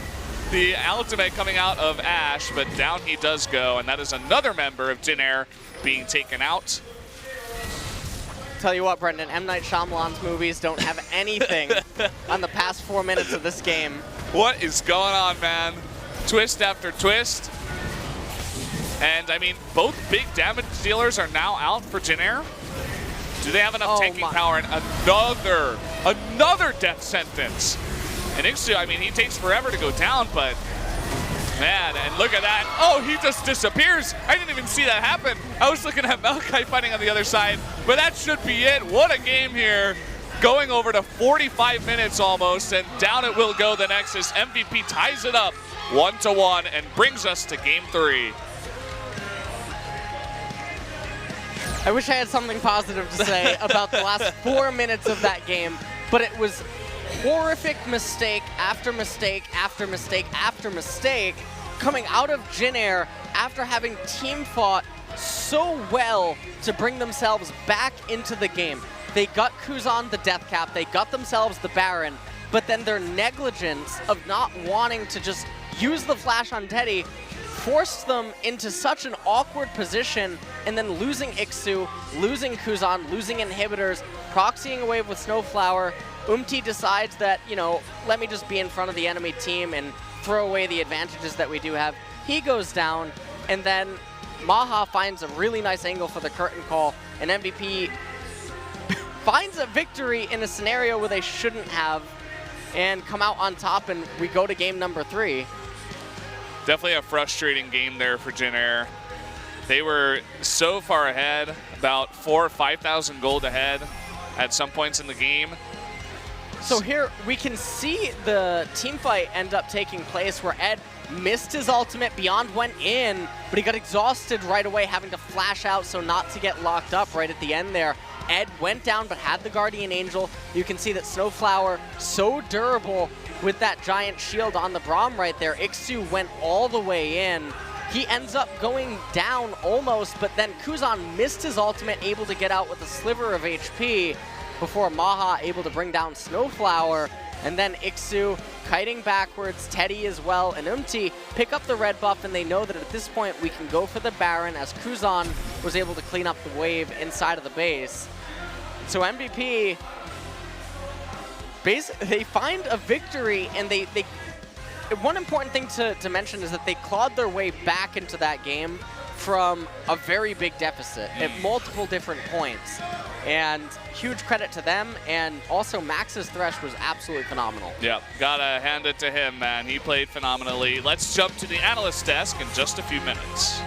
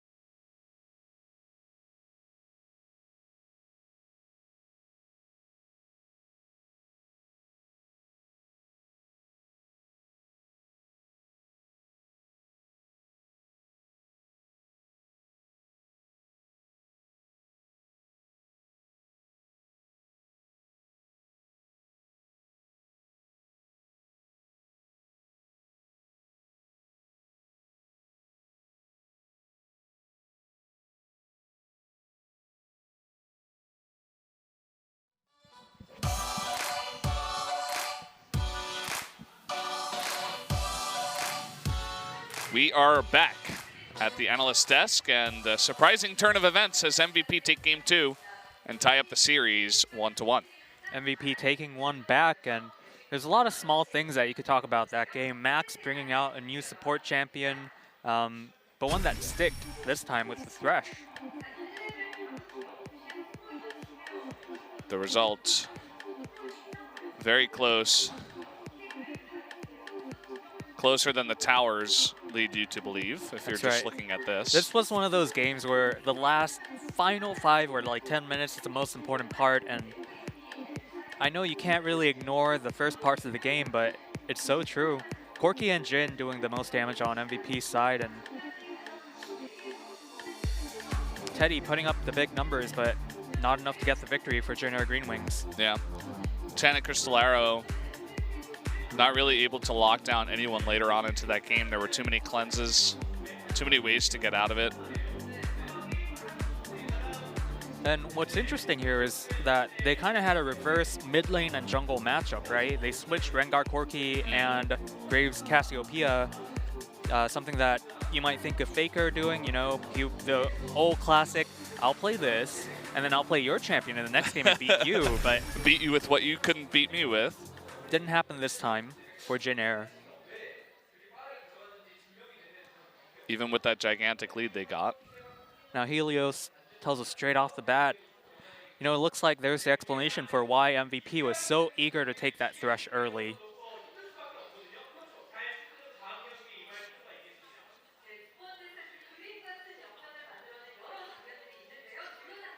Now they have a lot of highlights from the second set. Why don't we take a look at most of them? There are so many, like, Oh, wow. this is hook number 1 of 20 greatest hooks of Thresh highlights, basically. That was from this through guy. the minions, too. The Mion's like, oh, you guys thought you were going to get away? No, I'm Rengar. Sorry. I'll see you later. Is like hook number 12 of the game. Just lining them up. MT kept on eating them too. Wasn't very good at dodging them. I mean, you can't tell from the highlights, but if you actually remember, Jin Air had such a great start to this game. Oh yeah. Even at level 1, they were up 3-0. 3-0, yeah. And Kuzan getting a solo kill on Cass, but then I think it's that crowd control and all the tankiness coming out of MVP, but it was just too much either way. That was the one hook that Max missed all game. And here's where he gets 3 in succession. You see him lining up for the next one over there on the left so that he does not. That's right, Max is like one of those veteran fishermen who fish down at Hongkong and just has hook after hook. He gets all the right angles, man. He You know, hooks all the big fish. The warning sign says don't fish in Hong Kong, but he doesn't care. He's got doesn't hooks. listen to that, He's got it. He's got to throw these hooks out. Hooks on hooks.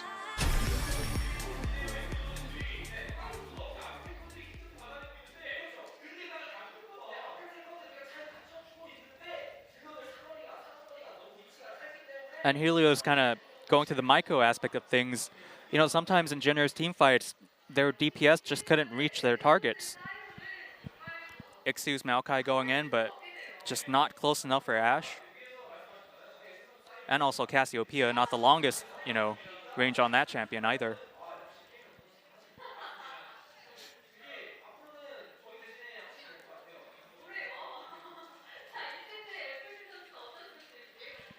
Well, let's go ahead and see who the MVP of MVP is. It's so easy to make that joke, isn't I know. it? Everybody does. Okay, it's Max. No big surprise here. It's just hook after hook. What can you say? He was, you know, right on point with his Mikhail's cleanse for all the Ashe arrows too. It was. And Max bringing out just so many everything. different support champions so far, right? He's the one that brought out Lulu. He tried Vel'Koz, I believe, in another game, and the Thresh coming out huge for him. Bringing in his, what I believe to be second MVP for Max. Yep. This guy deserves it.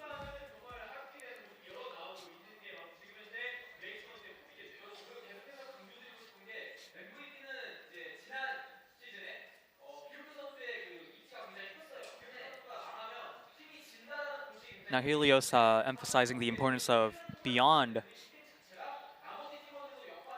in MVP. Kind of simplifying the formula to, you know, if Beyond's having a good time, you could almost always expect MVP, the entire team, to have a good time.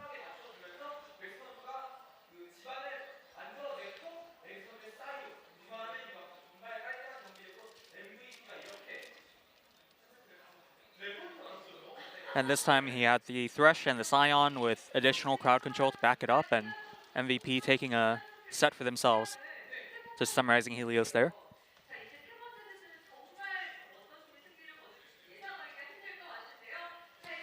So that's going to be it for our analyst desk. We're going to jump to game 3 after just 2.5 minutes. We'll see you guys in a few.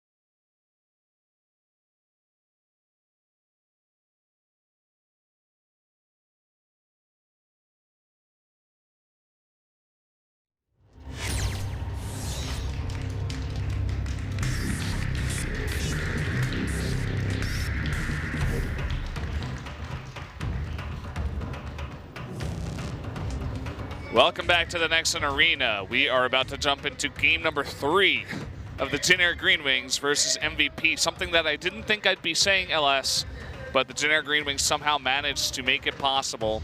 And MVP, I mean, they made the best of what they were given, essentially, and they were able to close that one out. MVP started the game off at a very, very big deficit. And then things even got worse in the mid lane with the solo kill onto the Corki. Or not the Corki. The Corki. Yep, yeah, Corki last game. Yeah. And following that up, I mean, it looked like Jin Air was just going to cruise their way to victory, but then there was the 5-man party in bottom lane, and and Kuzan were out of position for it. And after that, Jin Air then found themselves another huge teamfight victory. Inside of the red side jungle of MVP. And then after that, it almost looked like the game was just set to be over. But then after a series of very good team fights and very good rotations, MVP brought themselves back into the game and managed to get 2 Barons, lots of good tower play, inhibitor. And I mean, the game was just a series of back and forth, and it was basically what I was expecting to see coming into this match. So now moving into the pick bans, we're going to see if another team decides that it's an intelligent idea to let Rengar through. Well, Rengar is 2-0 in this series so far. So the Zyra ban followed up after the Jace ban, and we might get to see it. So now Jin Air will probably ban Camille here. And then MVP is handed off the ability to ban the Rengar or to not ban the Rengar. And that's the question that they're going to have to ask themselves. And I really like this new trend of the ban because it basically gives MVP the decision at the end of the day, but they also get to steal a ban away from Jin Air GreenWings, and that's what it's designed to do. Yeah, it's very cool. And I think last time they banned out Malzahar, this time it goes through. So picking up Malzahar instead of Rengar is the Jin Air GreenWings. First pick, Malzahar. Misfortune is still on the table. So if you're MVP, you could just respond here with AD carry and support. Ashe is the best AD carry remaining that is available now that Varus is taken away.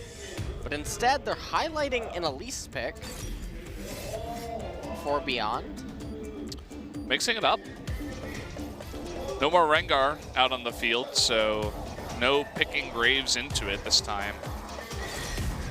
There is that Ashe. They can save the support pick for later, as Jin Air has already picked it. They can pick it third so it doesn't get banned out. That Ashe. There she is. Is she going to finally be locked in? And it looks like she will be. And so now if you're Jin Air GreenWings, you can safely just respond with AD carry and jungler. So either Jin, Caitlyn, Ezreal are the 3 most common remaining.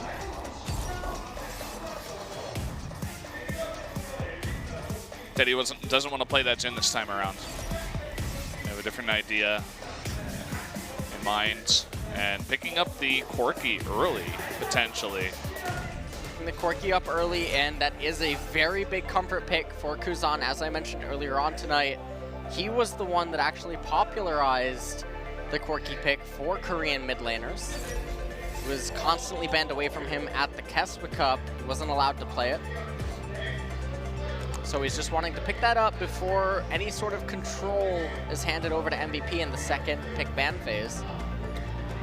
The Zilean pick is very interesting, for the support, I would assume, because if anyone gets locked down by the Nether Grasp, you can just ultimate them and make sure that they come back to life. Also has the ability to be flexed. It's not necessarily always going to be a support Zilean. Could certainly be mid lane. And now moving into the second pick and ban phase, looks like MVP is going to be targeting the junglers and trying to force onto a specific jungle matchup. Jin Air GreenWings banning away the Kennen, and that doesn't make so much sense to me, especially not if we entertain the possibility of Ian being on that Zilean in mid lane. It doesn't seem to be too much coordination with the Kennen, especially not if we're considering a red side Kennen.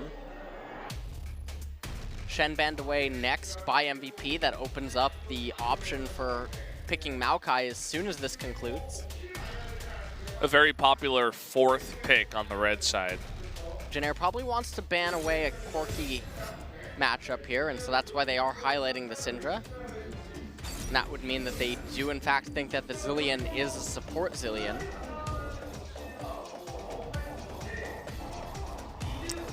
You could even hear the Korean casters echoing the Maokai idea. It's just so popular. And no way. Really? Okay, there we go. Zed is on the Rift, guys. It's happening. So Zed, now this is something that has happened in other regions. The lethality changes play very well into Zed right now.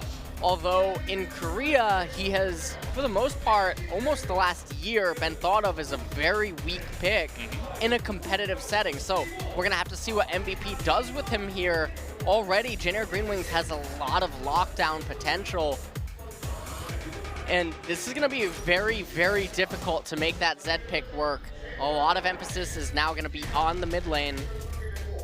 Jin Air GreenWings picking a strong jungler to provide a lot of 2v2 power to that mid lane dynamic.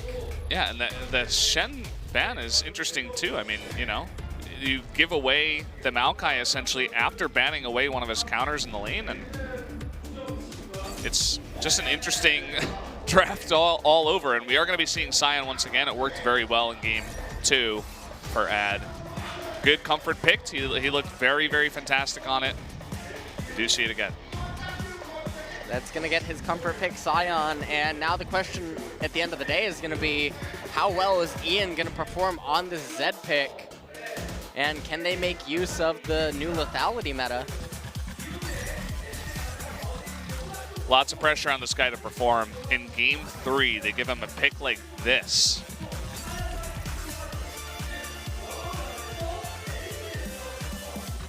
No doubt we'll be taking a look at that mid lane matchup a lot, just to see how that is going down, especially early on. See if Ian can force the Corki out of lane, if he can force the exhaust early before 6, can make a 6 by really, really nice. Or can the Corki poke out the melee champion and Zilean very early? It's going to be a matchup of skill. If Ian ends up falling behind, there's going to be very little room for recovery, and a huge part of MVP's team composition is actually inside of him. So he's almost in a unique way protect the Zed in some sense, not really a protect in the sense of like defense, but you need to make sure that he makes it to the mid game. He can't fall behind, he can't get shut down. You can't allow the opposing team to itemize against him, because Maha's not going to be able to dish out that much damage considering how Jin Air GreenWings is going to be able to itemize, given that your main carry is also physical damage. Yeah. So maybe in that sense, it's going to be mid-jungler versus mid-jungler, because we might see a lot of pressure around there from both of them to try to tilt the matchup in one way or the other. This is a big game 3 for both of these teams. They're at 7th and 8th place, MVP in 7th, Jin Air in 8th. And a win can get them back into the running, as it is still early on, but they definitely want a win against one of the weaker teams, respectively, in LCK right now. So we're going to be jumping into game number 3 right now. The Jin Air GreenWings versus MVP, jumping into the Rift right now.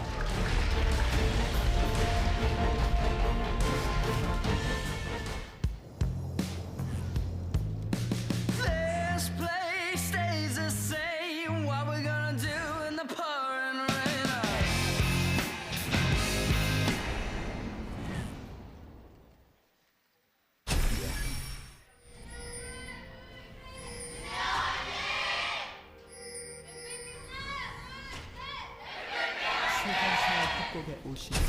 Big cheer for MVP this time. They had a huge win in game 2. And if they can do it again, that would be really big turnaround for them. A much needed win would put them at 3-3, 50%. And this time, no early game shenanigans. I feel like MVP just does not want to do anything once again after being caught out doing it in game 2. Kha'Zix is going crazy in the brush. taking a little bit more of a safe route this time around. Ian and Maha, though, looking to get a little aggressive. Places a ward down. Kuzan doesn't quite have the attack speed to be able to kill it. And important to note that Kuzan has opted for a Doran's Blade and Red Potion versus the Longsword 3 Red Potion for Ian Zed. He wants to have more poke against this melee champ. He's going to be going hard early on, especially levels 1 and 2. Even up to 3 if he can, you know, miss a lot of the poke damage out of the Zed. And once again, we do have this leash. Cyan can do it too. This is what we all want to see. Well, apparently not all of us. Not all of us, indeed. Bot lane is cool too. You get to see Malzahar's early game dominance, see how Zilean can hold up to that. I'm not quite able to hold the lock until the minions died. So Ian still able to pick up those 2 melee minions right at the front. And while he is shoving it in, the lane is in a pretty good spot in the event Beyond would come over to do anything, so they have to be conscious of how they're playing the laning phase because, again, as you mentioned, this really is a 2v2 lane. There is so much emphasis on the Zed in terms of his role in this team composition. You'd see he's taking it very carefully. He doesn't want to get too low early on. And he's not getting that far behind the Corki. Still 12 to 10 CS after the first couple of waves.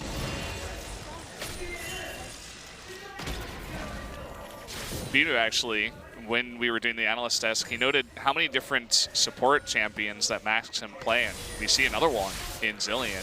So he jumps from, I think it was Karma into Thresh into Zilean in one day. Having that kind of champion pool on your support is very cool. Zilean, one of the more interesting support counters to Malzahar. I like it much more than the theorized Lulu.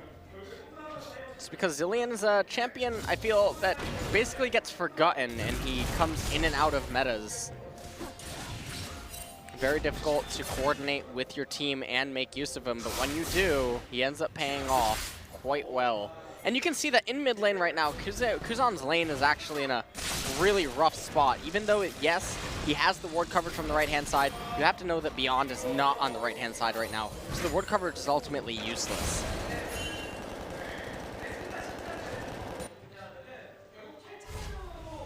Yep. And MT is spotted there by a ward, too, so they knew he was coming in. Actually, Snowflower ate a lot of damage to try to make that happen, but they did spot it.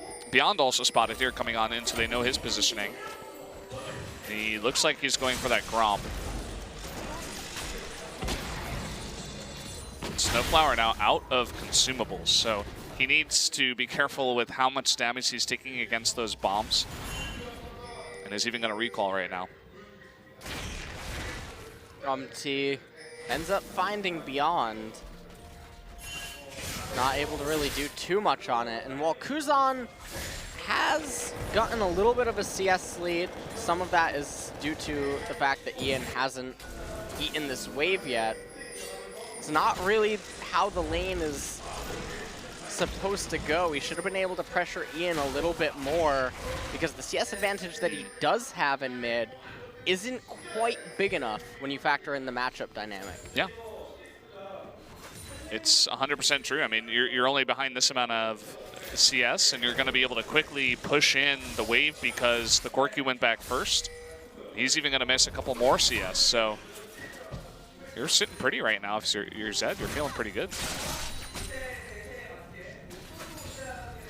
Now, Kuzan arrives back at the minion wave, and Ian picks up that serrated Dirk, whereas Corki only had enough gold for the longsword, ruby crystal, and boots. Yeah, not able to pick up a phase, and also once the boots makes it easier to get away from the Zed, but also dodge shurikens. And MT has a ward down, but I don't think he saw him going into the wolves there. So he's just going to back off, take the scuttle crab.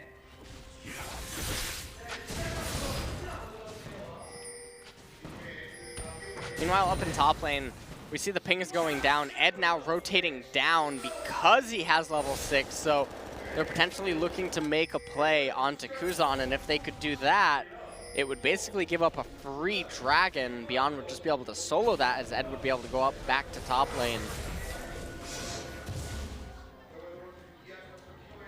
Corki goes back again, and he doesn't have the package. So just running back right after he picks up his face. So Zed going to get another free wave. Will be able to push that in.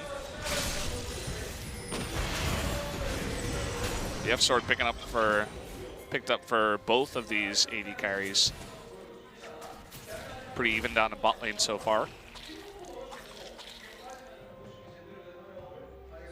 Most lanes are going pretty even. Kuzan does have a CS advantage, but it's to be expected. Ian should not be keeping up perfectly in CS. He's using the phosphorus bomb to get vision of the control ward, and still he gets zoned out by the Zed, who actually hits 7 before the Corki. Maybe just in a matter of one creep there. Now Beyond's taken the blue, as MT just does not have the vision around here. He's also hit 6 before MT. Down it goes, takes that away from the Corki. So, you know, when that Zed gets strong, having the blue on the Corki is going to be very nice for farming far away from him. But if he doesn't have that blue, it's pretty good for MVP here. An MVP, while the gold score at the top tells us that this match is pretty even, the reality of the situation is the MVP is pretty far ahead. UMT is going to come in here, he's going to pick up an Ocean Dragon, but really that's not a dragon that is going to be too valuable. Wow. He even has to flash away. And I don't even know really what the decision is to pick that dragon up there, because it doesn't offer enough, not in these type of lanes, and it's not going to offer you anything later on anyway, just due to the team dynamics. It's almost like he just had nothing else to do. He's like, okay, I guess I'm just going to go for this. And it's totally spotted out. Nice sense there from Team MVP to throw out the hot shot. Call that one out.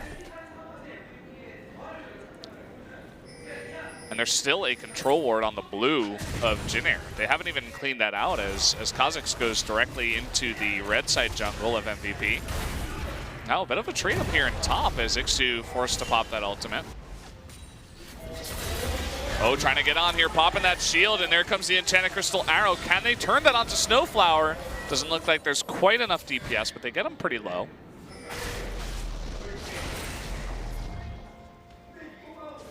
Every lane essentially super passive right now, and I don't expect to see any fireworks fly in mid, at least not until Zed gets at least one more recipe item.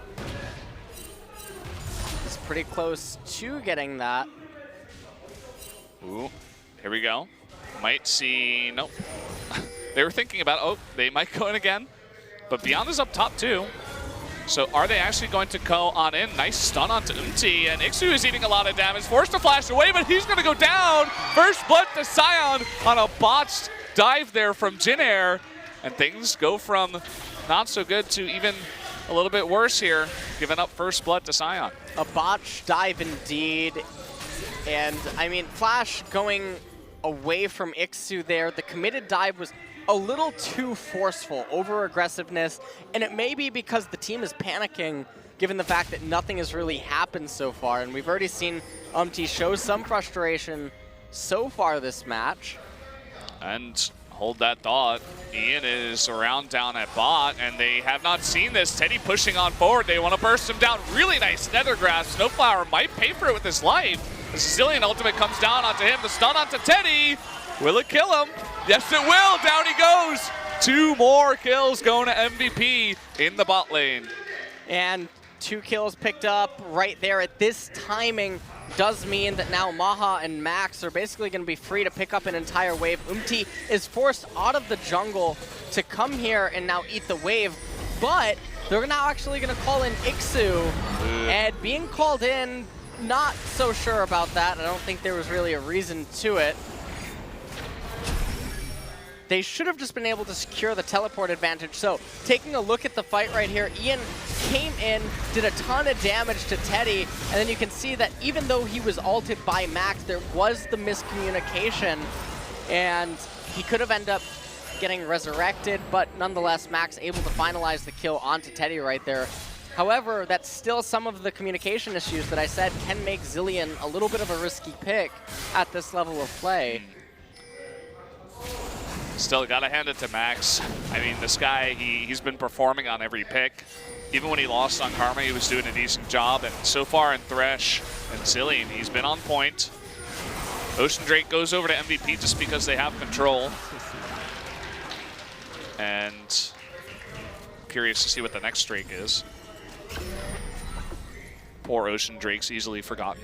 Next Drake is Mountain. Yep. That control ward has still not been cleaned out. Finally, Kha'Zix is going to find it.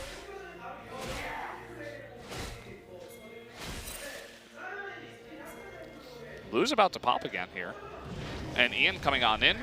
Does have his ult once again, and MT might be caught here. Jumping on over, trying to get that ult, not quite able to. And even with the rest of MVP coming on in, down comes Ixu, over comes Kuzan, a little bit of a 3-on-3 down here. And okay, Sion takes control. And that's gonna be handed on over to Elise. Stealing the blue buff away from Kuzan yet again. Very important in denying his ability to free farm the mid waves and then assert pressure on any of the side lanes whenever he pleases. Well, here comes Beyond. He's looking for something. Always very hard to gank a Corki with his Valkyrie up. At least they do force the Valkyrie out. Either way, just making his way across. That blue's about to spawn. And Zed just gonna head back. See if Ian actually picks up the Yumus here. He does. Very big power spike for Zed. Even using the active to get back to the lane because the cooldown is so short. He knows that he doesn't need it anytime soon. Still has wave to farm, wave to push in before he begins to try to rotate to the side lanes. Yeah, I think that cooldown's about 40 seconds. 35? Pretty short, as you were saying. Gets back in there. Corki just going to head on back. Bot lane here for MVP getting a nice bit of damage onto that turret already.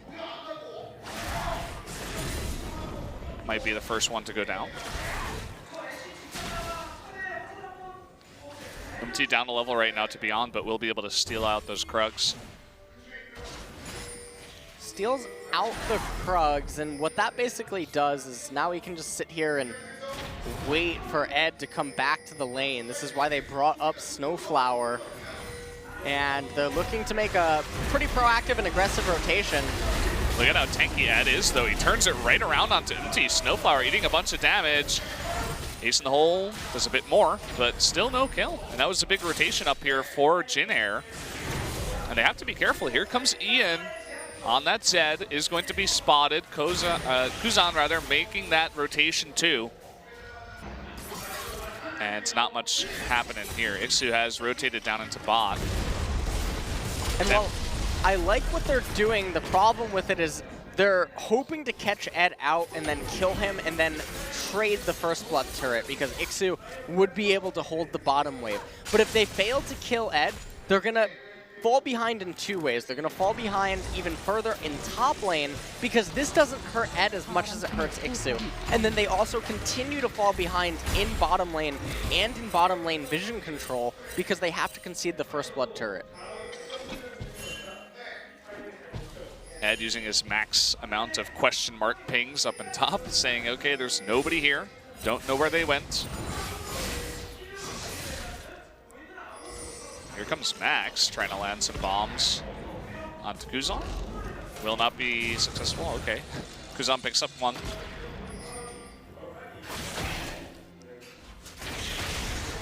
Beyond potentially going to hand over the blue buff to Ian here. And handing it over to him at this stage of the game would be extremely good, especially because this is the part where he begins his split push, so having the endless energy to just play around with is very beneficial for him. One fan in the audience found that trade hilarious between Teddy and Ed. Silly ADC thinking you can do damage to tanks. Although he did. And here comes Snowflower coming on in, and the rotation from MT2. So they're finally beginning to get some pressure down. But look how far up this lane is here for Ian. Unfortunately for Ian, Ixu is itemized for physical damage. He's going to attempt to make a play on Takusan, but really just a desperation attempt here. Ed, can he land it? Okay, the flash away. He's trying to curve it on in. Is going to miss, but Teddy's all alone. Trying to move forward. He just barely dodges it, but that is going to be the end of his life as the cocoon lands. And down he does go. So in bottom lane, when Ian goes down, it's a really good thing for Jin Air. Because the blue buff also transferred away, but then meanwhile up in top lane, not respecting Ed's ultimate, everything turns on its head. And with Teddy having gone down, they can now handshake a trade where if MVP handshake mid and they would have just pressed on for top tier 2, they can give up Dragon in mid tier 1 in favor of getting 2 turrets, but they opt out of that in favor of moving back onto the right-hand side of the map because they want to contest the Dragon. No one saw that Enchanted Crystal Arrow. Just barely sailing on by from downtown. And MVP with control now as Kuzan really trying to get that turret forced to back as well as the rest of his team will give over this Mountain Drake to MVP. Essentially for free here. The next one will be Cloud. So there you go. Maha in the mid lane pushing that one in. Ian back in bot. Hopefully he doesn't make the same mistake twice. Doesn't push up too far. Trying to get his split push back underway. Doesn't really quite have the damage yet where he threatens the ability to release someone if they're in close proximity to the turret. So here in this replay you can see Ed casts his ultimate from a pretty fair distance away. Teddy tries as he might to try to get away, and credit to him, he did basically juke and dodge away from everything, but the cocoon from beyond and then the lockup from the remaining members of MVP able to finalize the kill onto him. And now going back into real time, they just need to keep funneling gold onto Ian. While he can potentially kill Kuzan, it's going to be extremely difficult through the exhaust and any sort of a defensive Valkyrie. He really needs to just wait until he completes that Black Cleaver, and really no team is under any pressure or obligation to make anything happen since neither of them are really in a position to capture Baron. Even so, still a lot of vision around that area for MVP as they have map control at this point in the game. And there is an arrow coming on down, but again is going to go way wide. Not even close on that one. They're going for the really low probability arrows at this point to essentially just get these kind of cheesy kills out, but extremely hard to land from that distance, as you guys can see. And just clearing out the Scuttle Crab here is Ed. As you said before, not too much for them to do at this point, especially with all the lanes pushed. They may want to try to get this mid-tier 1. That's essentially the next easiest objective for them. See Maha getting to work, but has to be very careful. Oh, he's landed on a trap, and there we go. The Nether Grasp, a huge mistake. Maha just getting caught out there.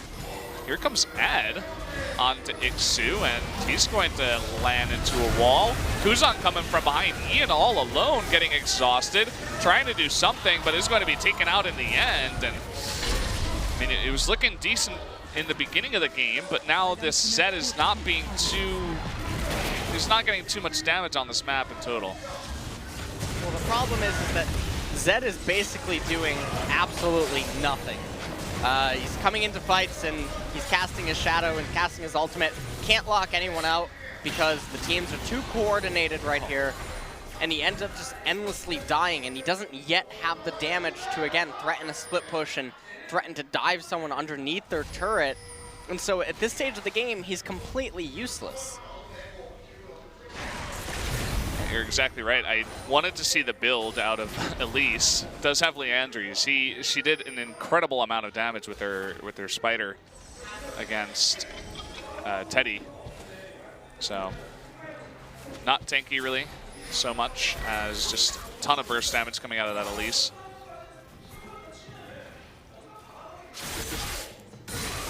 You can see even a QSS picked up on Zillion just in case he gets locked down by the Malzahar and get out and ult himself if he needs to, or anyone else, just making sure that he does not get CC'd. Interesting item from Max. Wouldn't expect the QSS so early on.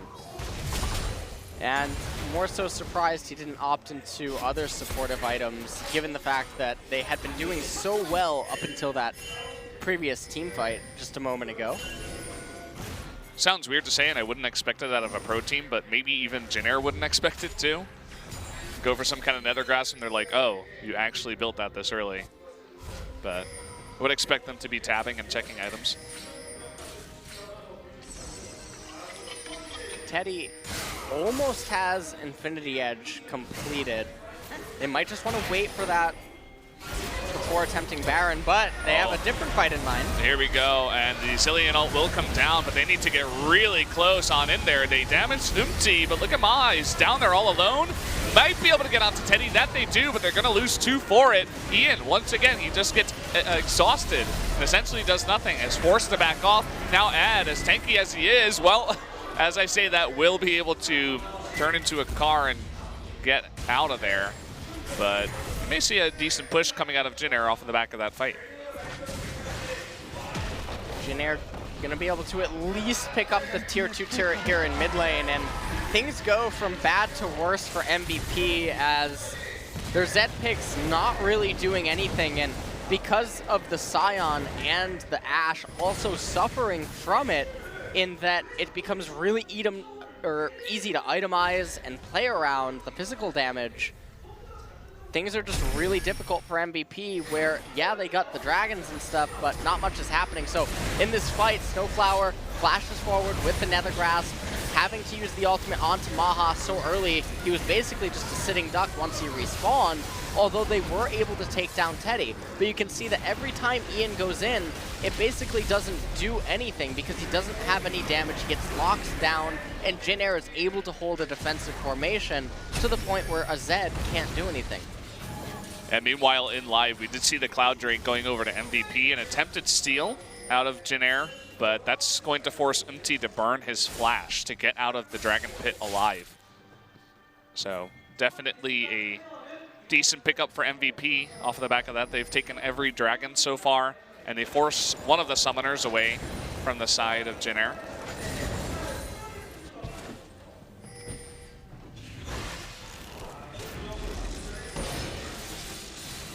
Cleaning out some more of the wards and head over here on the right side, and finally they might get a chance to take out this tier 1. Caitlyn not really in position here to do a decent job of clearing that wave. Snowflower actually getting stunned up here, and there you go! He just disappears. And MVP is not going to commit to the turret just yet. Need to wait for the next wave, but a nice catch there. Snowflower just pushing a little bit too far forward, gets hit by the cocoon. And Scion and the arrow, so. Really nice capitalization there by MVP. Relieves a lot of pressure as Jin Air not able to do too much with Snowflower being absent for a little while, and that's going to give them more time to funnel more gold onto Ian so that he becomes more of a threat and isn't dealing almost no damage inside of the team fights. But they need to get him to a point where, again, he can threaten the ability to dive people underneath their turrets, so he can just endlessly split push. They can turtle with the Scion, with the Elise, and enable him to just go into full split push Zed mode, and then join the fights after forcing or gaining teleport advantage. There's a sneaky Kha'Zix waiting for you, Elise, if you want it. Oh, nice. They're going to land the arrow onto Teddy. That's a free kill. Nicely done. So those kind of low probability arrows I was talking about, one finally lands. And there you go. So Maha is 2 for 2 so far in recent arrows at least, and finally they're able to convert off of those. MVP might have Baron in mind. They should have the ability to burst it down. They do have that Mountain Drake. And their items are quite good. Jin Air, though, looks content to just let the game continue to scale up.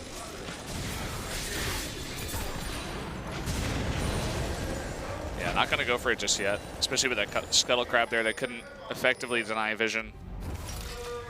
So everybody getting a nice bit of gold off of that. Just want to head back, but Ed is going to be spotted here. Jin Air very active coming into the river now, forcing Ed to go all the way back if he wants to recall.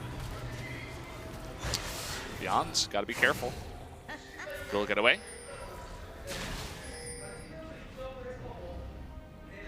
QSS picked up for Ian and the Last Whisper. Still on the tier 1 boots. And looks like MVP is actually looking for a team fight, and I don't quite like this idea. Right now, MVP should be looking to just keep the lanes shoved in, continuously funnel gold onto Ian, let him split push, get Maha to Infinity Edge. Because one of the things that the Jin Air team composition lacks is the ability to handle a split push.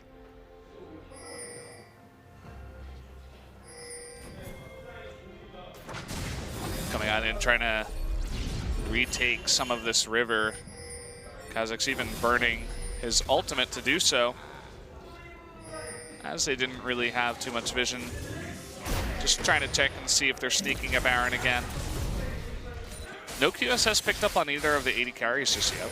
Might see that a little bit later on, especially with all of the different types of CC on both sides here for both teams.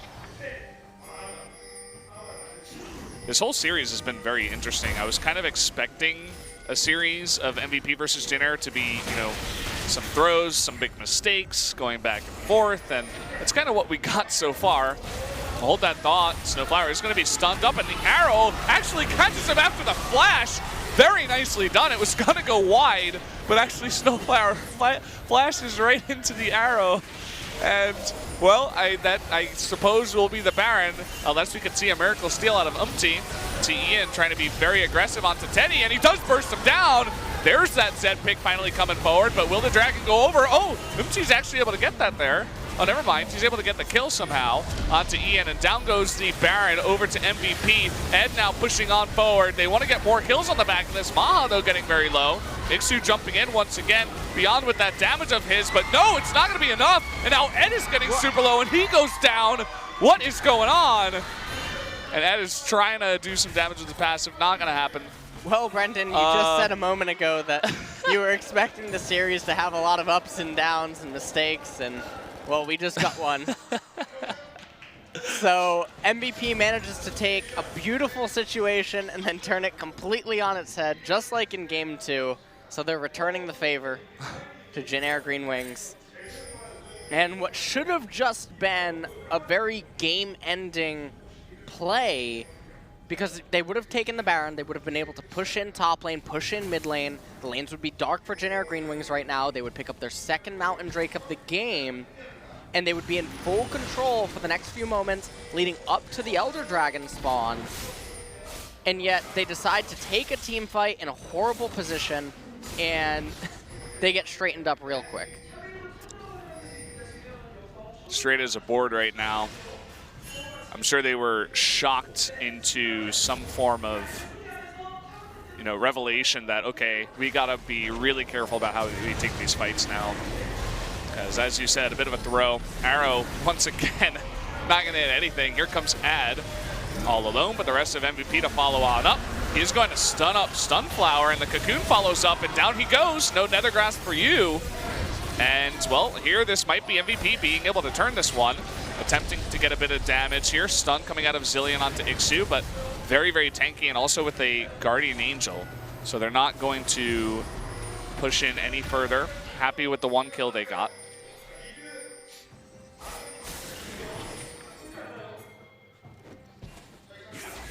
Right now, a little bit of a reset now. MVP gonna shove in mid lane, but they don't have any ability to make use of that mid lane.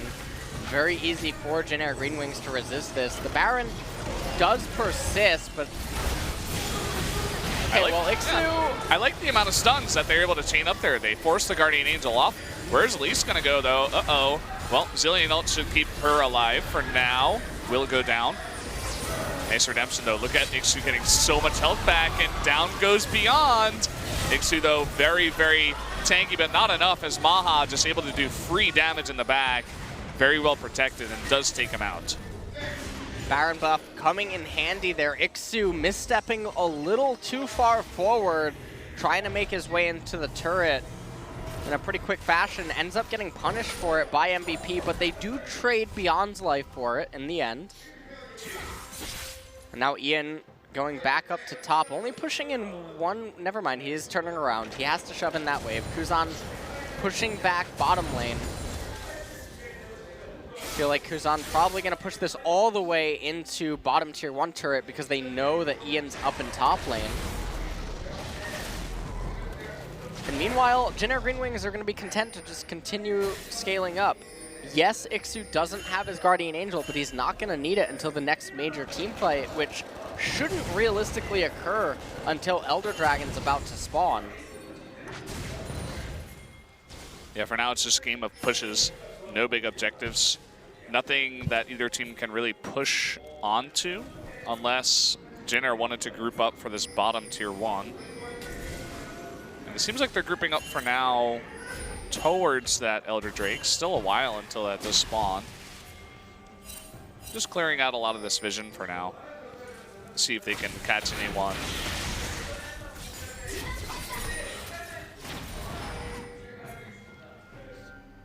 And you can see grouped up as a team here is MVP. Just one of these tank fights up in top where neither player. Okay, here comes the arrow.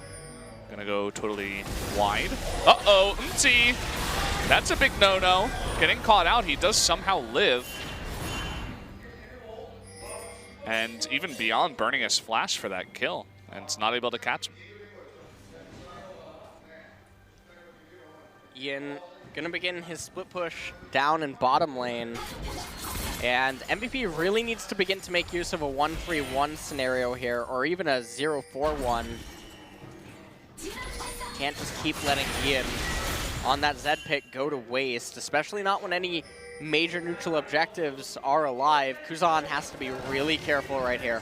They did see him. There's a ward there in the tri-brush, so I think he should be careful. He's going to send out one missile, and he does see him. The big one will not land, just the small one. Attempting to make a bit of a rotation over towards the top tier 2. Gonna clear out a lot of vision at least with that speed of Max on the Zillion. Sion takes literally 0 damage with his shield.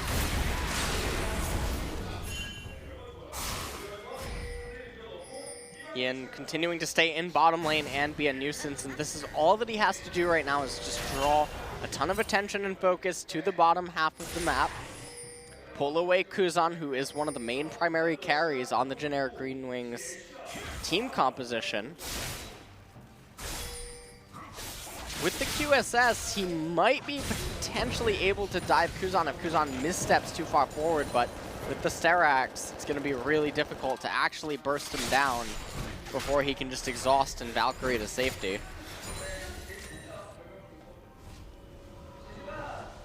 So we got Baron spawning at about 40 seconds.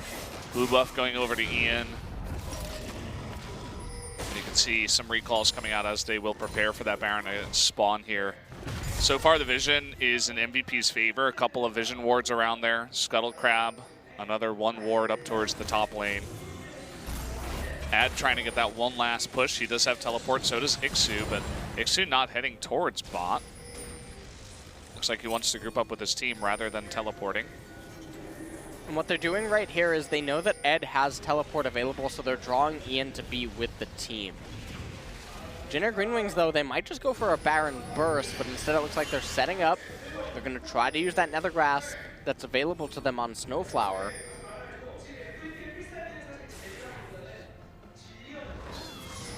Not a bad idea. I mean, that bot lane was pushing, but the tower should be able to push it back. And uh-oh, Ed is just going to face check. Arrow goes wide, going right through the goalposts. No stun with the bombs. Just some poke damage going either way. That's about it. But Jin Air contain control over that area. Jin Air escorting the wave in mid into MVP, and meanwhile top lane is also equally as good for them right now. The only thing MVP has going for them is the bottom wave is very good for them, and they have control and initiative over right side river. Jin Air, though, starting the Baron, now deciding to turn. There's that Nether Grasp onto Max, who has a QSS, so he's just going to use it right away. And there, nice damage coming out of Maha, not quite able to kill Ixu. They're getting him very, very low. Keep in mind, he still does have his GA, his Guardian Angel. But forced to recall here, as is Ad. Very tense right now. Oh, he's going to try to go for the burst play, but an immediate exhaust. But he does get him. So down he goes. There's the Zillion ult. Can he stay alive? Yes, he will. There's the teleport in from Ad, trying to get onto Kusan now. Can he do it? It looks like no, they're going to turn onto Ixu. He's forced to flash away. And now 5v4, it looks like MVP may be able to take something off of the back of this, or at least regain control of the river for now. Very, very even game here. Picking up the Scuttle Crab so that they have a little bit more Baron dance potential. They have to be very careful right here. Zed doesn't have his ultimate available to him. Max doesn't have his ultimate either. Look at MT, he wants to jump in, but the stun, and he cannot get in. Very nicely done there by Ad, and now he wants more. The Baron going on over to MVP. Down goes Ixu, and he will inevitably die once again here. So very nicely done by MVP this time around. Really got to hand it to that big stun from Sion. Huge stuns coming out, enabling them to secure the Baron was so crucial right now, because that was a fight that they could have very well have lost, or at least traded evenly on, and that wouldn't be something that they would want to do with Elder Drake being on the map. And so now with all of their ultimates back up and available to them, they make their way over to Elder Dragon. Ian decides out of recalling as he just stays on the map for map pressure. Only needs to recall into Scimitar when he has it available to him, and now enters into the phase of the game where it's very easy to coordinate a 0-1-4, given that bottom tier 2 turret is still alive. And then you can have Ian unite with you whenever necessary, and he basically is given a free flank if Jin Air GreenWings tries to defend their turret. But instead they're keeping Ed in mid lane, or they're having Ed come from the mid lane. Here he comes, grouping up as 5. Going to just face check pushes very fearlessly, does not care about any of that damage. And look at that damage onto the tower out of Maha. If you can get the wave close enough, he's going to burst it down in about 3 seconds. And so they're going to take one turret, back off, go for a buy, and then potentially go for another push. You see lots of traps in a row there from Caitlyn. From Teddy, doesn't want to let anyone down the mid lane.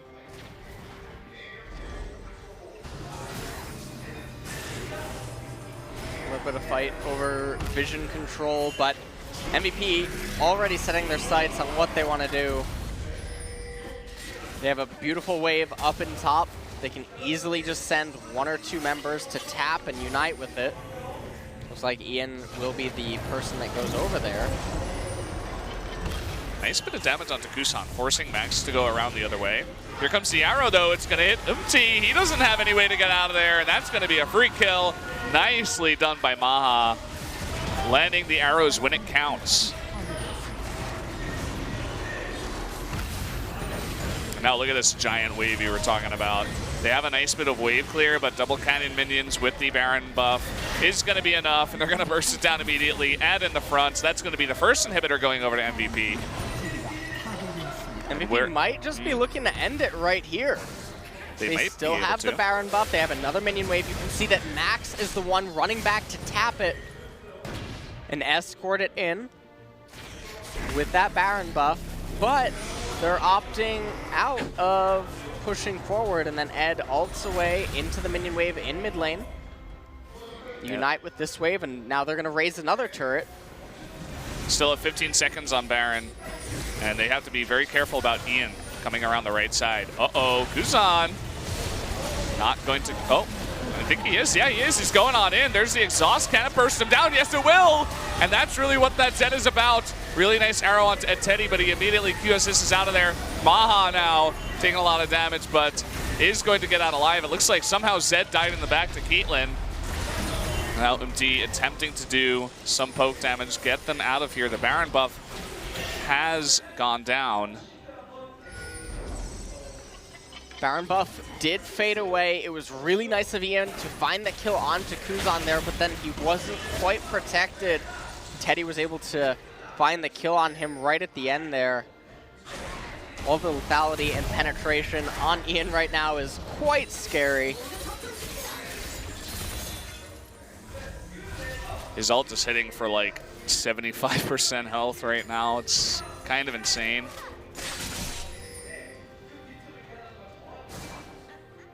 Everyone essentially at max items now.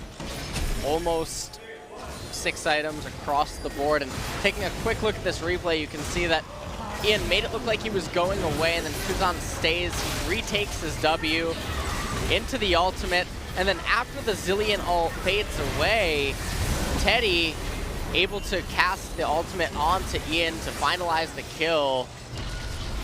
MVP wasn't quite respecting the ult from Teddy, so didn't invest into protecting Ian.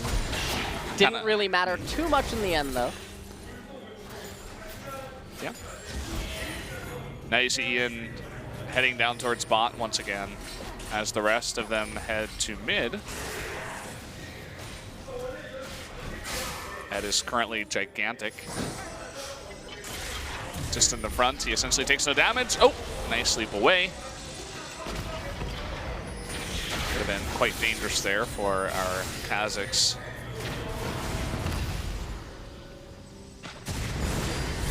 With no Baron, this should be a lot easier to clear this wave, but still, they can break that turret so fast. Look at Maha, just a couple hits and already doing a ton of damage. Ixu has to engage, essentially, to get any damage done and force them away from that turret. Look at Maha doing that damage. They get the stun, and oh, he just barely keeps that GA up.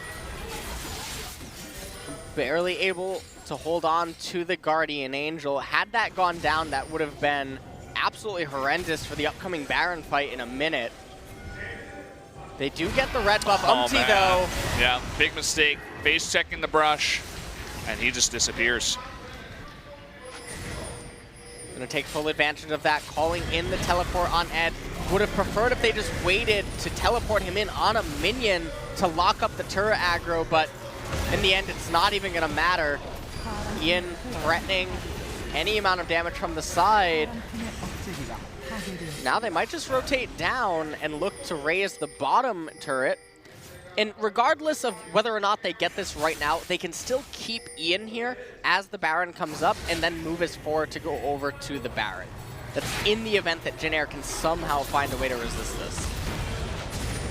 And it doesn't look too good for them right now. I don't believe they should be able to. MT still 17 minutes, or rather seconds left. And in fact, they are able to push him back. MVP not going to commit just yet. Just going to go back and buy. They got a decent amount of gold, and with Baron spawning here, they want to be as prepared as possible, get everybody on 6 items, and then go into that Baron pit. A little bit interesting that they opt out of just keeping Ian in bottom lane. That would lock up Ixu. The only thought could be that Ixu still has his teleport, but with how mobile Zed is as a champion, he should have been able to dance into the base of Jin Air GreenWings and threaten the destruction of the top inhibitor once it respawns. That's a dance that they could have taken. Well, this looks like the final desperation fight here from Jin Air. They cancel that TP, and oh boy, oh, very, very close, but here comes Ed. not able to get the stun. He should be able to hear the double stun to both Snowflower and Eddie. They're both able to cleanse that. Ooh, nice Nether Grasp, but still gonna blow it all on Teddy there in the back. Snowflower's gonna go down. Teddy's super low in the back too. Ixu gets burned, and everybody is being burned, but still 2 members of MVP also lost. And so they're forced to back off from here after getting that Baron. Jin Air GreenWings got the Baron, but a little too quick on taking the team fight. Everything looked good, but Ian just got absolutely destroyed right at the very start of it. And we'll take another quick look at this. So the teleport was canceled at the last second. Ash Arrow missed. Ed went all the way in. Kuzan flashed away. And despite being able to lock up Snowflower and Teddy, once Ian went over the wall, Ixu was waiting in preparation, and they locked him up and destroyed him. And despite respawning, you can see that Umti and Kuzan able to finalize that kill onto him. And Ixu respawned through the Guardian Angel, and what should have been a game-ending play, or at least the potential for one, ended up turning into a disastrous teamfight for MVP. Somehow, some way, the split-second reactions out of Snowflower to get that Nether Grasp onto Zed was pretty impressive. But they still have 3 members here with Baron buffs, so they still have a very strong push coming in as everybody respawns. And it looks like they have their sights set on bottom. Gonna clear out this wave. 3 scimitars on the side of MVP, 2 on the side of Jin Air, and the QSS on Malzahar.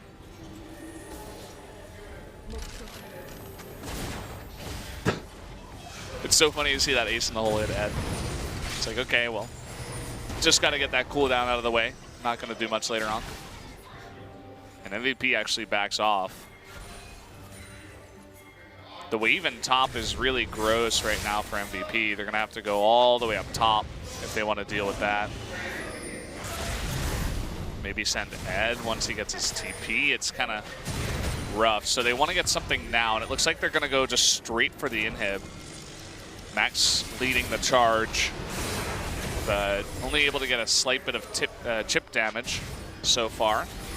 Well, they're really not making use of the Zed split push option, and they're paying for it because while they are coming out ahead sometimes in team fights, you did just see just a moment ago that they do have the ability to lose the team fights. And so when you're not going to play chess and instead opt into playing checkers, sometimes you're going to pay the price. Backing off now just to wait for the Elder Dragon, as it is on the map. This is going to force Jin Air GreenWings to come to them. If they lose this team fight, there's a very real possibility that they lose the game. With the game here about to enter the 50-minute zone, you're exactly right. You need to be so careful every single fight that you get into. And I mean, Beyond already eating a ton of damage. Snowflower looking for the pick. Can he be the hero of this game? That's the question. Super tense, and oh, the arrow landed onto Kuzan, but he is able to scimitar away. And the Elder Dragon is started here for MVP. Coming on in, attempting to do a bunch of burst damage to Kuzan. Misses the damage, but oh, it actually resets there, but still not gonna matter. They're gonna have to hand that over to MVP as Jin Air losing their confidence after Kuzan just taking a little bit too much poke damage. And now pushing on in, going to get another wave. It looks like all of the inhibitors have respawned, and they're gonna start with mid. And they should be able to do it. I mean, Ad is so tanky in the front. He has GA now. Just a couple of hits from Maha do a ton of damage. Nice missiles from Corki, though, to get Maha just a little bit low, Beyond at about half health. Still no usage of the bottom lane. Ed has teleport available. You have that highly mobile Zed, and you're just waiting, and it doesn't make any sense. Now they're recalling, so the Elder Dragon buff duration just gonna go away. Yeah, it's very interesting. I mean, they were doing it before, but now it's almost like they're saying, okay, we're stronger than these guys 5v5, let's just force a 5v5. But then every time it gets into a 5v5 situation, they take like one missile from Corky and they're like, no, we can't do it. And I understand, because we're going to 52 minutes. You know, I can understand the fact that they're playing it so passively after taking a little bit of damage, because if you die, if everybody gets wiped, you might just lose the game. I think you do. It depends on, you know, where the lane is and the situation and how fast everybody dies and how many members of Jin Air are left. So it's a scary moment for both teams here. So here we go again, pushing into mid. And it looks like maybe Ed is going to head top, but now it looks like everybody else is going to head top. It's basically a magnet. Anywhere that one of them go, they all go. He's a big piece of metal. I just don't know where the magnets are on the side of MVP. And yeah, I mean, they're going to attempt to push in here. Kuzan comes out, the ace in the hole hits onto Maha, and they're forced to back again. Same thing, once again. And I don't even know how that ace in the hole hit Maha in the back. He's going to lifesteal off of some of these jungle minions and get back into the fight. But now they're 4v5 for this wave. Immediately gets cleared. And down goes the Elder Dragon buff. So now they don't have it anymore. They weren't able to make any use of it at all. And now we're sitting at 53 minutes. Everybody's on 6 items. Hold that thought, Brendan. Baron's coming back up. Yeah, oh, well, they might be able to take one inhibitor from getting the Baron buff. The problem is they're constantly just being negligent of the gears that their team comp offers. And because they're refusing to make use of those gears, whether because either they don't see it or they're just too afraid to do it, they're constantly putting themselves into the situation where everything's on the line. Well, here we go again. They've started the Baron. MT is on the right side this time, does not want to get stunned. It looks like now they're going to turn on to Ixu, already eating about half his health in damage. A huge shield coming through, and getting very low too, but there's the redemption. And super extended fight. Nobody goes down, only the tanks take damage essentially. Ian still looking for some way in to that back line. He's around the left side, but Kuzan sees him. A delayed recall. And the multi-view here, ooh, we're going to see that inhibitor being pushed. MVP, they respond by going for the Baron once again. Can we see the steal come in, or is there going to be another stun? Looks like Maokai was able to go back, and there was the teleport in. He flashes, but nothing doing here. And now it looks like Jin Air is going onto the Baron. Ed is super low. He's actually going to recall. I think he's got to go in there. Here comes the redemption. And Beyond trying to make it work now. Jin Air is going to back off. This is just the never-ending fight, man. Okay, well now the inhibitor is taking damage, so now they actually have something to worry about. Who's going to go back and stop that? The bottom wave is actually too big. That tower is going to fall. If MVP doesn't do something, whoa. Oh no. Oh boy, Max, that's his ultimate down. That is huge. And oh, he lives somehow, some way. The rest of Jin Air is going to go in, but no, that's going to be the Baron going over to MVP. Down goes Zed in the end. Max is somehow still alive. Ixu being bursted down, trying to get onto Maha in the back. Maha still alive somehow. The shield coming in. There goes Ixu. Finally, Maha goes down. That's going to be a couple of kills. Jin Air trying to make their miracle happen. Can they do it? It looks like they've held, and they've lost their top inhibitor, but somehow, some way, and look at this top wave, or the bottom wave you were talking about. Finally, Beyond goes back. He's one of the only ones here on MVP that still has that Baron. Him and Ad are the only ones. And we're going on to a super long game, man. This is going the distance. This is definitely going the distance. We're going to need another Elder Dragon before this game's over, Brendan. Well, I mean, what can you expect? We have Jin Air in the studio. This is what you get. So break down this fight for us. I don't know what to say about it. I don't think I will. Max was able to get his ultimate off right at the very last second. The Guardian Angel was popped off on Ian. Wasn't able to do too much, although he did take Teddy with him to the grave. And then you can just see that it is chaos basically everywhere right now. And MVP managed to hang on by the skin of their teeth. And because of that, Beyond managed to get away, get back to the base, save the bottom turret from going down. And now when we bounce back to live, an inhibitor turret was taken by Jin Air GreenWings. Yeah, just abusing the very long death timers at this point. I mean, 56 minutes into the game. So able to only get a turret there, not going to overcommit. They do have that top inhibitor down, so forced to go back and clear that up. The Elder Dragon is next. We don't actually have a timer on that. Would love to see when we're going to see our next fight here. But MVP's making a move towards that middle inhibitor. If they can get 2 inhibitors of pressure, that would be quite nice. Ed is so tanky, essentially just walks up. Not everybody of Jin Air was in position, but now they're going to group up. Maha not able to get close enough, Beyond eating a bit of damage. What they're trying to do is just get Maha close. You can see him being speed buffed by Max. He's like, okay, go in there and attack it once. Then we've made some progress. They do have those Baron minions, so can he get close enough? That is the question. You see how forward Ixu and Snowflower are getting now. Trying to just deny this here.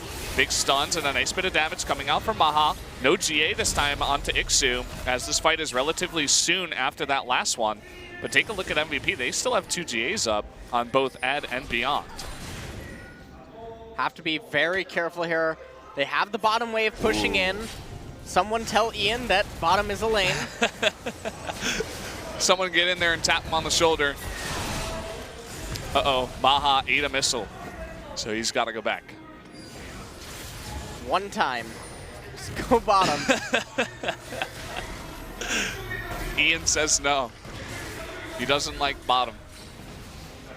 Only middle. So many traps going down to tier 2 makes it a lot harder. But with that big wave, they're trying to abuse the big wave to finally push on in. One more hit will do it. They're trying to get onto Ixu. They get the inhibitor. Ixu is so low. The redemption and so many shields. Can they actually get that damage down?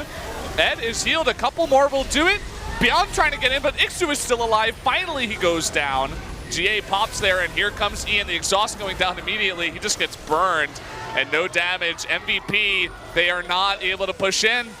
They're not able to do it. They take the inhibitor. They might actually take this bottom turret too. It's very, very close, and they do. The minions doing more than Ian ever did in bottom lane. They're the true hero of this game. And at the conclusion of that fight, Dragon's coming up in a little bit over a minute. We're going to have to wait for that. No team is going to go for any game-ending plays until that's up, and then shortly following will be Baron. So we see in the replay of this fight, Ixu super tanky and able to get into pretty good proximity relative to his Nexus turret, so that if Ian does follow up, trying to go into the back line, they can't really do anything. He gets exhausted instantly. Teddy and Kuzan able to light him up, and then Ed manages to get out of the base. Kuzan couldn't quite dog him down at the end.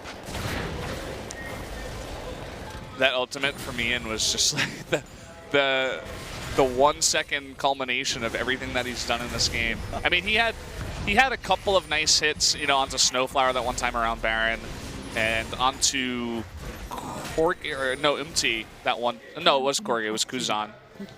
Towards the wall of the main base. But outside of that, now even though he's at 6 items, it's like he jumps in, he gets exhausted, and he dies. That's what he does. It's almost like he has to wait until the fight breaks down, and then he can actually do something, because the team is so split up that maybe they won't have an exhaust. But I guarantee you that Corki is just saving that exhaust every time for Zed.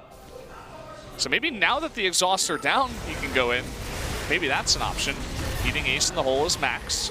A bit of poking. We finally have our next objective up here. It is the Elder Drake. And blue buff on Kuzan is going to be quite nice, because he can begin to poke down this team as long as he can get past Ed. Look at the damage coming out from Maha to this Elder Drake. The smite is going to be so important. Ed, he's taking a lot of damage. MVP forced to back up. Big stun though, lots of damage onto Ixu. The Elder Drake is not being taken out. It is still alive. Can he get it? Yes, he does. Jin Air is going to pick it up as the rest of MVP is zoned out of that one. And off of that, they're just going to go home. Oh, arrow goes wide. It hits actually Teddy in the back. but they're not able to convert there. And so they will go home. Baron coming up in 40 seconds. That will be the next contested objective here. MVP, at this stage of the game, they really need to make use of guerrilla warfare with their pick ability, with the fact that they have the teleport available on Ed, with the fact that Ian, there's almost no one that can resist him to a point where he can't outmaneuver them inside of their own base in a one-on-one setting. And with the time needed to prep Baron, but also with how much damage he threatens and the speed at which he raises inhibitors, there's no reason not to be making use of him. Now they're going to get the Baron again. It seems like this one's going to go completely uncontested. Just the inhibitors, I think, had pushed the lanes in too far. And this is going to be burned down. You can see Ixu is attempting to get in there. Trying to leap on over. Is he going to go for the flash smite? He's going to get close. He jumps in, but no, it's going to go over to MVP. Nicely done by Beyond to catch that one. Finally, Ian jumps in and dies immediately once again. Is going to be the first casualty of the fight. Ian will be the second one eventually. It looks like he got Zillion ulted. Coming on up once again. Ian very low. Beyond trying to jump onto Teddy in the back. He's not going to get him. The stun coming up, but Teddy finally goes down. Ixu very low. Ed trying to be a hero. Only Snowflower and Kuzan left up. Ixu going to come up, and no, he's going to go down. And that is going to be it. Finally, in the last minute, 62 minutes into the game, MVP finally take the fight after the Baron, and they will be able to push and end this game. And Maha's super aggressive flash forward there at the end, and even the fact that Ed still had the flash available to him as well, they team fought their way to victory off the Baron fight. Failed to get the smite win against Beyond, and MVP finally take down the Nexus at 63 minutes. What a game. What a game to end the series. Yeah, it went the distance, man. Game 3, super long game. This is what we expected out of Jin Air and MVP, and we got a very, very tense game down to the wire. As MVP just, it seems like they had a lot of trouble ending that one, but they eventually were able to do it. I'd love to get a replay of that last fight, especially because there was so much going on. I just want to point out, by the way, that Ed had 1 death on Sion. That's unbelievable. In 63 minutes. How is that even possible? He was just so tanky. He died 1 time in 63 minutes on Sion. Max, 2 deaths on his Zillion. 2 deaths on Kuzan's Corki. That's actually really impressive. Solari, Knight's Vow, Frozen Heart, Surat, Portal, and Randuin's Ninja Tabby. And he was occasionally swapping in and out of Guardian Angel. Yeah. Whenever the cooldown was up or off. Yeah, exactly. So that's very, very disappointing Nate for Jin Air. Gotta feel for them. You could see him. His parents were down here. He got the MVP in game 1, but not able to take the series, and that's what matters in the end. You could almost see the exhaustion on MVP. It's like relief almost that they won that game, because you could see that they were having so much trouble ending it, and they finally were able to. So in the final replay right here, you could see that Max and Ian were attempting to zone off and deny Jin Air from getting into the river for as long as possible. MT flashed over the wall, failed the smite, went down inside of the Baron pit. He had the Guardian Angel, so they had to hold on a little bit longer. Ian committed into the fight, but he had the Zillion ultimate available to him. He died again, but that's all right because he's got Guardian Angel and it's like a bad sequel. And so he was able to respawn 1 more time. It almost looked like Jin Air was going to be able to kite this fight into victory, but Ed was just so tanky. And then Maha and Ian in the backline able to eventually come forward and finalize it. Nice. Thanks to that AoE from Maha. And they were able to then follow that up and push down and end the game. Yeah. So who do you give the MVP from this game to? Maybe Maha? Definitely not giving it to Ian, man. Max. Max, really? Max's Zillion ultimates. They turn so many fights. The stuns turn so many fights. Yeah, I think if anyone other than Max gets it, then something's rigged. I don't know what else to say about that. I mean, I think there's an argument to be made about either Ed or Maha making it as well. Ed could be a pretty okay. Ed could be a fair argument, but I feel like Max's influence in that game was absolutely gigantic. But we're gonna head to the analyst desk in the MVP interview.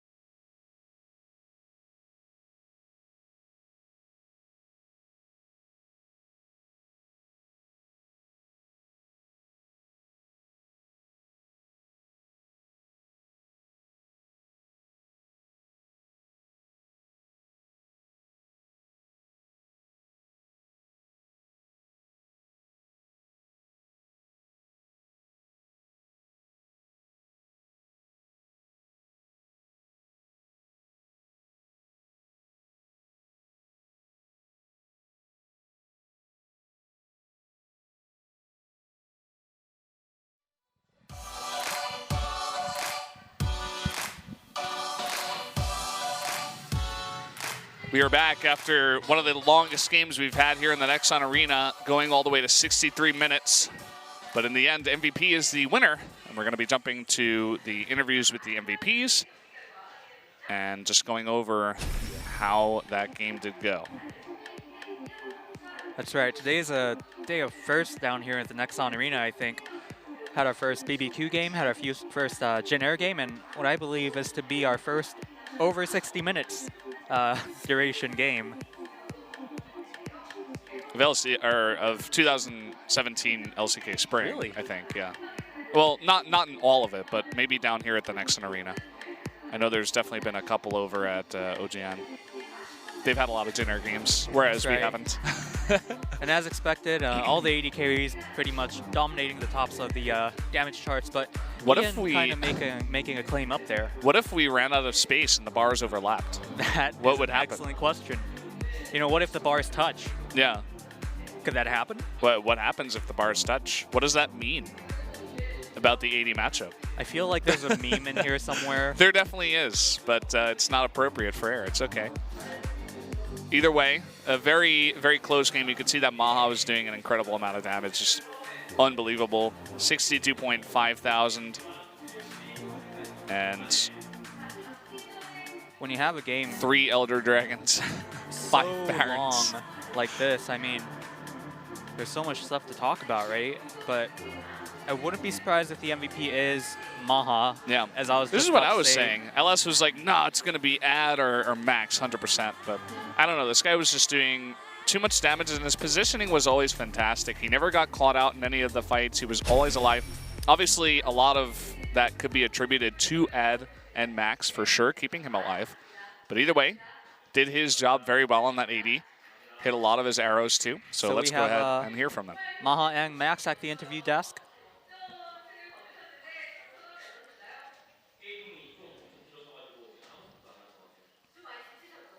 So first of all, how do you feel about the victory? And they say the game was so long, I couldn't even think.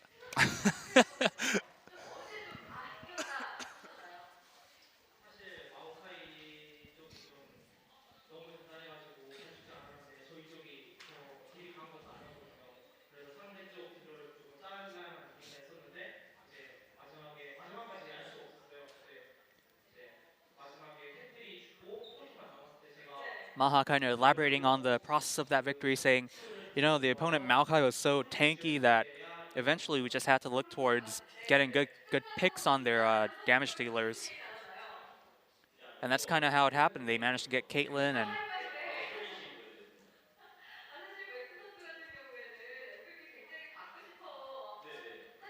so Max is someone that's been really hungry for some MVP points.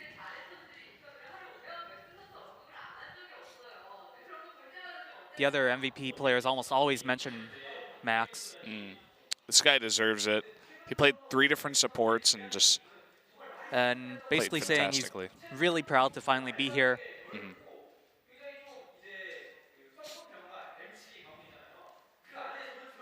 And Helio saying, Max, you're part of the House of M of supports. Basically anybody whose name starts with M. And Max saying, yeah, I definitely feel like I could stand up there in the House of M. Of course, mentioning, you know, or alluding to Mad Life.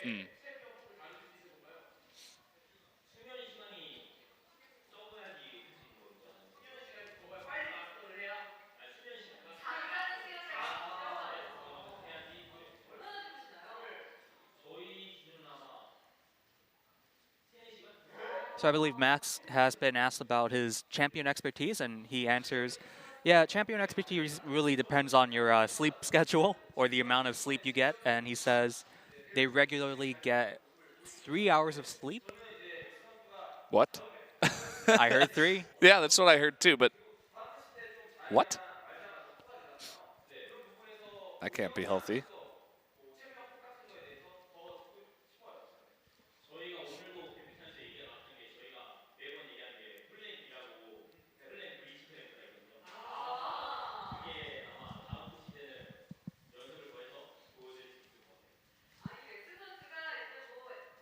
So talking about Max's peculiar or interesting support picks, Max alluding to next season and saying, yeah, there's something that we always talk about when you come to the stadium. Maybe next season we might be able to bring it out.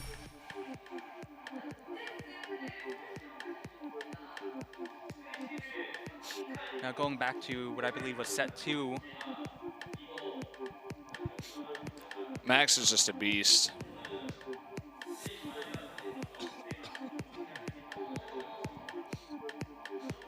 And kind of explaining the thought process behind that, Max says, yeah, I felt like at this moment I had to play Thresh in order to win.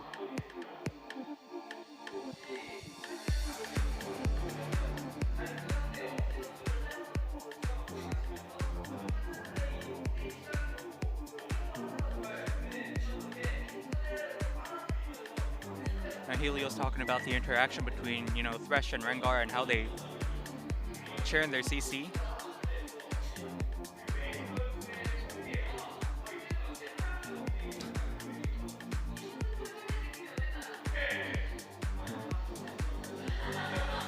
And Maha says he really thought he could get everyone there when the Scion Q came down and the Rengar jumped back in.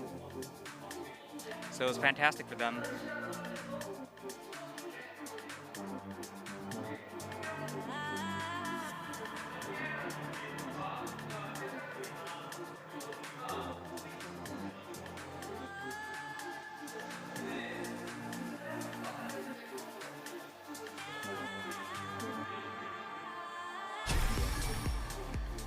So final question, you know, how did you feel when that last death sentence landed and Max says, well, this is a kill?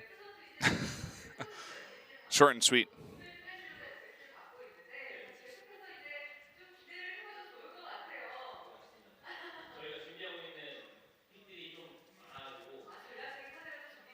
And again, talking about there's a lot of picks that we're preparing.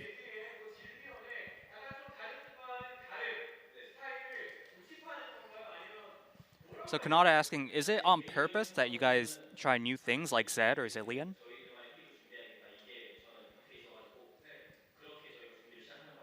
And Max says, it's kind of my personal focus or belief in saying that, you know, we have to have something that's uniquely ours, and I think that's where it comes from, the preparation of new or innovative picks.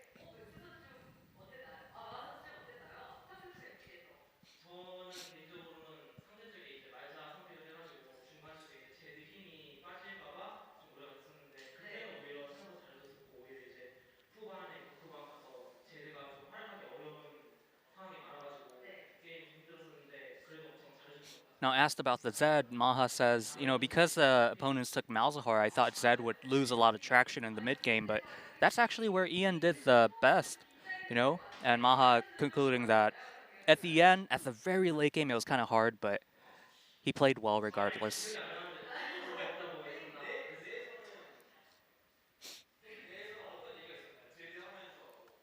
So what did the players talk about within the game while the Zed was being played? And basically they just kept saying, go after the dealers, go after the carries, and that's how we're gonna win this match. So now we're going to take a look at, no doubt, Max's plays, or rather Maha's plays. Well, this is looks like Ed's just play. Might be highlights. Yeah. Max and Maha definitely starring in them.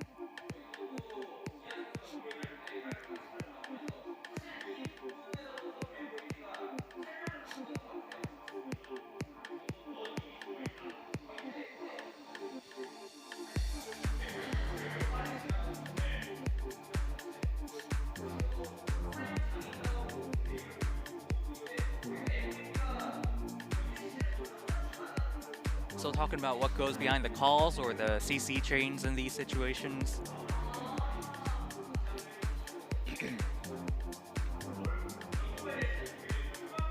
The replays are going by so fast the players can't answer the questions, but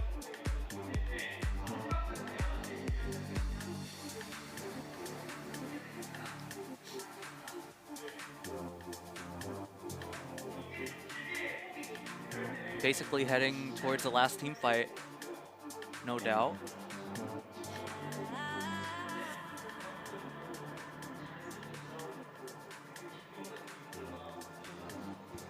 And Maha says, you know, when you have such a long game like this, it's obviously, you know, exhausting, but I think that really adds to the joy or the satisfaction of when you win the game.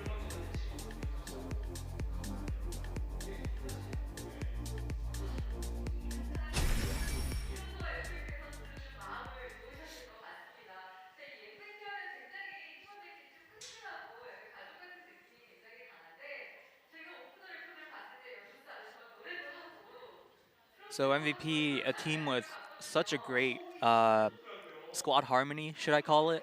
I mean, you've seen them too. They're always smiling, right? Yeah.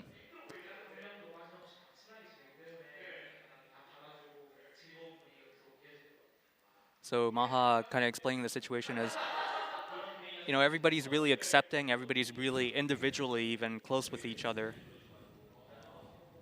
And Max also talking about the coaching staff, that he's such a great leader. The coaching staff do a great job leading us, and that definitely adds to the squad harmony as well.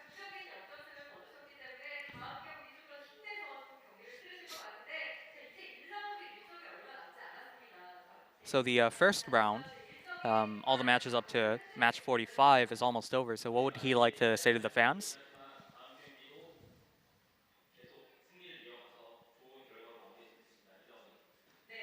So Max says he wants to continue winning, you know, continue on to the next match and the next one.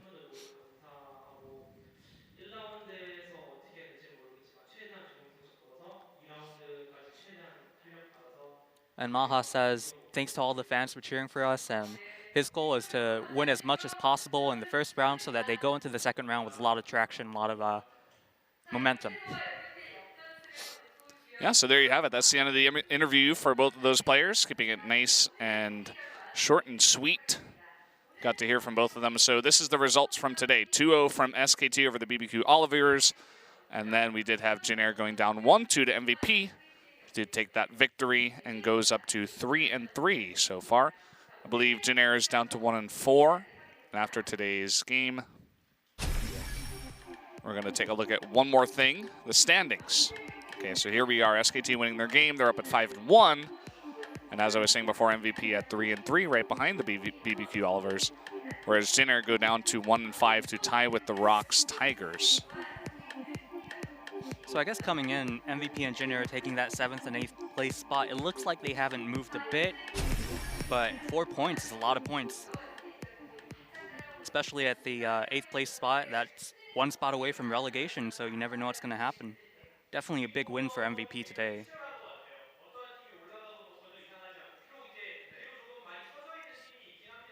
And Kanata is saying that, you know, it looks like the mid-table battles are really fierce right now, you know, including today's Jin Air and MVP match if you include them. And Helio's kind of echoing that idea too, saying that he could never get an idea of who's going to win in the LCK these days. Especially after that Afrika SKT match.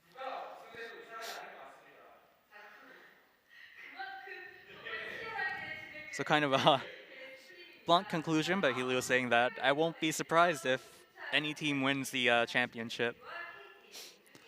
Yeah, so on Tuesday we'll be back here. It's going to be MVP versus KT, and then Longju Gaming versus SKT. So you see you guys then.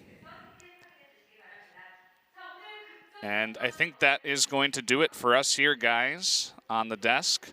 We'll see you next time at SPOTV on Tuesday to round out these games from this week. So until then, guys, we'll see you later, and have a good night. Thanks for watching.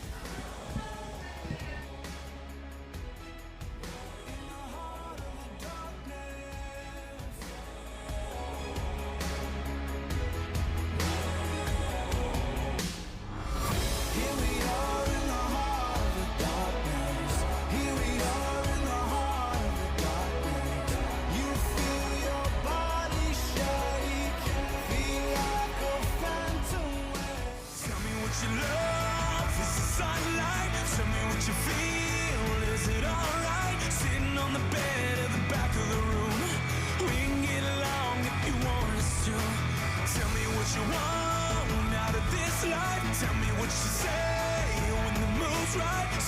on the bed in the back of a room. We can hit it off if you wanted us to. Whoa, whoa, I learned to cover you.